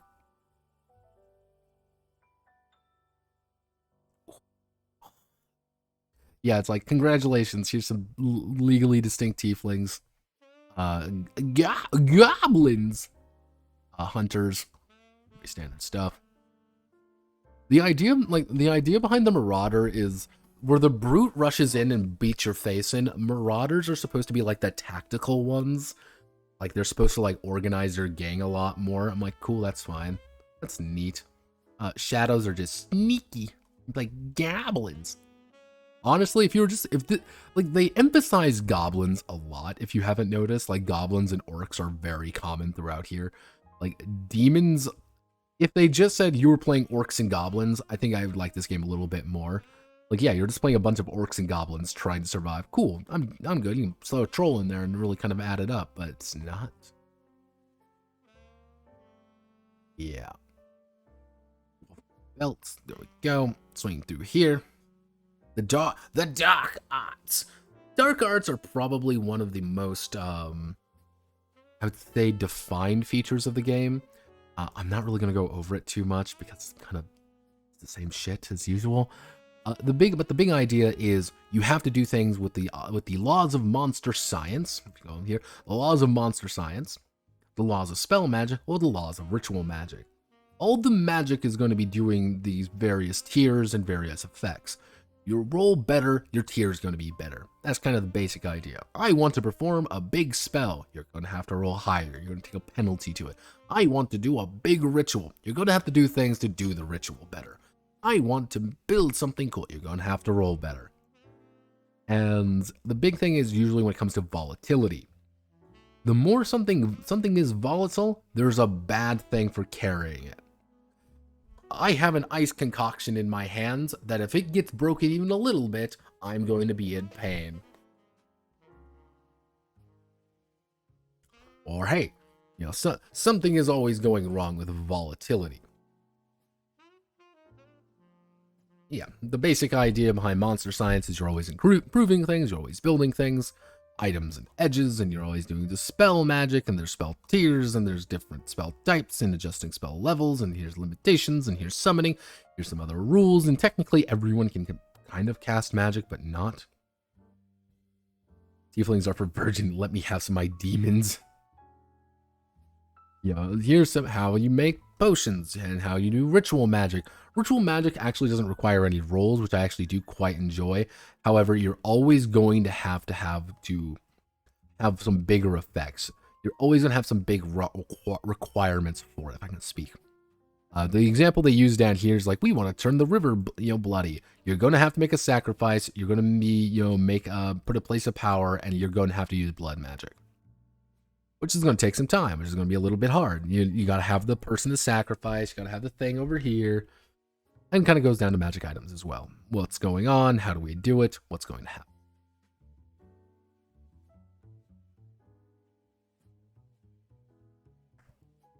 Sorcery. Sorcery is kind of the more primal magics. If you have, you have to follow one of the magic paths, you're making your own spells. That's kind of the idea. I'm going down I'm going down the pass of force, otherwise known as I can steal swords from people and throw them at people, or I can, I have to move objects, but I can't move alive things. Cool. Or illusion. You kind of go down one path, and that's what you're supposed to be doing. And you always have your own issues, and it's like, okay. Witchcraft, however, is a little bit more open nature. It's like, it's a different way of approaching things, and that's what you have to do. Oh, like, oh, I'm soothsaying. Oh, I'm spirit calling. Oh, I'm using storms. Or I'm wild-hearted. The basic concept is you're always channeling different things. Zealots have to use channeling, which is you have to listen to your god, and your god is going to give you something. Also, Booba. Or hey, I'm listening to the Rotting Prince, or I'm listening to the Flame of Jealousy, or the Grumbling Malcontent, or the Joyful Hedonist. I would say the Zealot is hardest to work with, because the issue with the Zealot is that like some of these are actually pretty hard to kind of accommodate. Like Nizame over here is pretty simple. Like Nizame is pretty easy. It's like, then you get some like, oh, the Flame of Jealousy, such as being overshadowed, passing up chance for gain more wealth, and giving up more than you need to. or such as bringing order where decay reigns, maintaining long relationships, or missing a chance to defile beauty. If the GM is like a little bit lenient, they're going to give it to you. If they're not, again, if the GM is pulling his punches, being a zealot's really great. If the GM isn't, you're going to have to be on the ball for this almost constantly.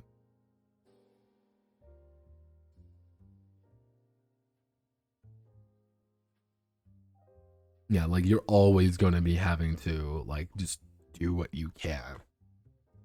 Which some people are going to be like, this is cool. Others are like,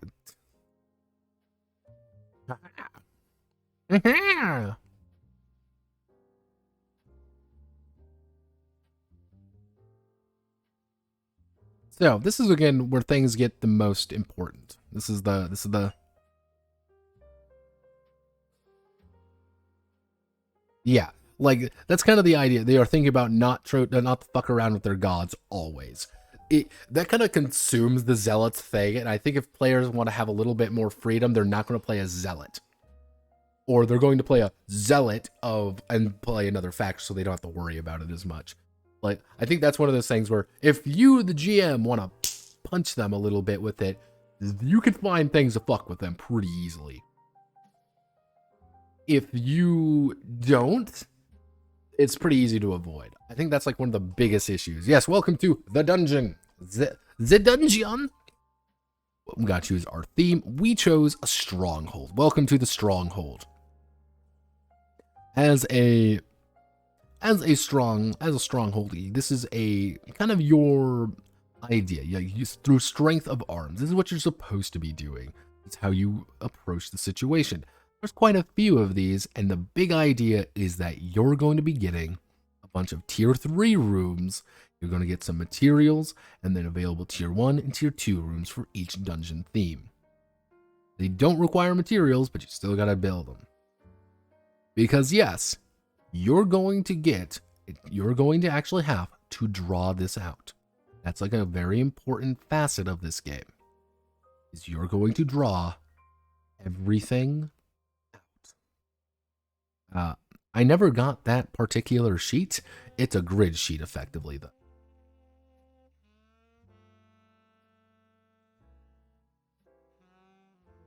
We Dungeon Keeper. Yeah, that's the direct influence is Dungeon Keeper. Now, you have to build and draw out this dungeon, which is... I don't know if I hate this system or love this system. And it really does boil down to some later things, which I'm a little bit mixed on.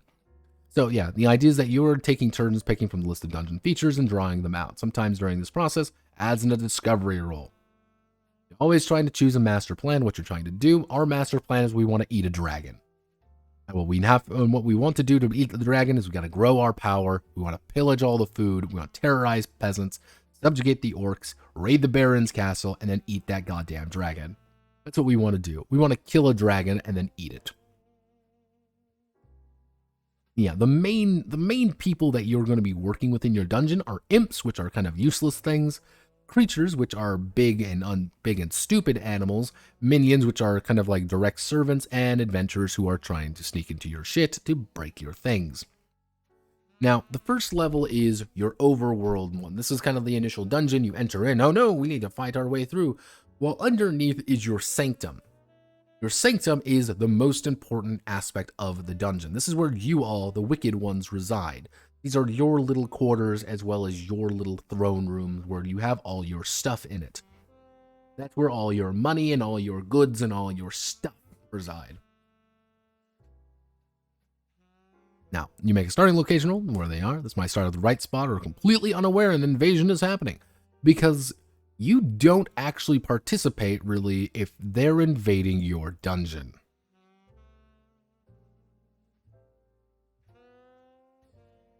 That's the one thing I'm not 100% in.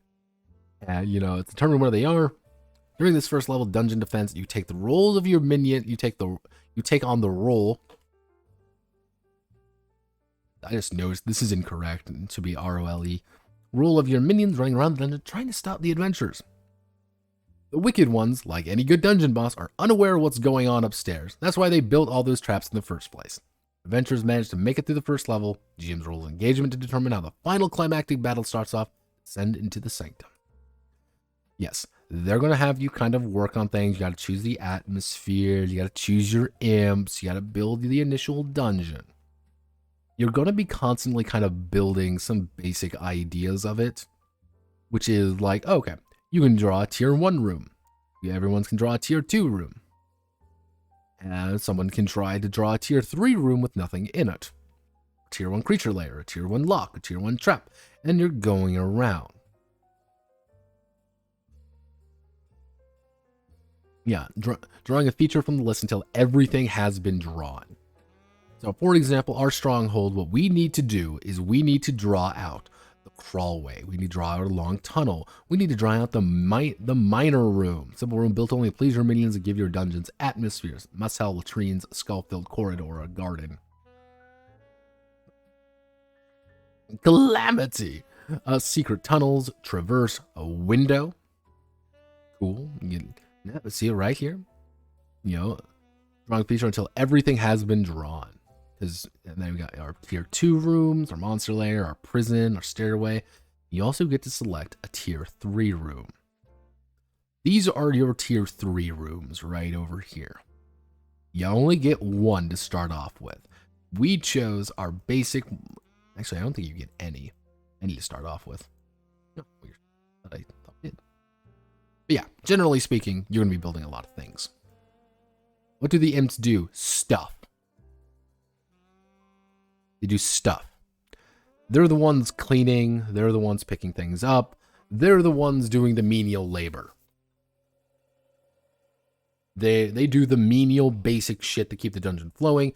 And they can also roll to kind of try to improve the dungeon every time. They're doing some things that do stuff. These are your basic bullshit minions, like right over here. They just do things. Nothing much in particular, but they just do stuff.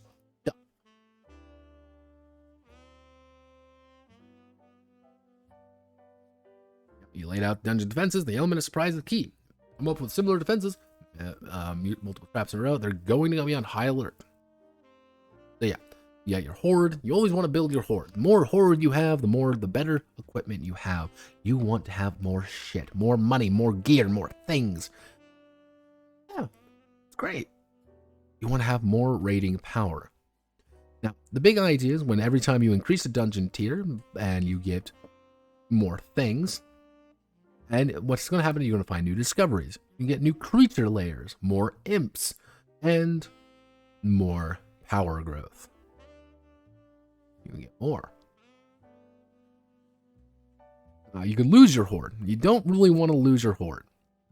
But what you got to do, the big idea is when you lose your horde, you're going to always try to get more. You got to get it back up. If you ever lose the amount, you got to get it back before you get any of the benefits. And then we got our basic dungeon duties. Now, dungeon duties are pretty simple. What you got to do is you got to effectively state what you're actually having. And that's what you're responsibility for. You're responsible for. Now, these could be a variety of things. You kind of even see it right here. Because when adventurers raid your dungeon, you do not... Yeah, effectively clerks.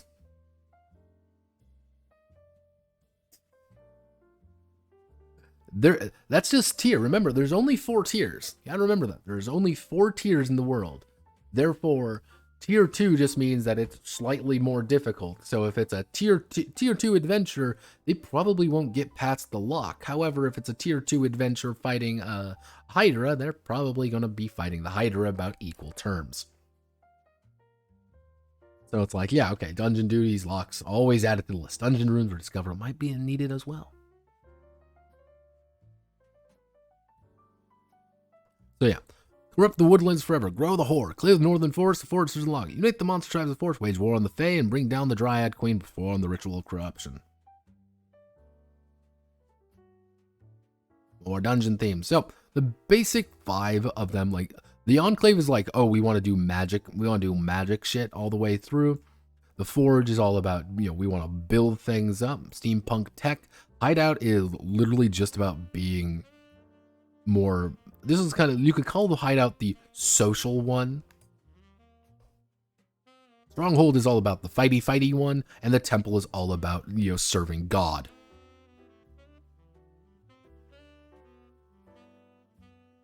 Oh, here we're gonna see this. Twisted landscapes, enclave, tier 3 rooms. Oh no! Alchemist labs, more stuff. You got some various hideouts. Most of these things are gonna be like this. You know, you can always gear up for leaving the dungeon. You get a supply slot and have a steady supply of the following concoctions of gear: climbing gear, glow stick, smoke bomb, star bomb, throwing weapons, thunderstones, traps. Obstacle course, planning room, a roost, a tavern. Yeah, as a you start with this core. As a stronghold, our job is to literally be a war band. Just kill everything. Shared minion pack with greater skill than usual and companion expendable upgrades. And it's being sent on its own raid. At the beginning of the raiding phase, each player allocates 1D toward a target, choosing a raid plan, then select its goal.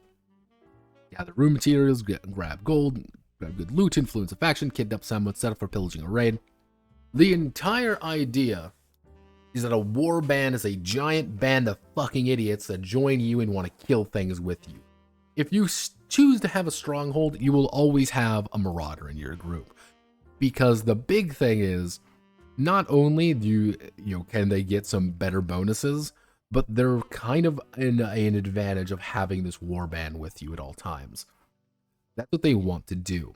Oh, we have a barracks. We want to build the barracks. We have a bestiary. We have a fighting pit, a funeral pile, war drums, war rooms, and just generally things. That's what we want. Creatures, minions, kind of see right here. Imps are useless. Kind of don't do really much of anything. Creatures don't really do much either. Pretty much how the idea with a creature is you bring them into your dungeon, and anytime an adventurer steps close to their den, they will go in there and take hearts. Where, for example, let's say we have a tier 3. We have a tier 3 minion. We're going to roll 3 dice. I rolled a 6. You damage 2 adventures of your choice. Oh. Damn. Zam. Let's roll again.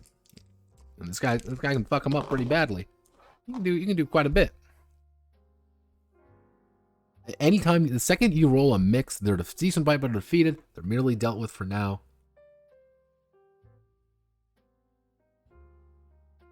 Yeah, if you have a decent minion, they're decent creature, they can do a decent amount of damage to an enemy. But you need a layer for it. You're gonna build a layer, and then you gotta create creature and what they do. Oh, I want to have a swarm of bats. They're terrifying and swarming, and minions. You're always gonna have part of a gang. Everyone's gonna have a certain amount of gangs what you're gonna have to do in that your minion is going to be in your base, and you can move them around and do stuff for them. It's your minion pack. That's what they're supposed to be doing. And they do stuff. And every time they do stuff, they're going to try to stop people from doing things bad. And you can try to convince them to come along with you, but you got to pay them. If they don't gain XP, you can only upgrade with gold. You can pay 1 gold to perform downtime action, and they don't take shock. Instead, they're getting knocked out of a scene or bloodied when they would otherwise take shock. Yeah, that's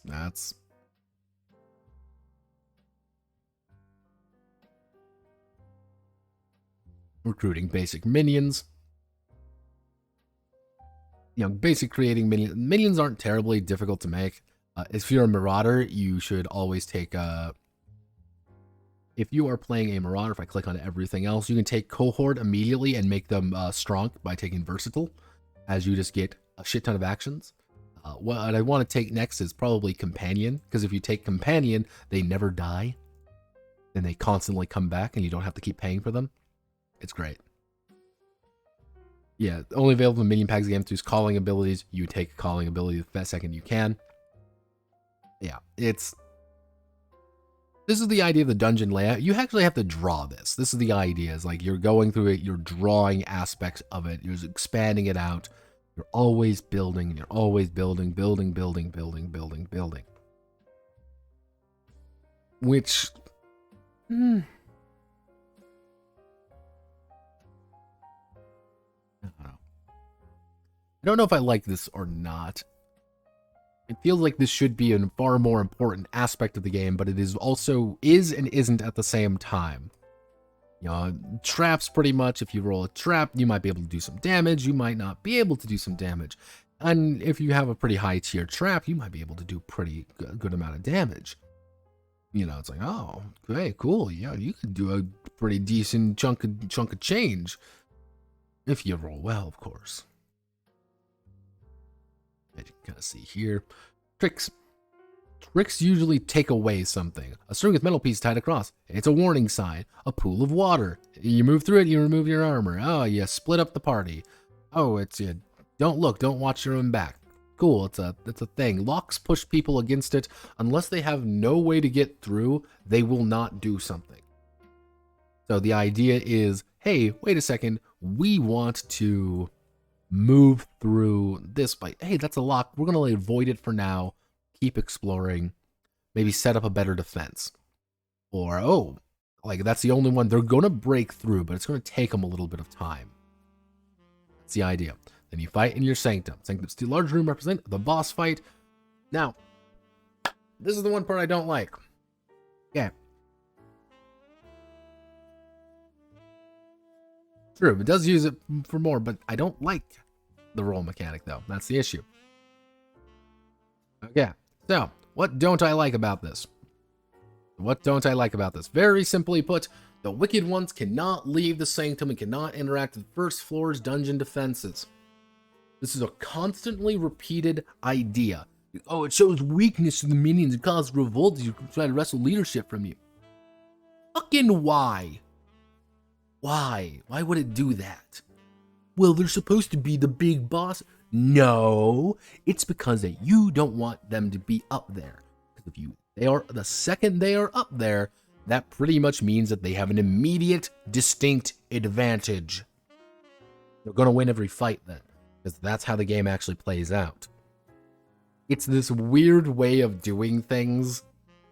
And like, I get it's thematic, but it's also like, why wouldn't the alchemist be in his alchemy lab? Why wouldn't I be in the mess hall eating? Oh, well, you just be constantly in your sanctum. Why? Makes no sense. Why wouldn't that inspire people more to be that? I think it's, if there was a better reason to why you were constantly in the sanctum, it would make sense. Like, oh, it's stereotypical D&D dungeons. I understand that, but it's also like, why though? Like, the Lich is at the bottom of the dungeon because the Lich doesn't want to. He's too powerful for this shit. He doesn't give a shit. He's working in his sanctum, which is like his like super special secret laboratory, doing his evil shit. Where at the beginning of the game and kind of like at the beginning sections, you're just a bunch of dudes. Like, you're not really that special compared to everybody else. You're just more wicked. You're the boss, but not like anything else really. That, I think that's the weird part, is they make such a brazen thing, like, oh yeah, dungeon's so important, but you're not allowed to like be a part of it, and like when it's getting raided. It's a weird thing. Or I think like if you make an engagement roll and you roll well, then you'd be up there. Being like, yeah, I think a bunch of fucking minions would be like, hey, yeah, the bosses are here. We're not going to die now. Cool, awesome. Not like, we're going to revolt now because he's weak. I just saw this fucking dude take out 3 dudes by himself. Yeah, you're the boss. That's why you're the boss. Boss, you killed a kid. That's why you're the best. Yeah, it's odd. Yeah, discoveries are also kind of strange. Pretty much the more you level up and the more stuff you find, what's going to happen is you're going to find discoveries most likely. And these discoveries can be anything. Sometimes they're going to be very good. Other times they're going to be awful. Like, oh, hey, here's it's a tier 3 room of a dungeon. Or it might be a neutral creature. Or an underground river. Or a failure to be like, full of dwarves mining. A cavern with noxious gas. A cursed trove of magic items or a giant spider that demands food. Yeah, earth formations, liquid formations. Yeah, it's like, this is kind of cool, but it's also like, use discovery to thwart the perfect dungeon. You know, interfere with the plan. If this wasn't random, like, if the GM had to put down, like, a certain number of dungeon stuff to fuck with you more than anything, that would be fun. I think that would be a little bit more interesting. Like, it's the fact that you can, like, roll. If you roll well on this, it's like, there's a chance you're going to end up with something, like, amazingly good, just as much as you're going to end up with something terrible, which just cripples your dungeon, or it just makes your dungeon 10 times better. That's a little bit like, I wish there's a little bit more contingencies in that regard. Because this thing is like a perfectly spherical room with the center of which floats a rapidly spinning anti-gravity contraption. Or a large bat colony, a creature that also gives you steady cloud of guano. Or any of a good heart that drowned this pool returns as a ghoul, a tier 2 creature under your control. You know, or hey, a one-way portal to the dungeon to a hidden, very valuable location within the sandbox. Or a mix like delicious glowing mushrooms, giving you a steady supply. Or like, hey, a round room full of magnetic walls, making it incredibly difficult to move around one-sided with metal. An old gnome farm, complete with artificial lighting that gives you a steady supply of carrots. Fun. Failure, which is like a bubbling tar pit that was awful smell, inconvenience situated within your dungeon. A tunnel with a hole in the center at the end, which is a cavernous worms occasionally emerge from. A gnomish inventory, hidden laboratory, and copper mine filled with working constructs. Yeah, it's things that go wrong. Because, yeah, you gotta draw this out. And they kind of encourage you to use kind of like this more square version, like dungeons or tunnels, and you're kind of building things out. Like, here's the detailed style, the basic style. Like, yeah, let's do the qualine, natural formations. You're doing trick. Hello. And, like, this is what a standard dungeon might look like at the end of things.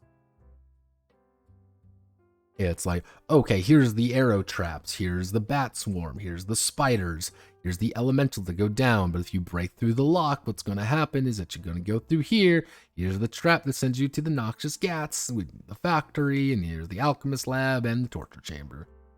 Oh, wow. Wowzers. Woo.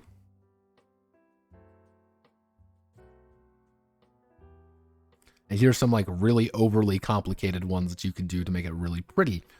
It's because one of the ideas behind the invasion is that the GM is like moving them through just as much as you are moving your minions, but your minions can't act unless they are adjacent to them.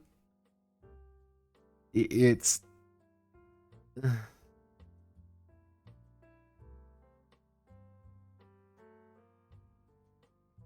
already suicidal on PC sides, giving more tools of death for GM is counterintuitive. I get you. It's kind of an odd mix of this game. I can't really nail down my feelings perfectly on it. I'll get to that at the very end though. But yeah, you have your basic pathing rules. The entire concept is that they are moving through your dungeon to find things. They're going one way or another. And they might say, so they've entered in, they want to go left. They go up all the way up here, and they get turned around, and they go all the way down here. They're getting into fights. They're fighting guards. They don't want to go to the potion labs. They want to go to, they got traps. You got to fight creatures before they finally enter the sanctum. A lot of things happen. Things go wrong. People get hurt, and you have to narrate it all. And then we do the sanctum battle, then loot the bodies. Oh no. Stereotypical case of what's going on. Everyone dies in the boss room. Ah, haha, look, it's the boss room. It's like, oh, cool. Neat. Yeah, then we have some basic ideas of the cycle of play. Kind of like we've already kind of talked about stuff like this. Lurking is kind of the like recovery phase. This is where you're looting. This is where you're kind of counting things. And you always want to revel. You want to find stuff. You want to get things for it. Generally, be a little shit more than anything. Score 1. Be a little shit. Do projects, mixed role, do minions, do big downtime project, contact people, initiate rituals, do stuff. And you're always going to be wanting to do these kind of clocks and things, and you want to do, recruit packs of minions. You're always doing something during downtime. And you want to play pirates? You can play pirates if you want. Then Calamity! They've broken through the walls! Calamity! They've broken our sacred relics! You can tell I've been playing a lot of Chivalry too. Yeah, generally speaking, Calamity's the same way. Dungeon logic, hierarchy, worthy masters. Calamity is the bad thing that goes on. This is when shit goes down and you gotta fix it. Then we raid. We pillage, we plunder, we do all that, drink up, me hearties yo ho. Pretty standard. You've already kind of talked about it. No, we did it. Good loot is good. You get more stuff out of it. And you wrap up. Then you do it all over again. You want to pillage, you want to plunder, and you want to do things. The big thing is the idea of blowback. You've just raided something. And if it goes poorly, if you do something pretty good, things go pretty alright. Only gonna be maybe rolling, but if you go major, you go say, hell yeah, let's do this, and you roll. How well did you stick to the plan? Stuck to the plan pretty well. We got a success. However, we still take the blame for it, and if we might get some blowback for it if we don't do it. Went off the rails, went a little awry, went perfectly. Blowback can't be resisted. This is what happens with blowback, otherwise known as, this is when people start dying.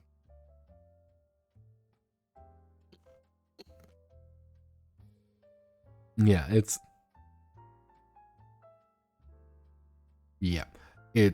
if things go according to plan,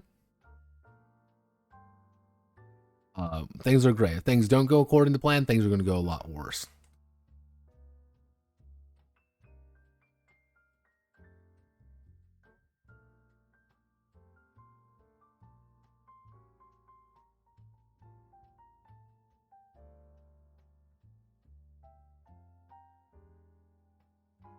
Yeah, like, blowback usually involves people showing up to your dungeon to kill you. That's kind of the basic idea. If you follow the plan, things go well. Don't follow the plan, you end up dying. I actually changed the adventures to 5e tiered adventures so they can't fucking die. Yeah, if you want to do something funny like that, I guess it would work. Like if you're like, hey, we're tier 5. Tier 5 would have 6 hearts. They'd have 12 clicks on their fucking ticks on their clock. It would be almost impossible to deal with them. Yeah, dungeon invasions, factions in the sandbox. You have some trouble in the forest, ambushes going wrong. Yeah, the entire concept is, if you going wrong, things are going bad. If you follow the plan perfectly, things go right. If things go wrong, things go wrong. And this is the idea of the sandbox.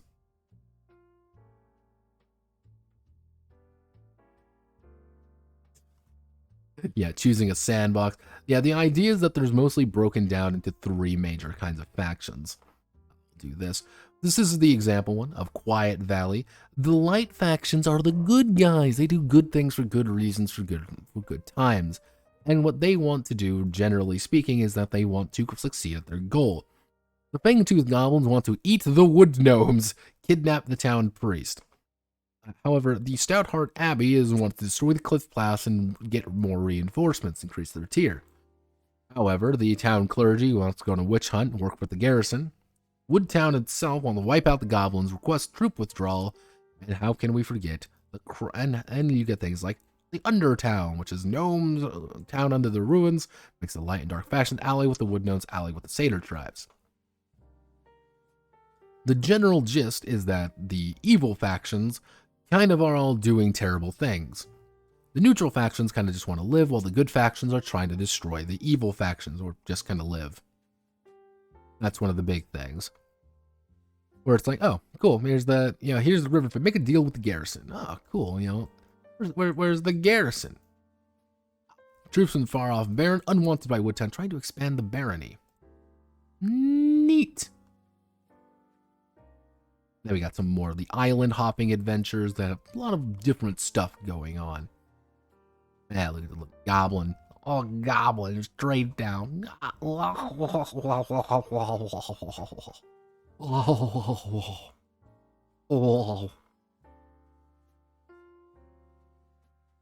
Yeah. Basic idea, you want to build a sandbox, you want to have factions, you want to have them doing stuff. Because stuff is fun. And here's a bunch of Game Master stuff. Really, this is what the Game Master is all about. They tell you what's going on, how to make things work. Let me see if I can... The adventures. Yeah, these are the adventures. Let me go down here. This is what they might have. So, for example, if you're the academic, this is what they're kind of doing. They excels at navigating the dungeon paths. The alchemist is always trying to use any, their stuff. Amazons are big scary people. Aristocrats, assassins, barbarians. Everyone's kind of doing things slightly different, and they all have different things about them that they want to accomplish. I do like the idea of this. There's actually quite a few different options that you can kind of play around with, and each of them do kind of feel a little bit different. Each of them have their own little bits and pieces to them, and I enjoy that. I think there could be probably more, and these have a stronger influence than what they actually do. It's like, yeah, I wish there was a little bit more to each adventure. I wish there was a little bit more stuff going on. But that's just not really how this game is supposed to be made. That's not the point. Then we have some primal mods. These are a bunch of optional stuff that's not really super important. If you want to play one of these, you can. Also, here's goldmongers, otherwise known as dragons. It's just a fucking dragon, okay? Fucking dragon. Some random generators, and that's pretty much it. That's Wicked Ones. Do I like Wicked Ones? I don't know. I'm gonna be frank with you. Don't know. On one hand, I like the idea of Wicked Ones. I like the idea of like, oh, you're building a dungeon, you're building all these things all together, and it's this kind of like, oh, it's a nice little, it's an interesting concept. However, I don't much care for the fact that it's forged in the dark. I don't like forged. It's not my jammerino. I wish it was something different. I wish it had a different system to it using the same ideas. And I think that's kind of the universal thing with it. As I go over here and...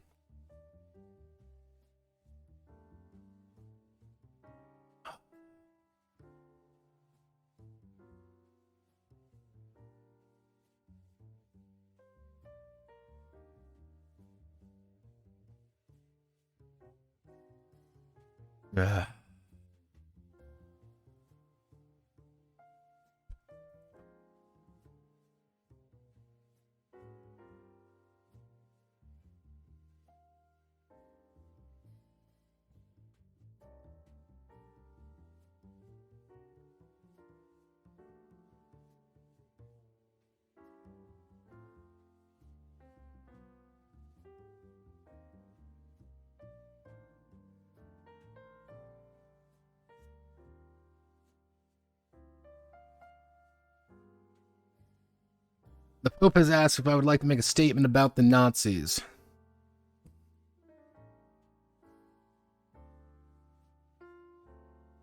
Say, sorry everybody, I need to answer this question because my server's falling apart.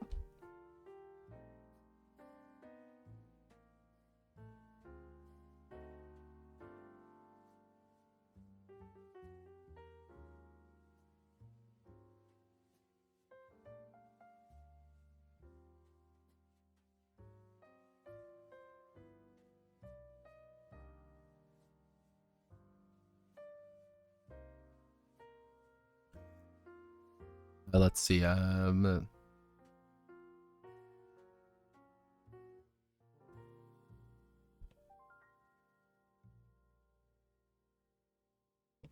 do you gotta do?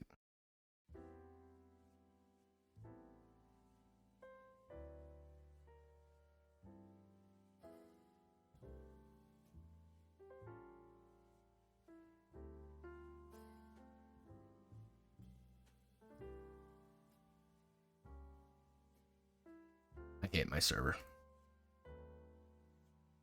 Maybe just have PBTA, PS, TTSD. Well, here's the thing. Forged in the Dark is an interesting idea. Do I hate Forged in the Dark? No. No.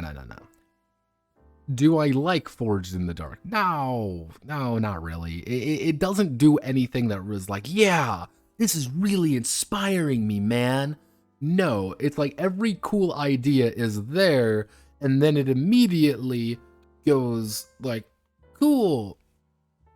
And then you physically hear like the screeching noise as it goes over, and it's like, but you gotta use its system. And like, I don't like Forged in the Dark systems. I like its ideas, but not actually how the game plays.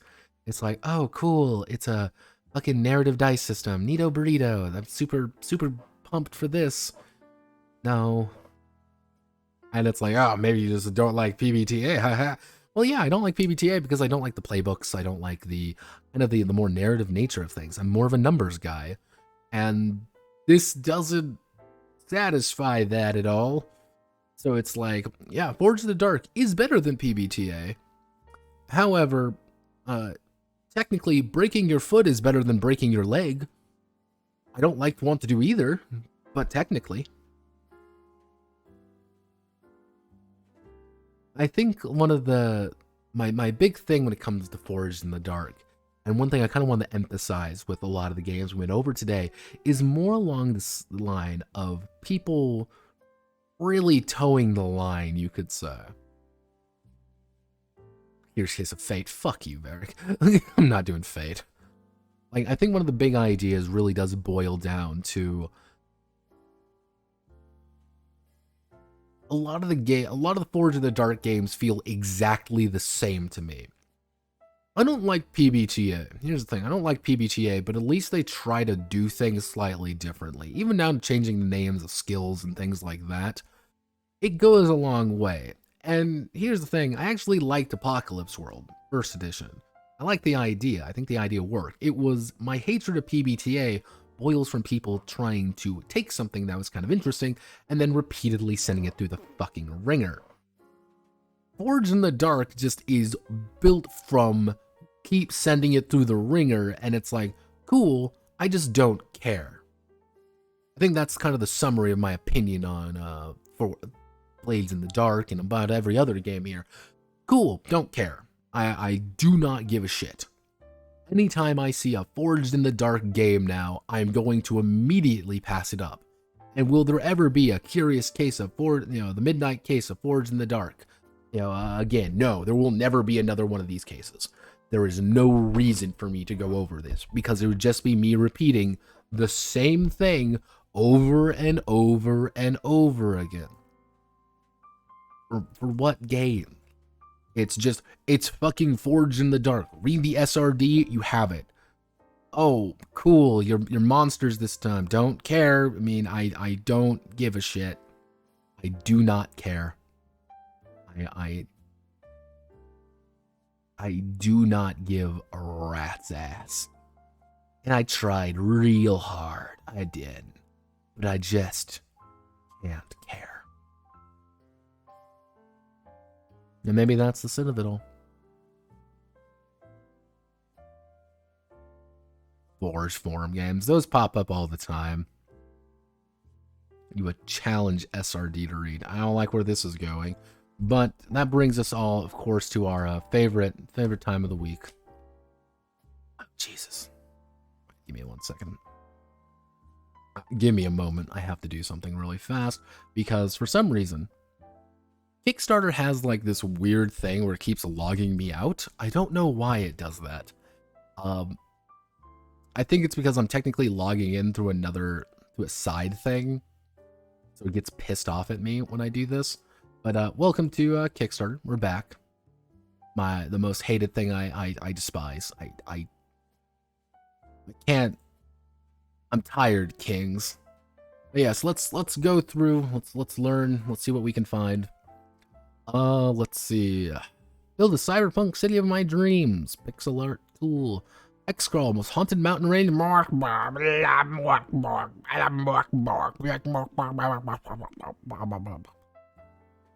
What's your favorite?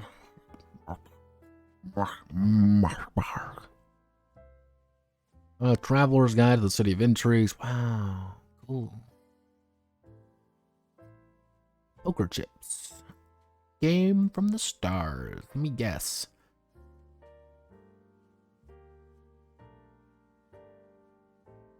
It looks like it's a poker game. Nope. 21 high quality miniatures, STL files. Stack the burger. Yeah, I love burgers. Walking shards. Nope. 5e campaign. Wow, neat.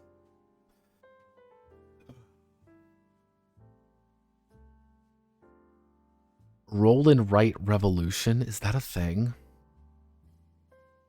Head-to-head Sudoku. What? 2023 gamer calendar. Step number 1.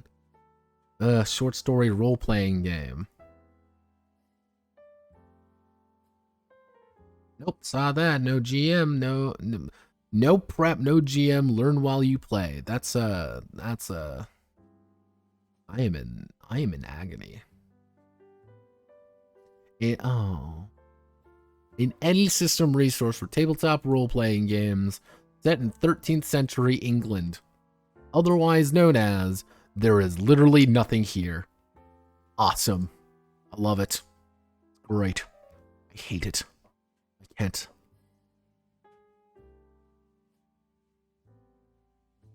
Wow, it sucks.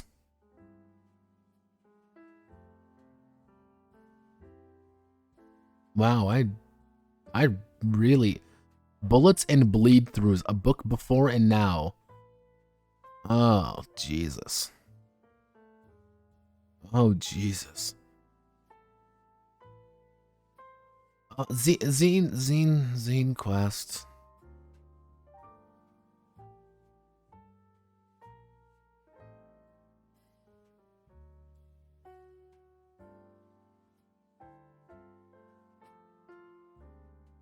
I'm tired, Kings.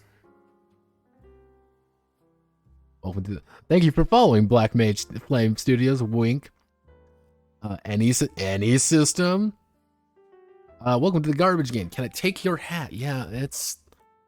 Oh Jesus Christ Almighty.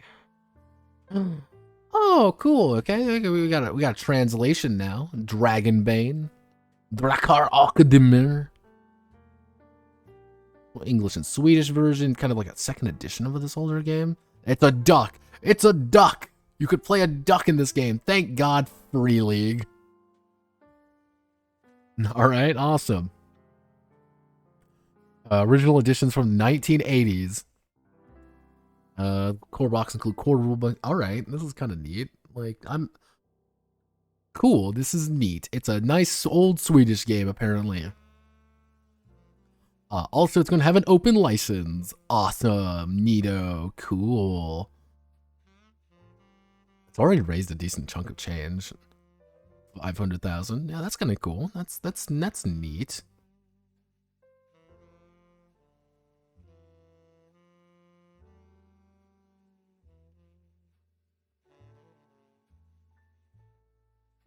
I don't care. A neo-medieval world-building RPG. The fuck are you fucking on about?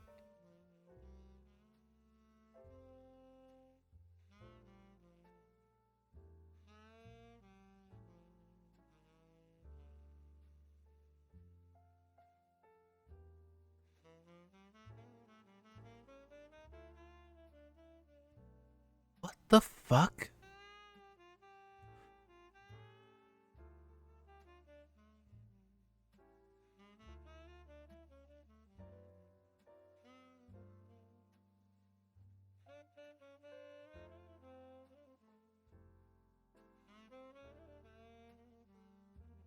Wow, I hate it. I really hate this. Because the idea is that, like, you don't have, like, you only have, like, you only, like, it's just acronym. That's all, that's what this is. It's acronyms, the RPG. It's kind of weird. It's not even an RPG, it's a fucking world building scene. That's all it is, just introducing acronyms. But it's not like in a fun way. Cool, that's awesome, don't care. Cyborg, cyborg, wow. I'm morkborging. I am literally losing my mind, by the way. I am insane. I have problems and I need help.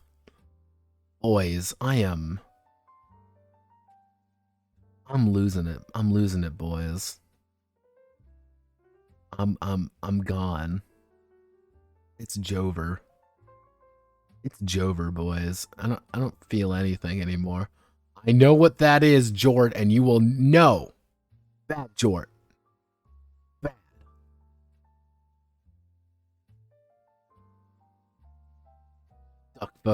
Flock you, Featherman. Free league games, request inspired games. One thing is play it. Ability to play as a duck, you old care. Death to Morkborg. I love Morkborg. Can we go much higher?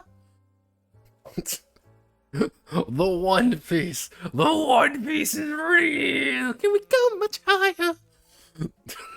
See, the best part is, if you just say the One Piece is real now, that song's going to immediately trigger in your head, and then you're immediately going to think of One Piece cock edits.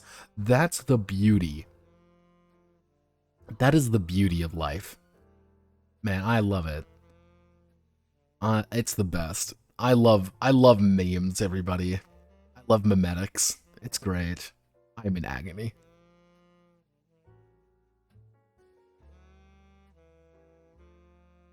Wait a second. This is Vincent Baker. Look, everybody, it's Vincent Baker's game. Wow.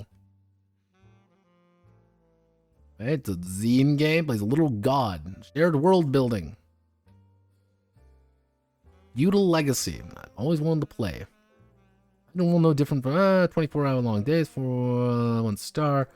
Emperor of Ixkendren. Trying to ruled by powerful gods, several months, evil wizard, horrible. The opportunity follows. 3 ways feel different than other games. Dynamic combat system. Sense of character customization every single time. Vast magic spell life every single time. It's the same things. Hit locate. Oh god, it's gonna be an autism game. More magic spells. Otherwise, no, it's gonna be 3.5, except worse. That's the best part about it. That's what I love. Mind me about this. I love 3.5 games, but worse. It's Pog. It's, as they say in the hood, Pog. I'm literally pogging.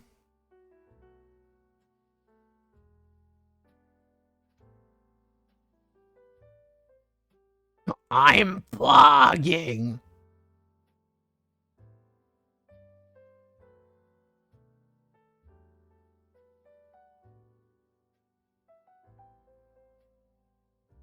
What the hell are you fucking doing here? Alright, you didn't take royalties. Yeah, I don't take royalties at all. Yeah, it's yeah, Vincent's here.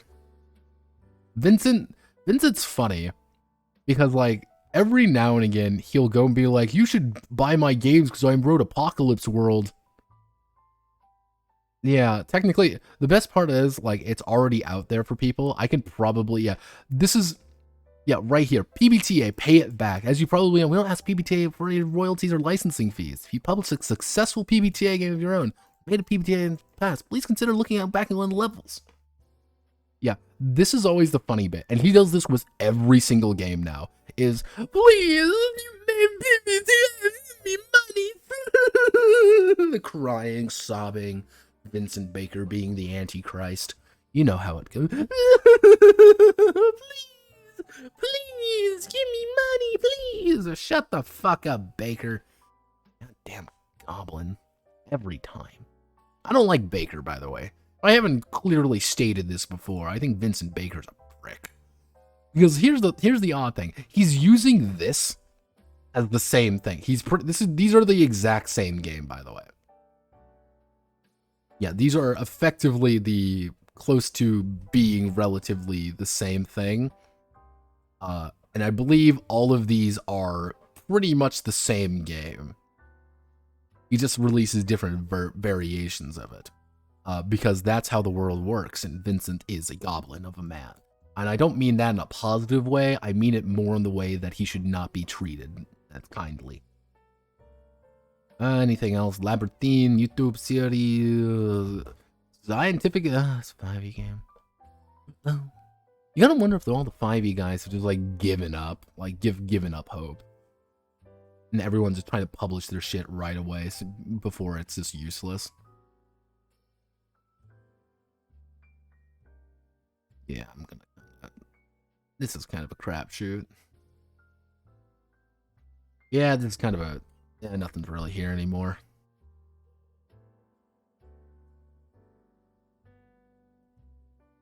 Okay, everybody, we get to go to my favorite place. Let's go to Itch.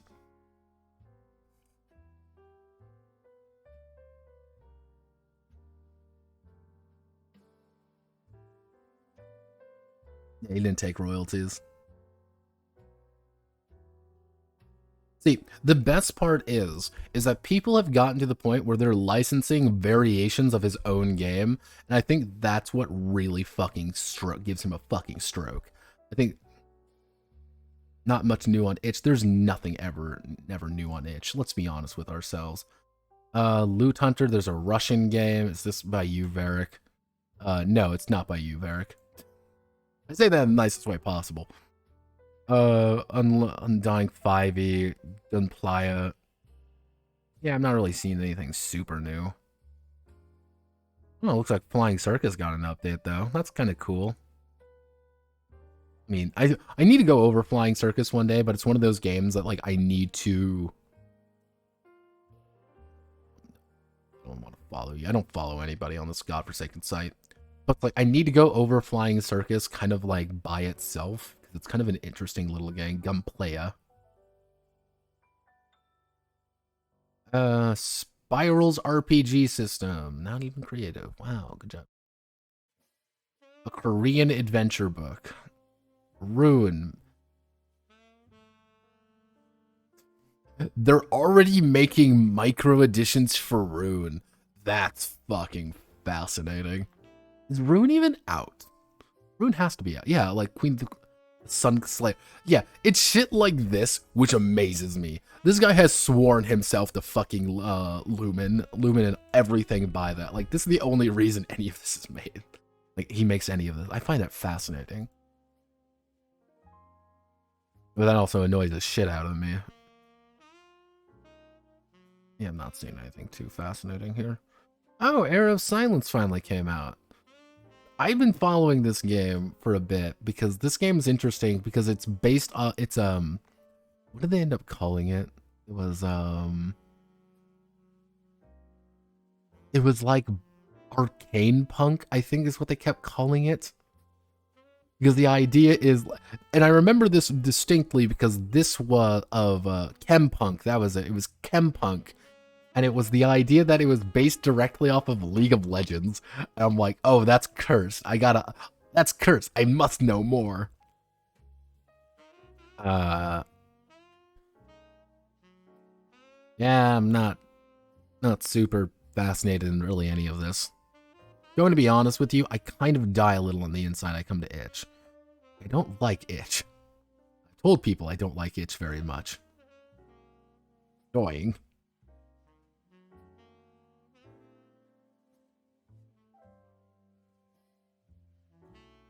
Mana punk. Or is noir punk. Yeah, I think one of the ideas, like, again, itch.io really rewards you to just spamming the front page with little stuff or like writing the coats of something else. That's one thing I've always noticed with it. And that's one of the reasons why I dislike it a lot. Actually, I dislike it quite a bit for that reason. Also, everybody, follow me on itch.io, notepad-addon.itch.io. Follow me on here. I don't update it hardly at all, but it's here. Ha ha ha. Yeah, that's pretty much it. I'm a tired boy. Though I will. Yeah, that kind of wraps things up. Before I fully commit to the end of days, though, before I fully take myself out back and fucking kill myself. Where is it? Where is it? Where are you? Ah, yes. Through exterior sources, as a man of my word, I managed to acquire this. Now, interesting thing about this game, apparently. A very interesting thing. This is apparently like an RPG thing. It's not a war game. That's the weird thing. It's like there's a game master who plays a separate set of character things. Yeah, it's a little. I need to go over this. This might be a micro case of me just going over this because I'm fascinated in this game already, but fascinated in a bad way. Like, wow, this seems like shit. Yeah, no, it's yeah, this is Tom's brand new thing. Did Tom write this by himself? Chateau and Miguel Lopez. Tom had nothing to do with it. That's even funnier. Wait, is Tom even here?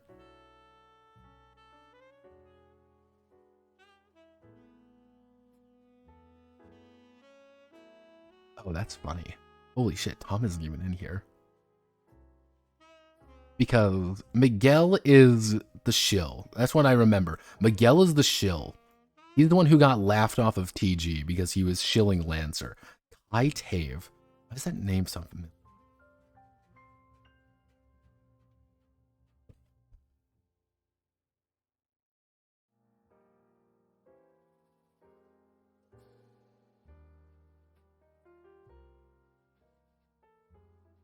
Yeah, okay. So this is Kai.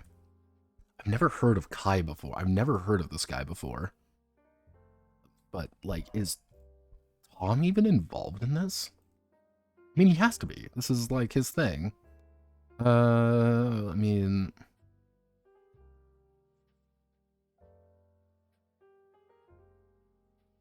Illustration, Connor.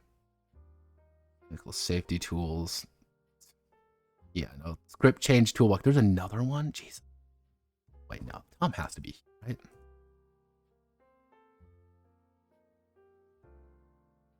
No, Tom isn't in here. Tom literally is not even a part of this game.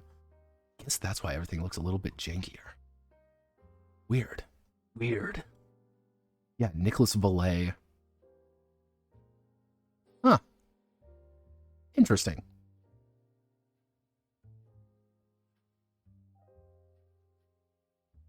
No, this isn't outsourced. Well, here's the thing. You could say Lancer was mostly designed by this guy. This is Miguel Lopez. It was Tom and Miguel. Now, in this situation, what this is telling me is that Kai wrote a majority of it with Miguel helping. Because, fun fact, anytime you're writing something in a professional sense, the person who did the most work goes first, and anybody else goes next. So if, like, I write 60% of a book and you write 40, I would be Notepad Anon and whoever you are. And kind of depending on if there are more writers, you do it by importance. Sometimes they do it, like, as a director, like it was written by, like, a game, like, creator.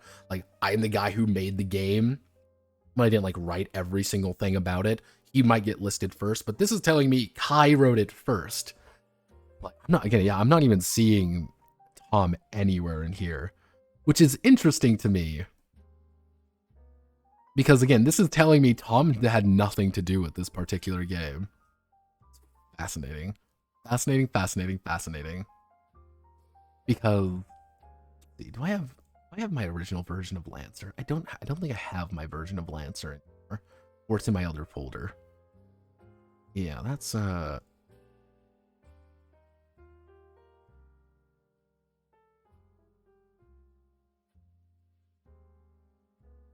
fascinating. It's not outsourced. Here's the thing. This isn't an outsourced game. This was done by the original team. I think it was kind of I'll say it a side project. Playing them, reviewing them. Last 2 years ago, I've been heavily involved in the community for Lancer RPG, officially unofficial Discord server, helping newcomers. yeah, so this is literally a super fan. Yeah, this is literally a super fan who made his entire career making Lancer content. Shine on, brother, I guess. Do whatever you feel like. In other news, feel free to follow me on Patreon. Notepad Anon, creating TRPG video, RPGs and videos. Can't, okay. Can't show you all the result. Oh, no. But yeah, follow me on Patreon, by the way. I'm a ruthless shill. Fuck you. Okay, I'm gonna call it there for today. Thank you all very much for watching. My name is Notepad Anon. Hope you had a wonderful time. I will see you all on Monday, in which we will officially be starting Void Hunters, which is going to be weird and blame ethical for everything. So, Godspeed, good luck. My throat is dead, and I'm going to die a little on the inside because I got a lot of shit I got to do tonight. All right, I am, as they say, boy.